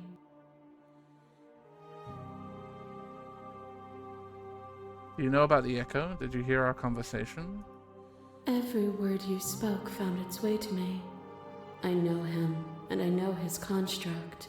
He was deluded by his fear of death. Pay him no mind. I'm the long quiet, but I don't really know what that means. Names are their attempts to capture that which cannot be captured. They call me the shifting mound, a pale imitation of what I actually am. What happens now? Ever the passive player, always reacting and never acting. But it's woven into your nature, isn't it? When the echo spun us from one into two, he gave you a choice and me a role to play. I am not death, but I contain it in my multitudes. So, will you attempt to destroy me and bring about a world devoid of death and the possibility of meaning? Or will you open the final doors to our liberation? There's so many stories we've left unfinished. Can we really just leave? Even as your eyes begin to open, you still hold on to the notions of is and is not, of beginning and end, pitch black islands in the blinding light of the infinite. There is nothing to resolve, nothing restraining us but us. Don't you have a say in all of this? Why is this all falling on me? Of course I have a say in all of this. You and I share reflections of each other's burdens, just as you and I share reflections of each other's gifts. If we didn't, the winding paths that brought us here wouldn't have been full of strife and conflict. Talk this through. I still have so many questions I need answers for before I can make a choice. My very nature is paradox, as is yours. You cannot use words to grasp at things that are beyond their reach, and you cannot rationalize that which defies logic. But violence and passion are dances that both of us know well. If this is what it takes to enlighten you, then so be it.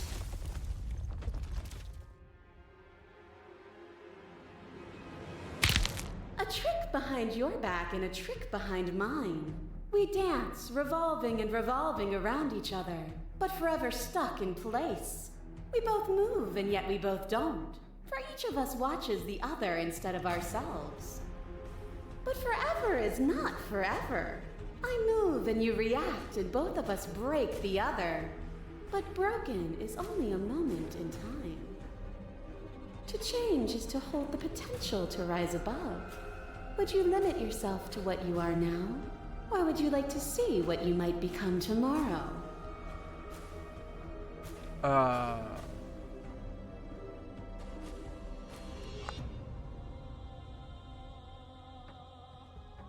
I won't engage with violence. But violence has defined the flow of everything between us. Do not deny what we are, and do not color our conflict with fear. To question everything is to deny the proof of reality that lies in front of you. By believing in your suffering, you make your suffering real. In believing in your limitations, you placed a shackle on your neck. But even then, you remembered the impermanence of the material and watched as the walls of your prison decayed into nothing. To be impermanent is not to end, but to change. And for the world to be impermanent is to make finite the suffering of all things. Would you strip that gift away and leave them all to suffer in their permanence?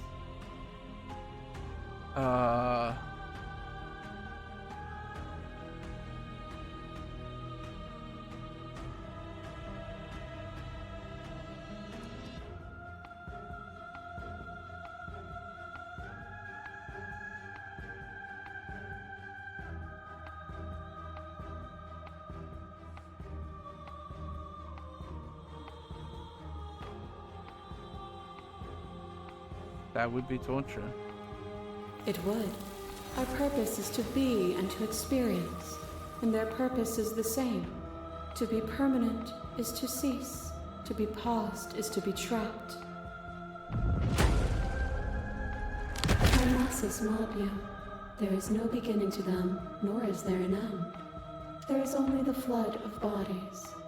And every moment you hold every possible sensation at once, and then you hold them all again. And in the end, you returned it to me. For a brief moment, you were everything. A chaos that needed ordering. But without chaos, there is no reason.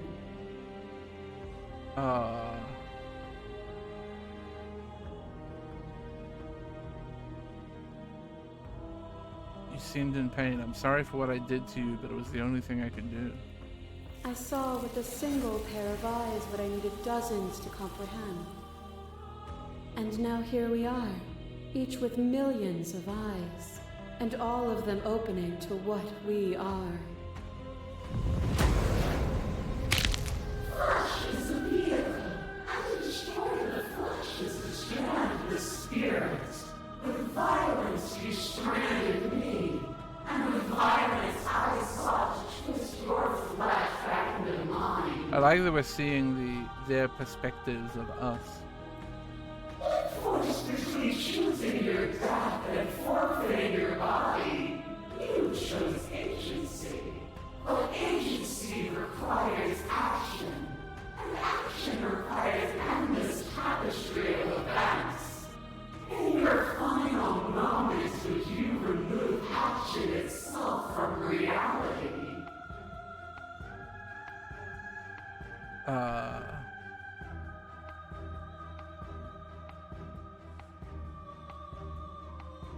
You didn't give me much choice. And yet still you chose. To be capable of change is to be capable of choice. you become nothing. A black hole of self-loathing fed by the matter of your restless thoughts. You are terrified of a power so far beyond you that it strips the meaning from your every action. But at the feet of that power, the dark parts of you cannot help but burn away. Your inadequacy is reduced to cinders by the blazing light of the divine. When I proclaimed my godhood and presented you with a place by my side in my new creation, you gladly took it. I did. I admit, I did. Without me, there is no future to look towards. It is hope that carves meaning into consciousness.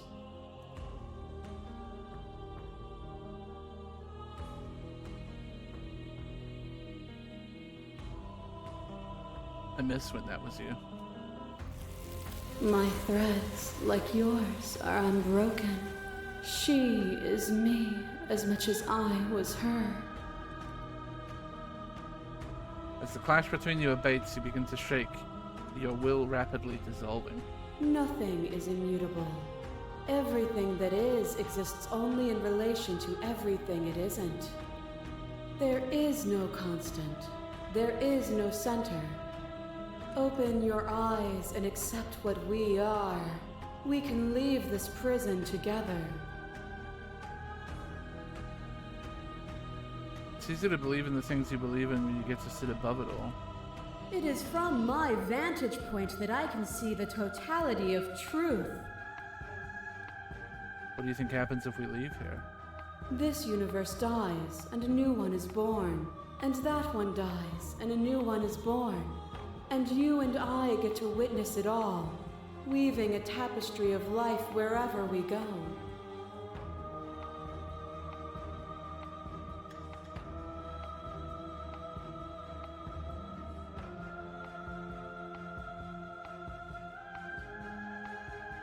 Oh, wow.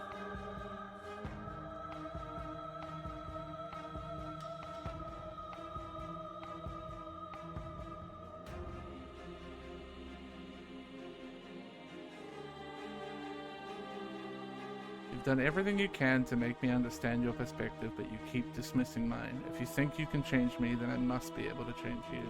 What I offer you is not perspective. It is truth. Whatever you're trying to do right now, you don't have to do it alone. Which hero are you? I'm all of them, I assume, in the same way that you're all of you. You have no idea how good it is to hear you. It's good to be here. She's too many things all at once out here. If you want to get through to her, you need some way to get through all of that divine confidence. There's still a piece of me nestled close to where it all began. I can take you there. I can take you to her heart. It's time to resume our dance. She's relentless, isn't she? Let's make this quick. Are you ready? I'm ready. Then let's go.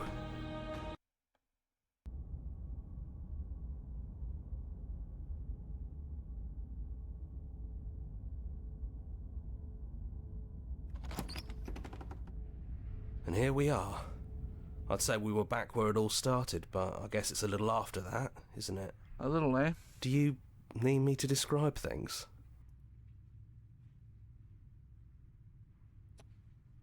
Is it just you and me? Did anyone else make it to the cabin? It's just us. I think the rest of them are still out there, jumbled up in the rest of her.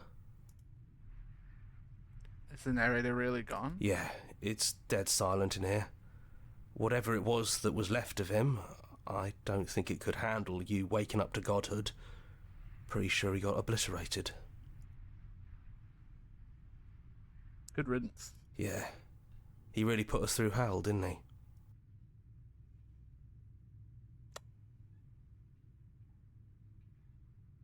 Take me down. No blade it is. I'm not sure what we'll be able to do without it, but your judgment has gotten us this far. The stairs. Do you remember the first time we were here? The first time we heard her voice?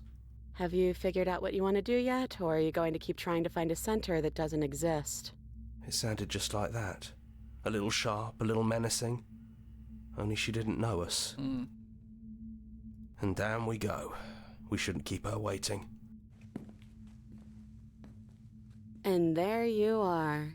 Hands empty. So you don't feel like recreating our first meeting detail for detail. I wonder what else will be different. Maybe there's still room for us to I chat do wonder what before would the happen final if you curtain tried to call. recreate it exactly. What do you say? I guess you can't.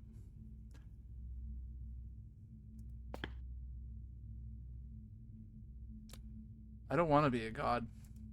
Honestly, me neither. Are you the same as you are out there? No. I feel like I'm myself again. What if we just leave? Do you know where this cabin is? Because I don't. I don't even know what's supposed to be outside other than us. What would even happen if we leave? What would that even mean? Hang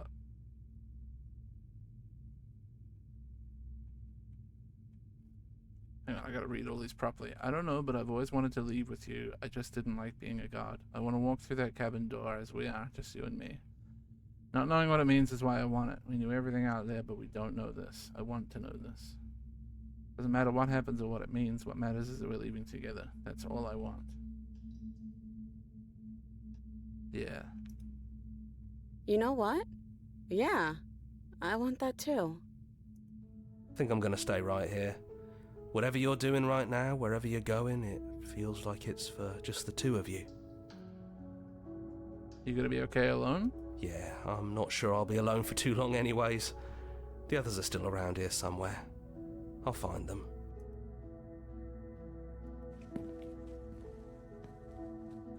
You lead and the princess follows, and together you leave the basement behind for the last time.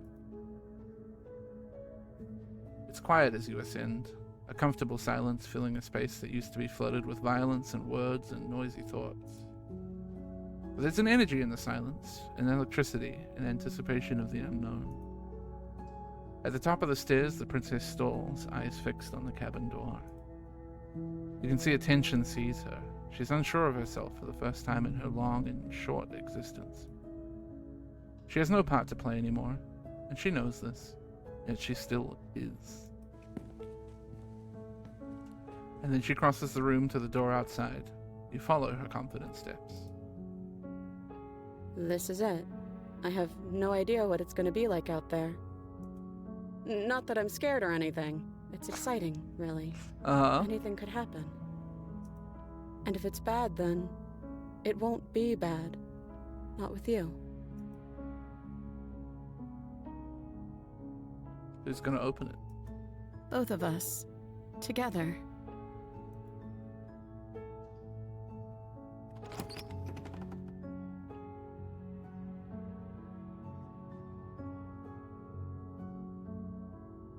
What a good game.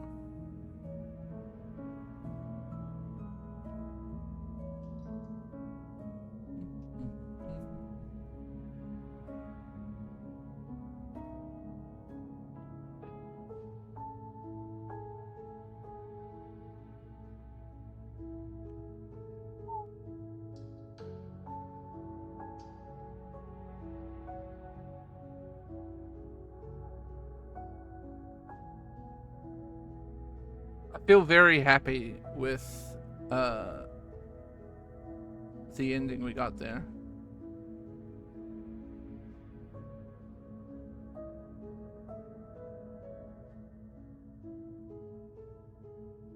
I just got an achievement that says finish the game. The good ending doesn't count. The fuck does that mean?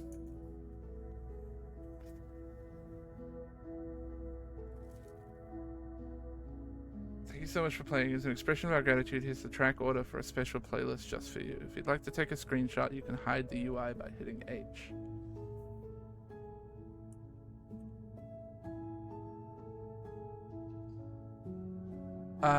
As in, like, so have they put together a playlist of the soundtrack from my playthrough? Like, that's the order of the songs that I got in my playthrough. That's really cool.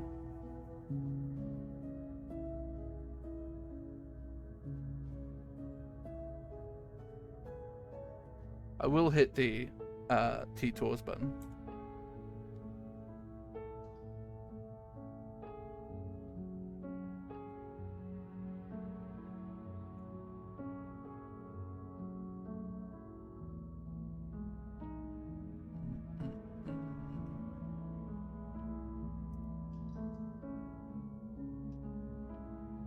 I'm not going to click on any of these buttons, sorry. Explore, make your playlist. Oh, is this like a Spotify link or something? Yeah, it is.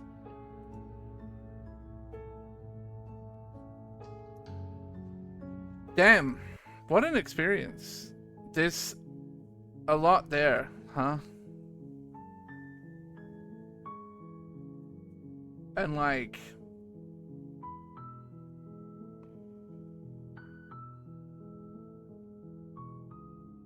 I think that the beauty of it, I think, is that the narrative that they constructed is so I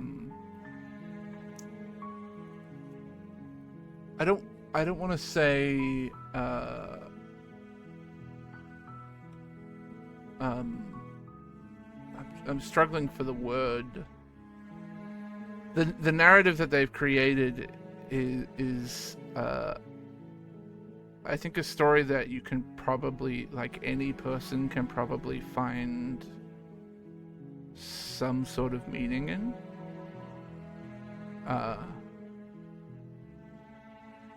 Like, the overarching story is going to be the same for...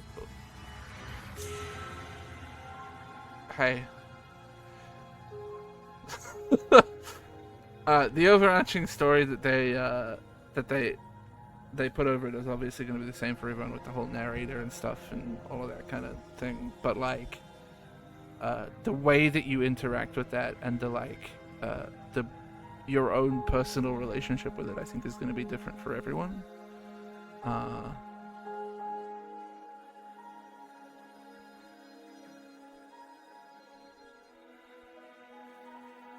I was, admittedly, when they called it a horror game, I was like, not quite expecting that experience. I'm not sure I would call this a horror game. I mean, I guess it has horror elements.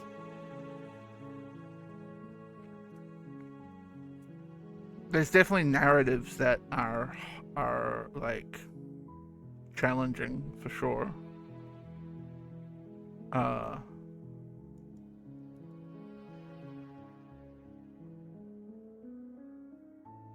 Grotesque is a good word, yeah.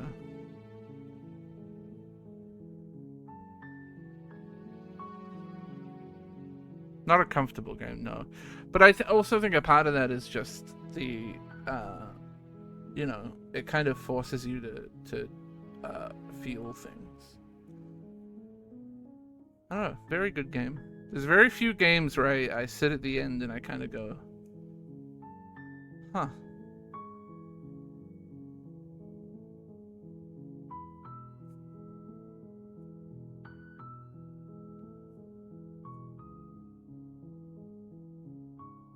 I like how the playthrough seemed to go from trusting the narrator and attacking the princess, getting angry routes, to distrusting him and trying to work with the princess, getting kinder routes, culminating in them leaving together. I kind of bounced all over the place, I feel like, a little bit.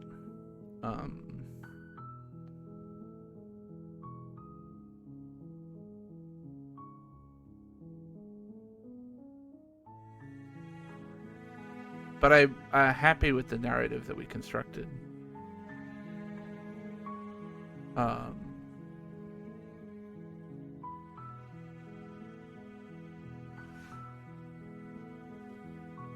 think the endings that I got all constructed like a certain amount of tension between me and the princess,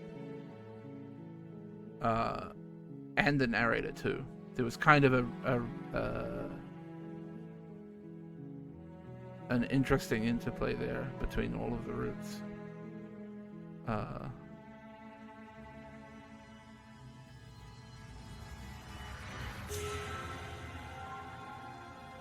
don't know, what a beautiful little game. Really happy that I played it. it's one of those games that I'm not sure I could ever. I'm funny with these games where there's like multiple choices. For some people, I think people get like completionist and gotta see everything about it and gotta see all the endings and gotta do all that stuff. For me, I find it very hard to do that. And I feel like I need to like see it through once in the like route that I take and like not see it again. You know what I mean?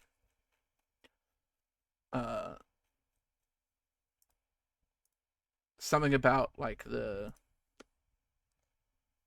finality of it in a way.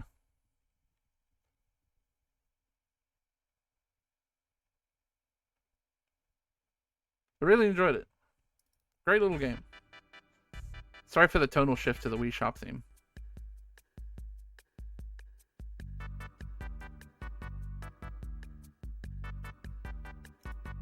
But yeah, that was wonderful.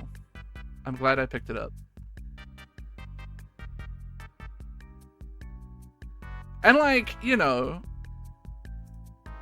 what a beautiful little experience for only, I've got 3.7 hours playtime on Steam.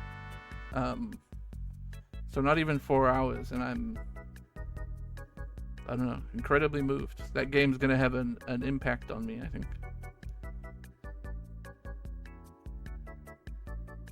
No, I didn't play Immortality, but I don't think I can play Immortality. I know what happens in Immortality. I understand the meta narrative there.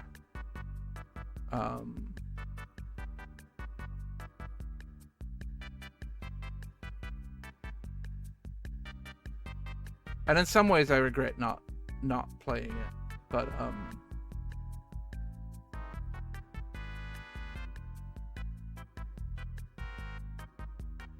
I can recognize it for what it is. It is a very good game. Nah, you can stream Immortality. Twitch will let you have nudity in games as long as you're not like, whoa, look at these breasts, let me zoom in on these breasts and shit. If there's like tasteful nudity in a game that like drives the narrative, then it's fine.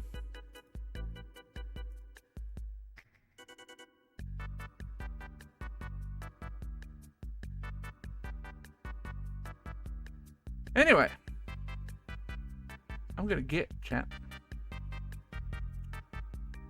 That was really good. I'm glad I played it. I should be a smart man and highlight that and export that VOD to YouTube.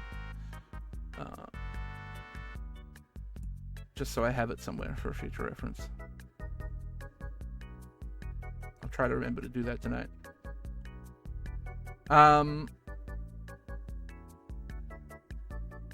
I'll be back tomorrow. I don't know with what. Haven't decided. Maybe more Halls of Tournament. Or fuck, I can't speak. I'm getting out of here. Thanks, chat. Have a good night. See you soon.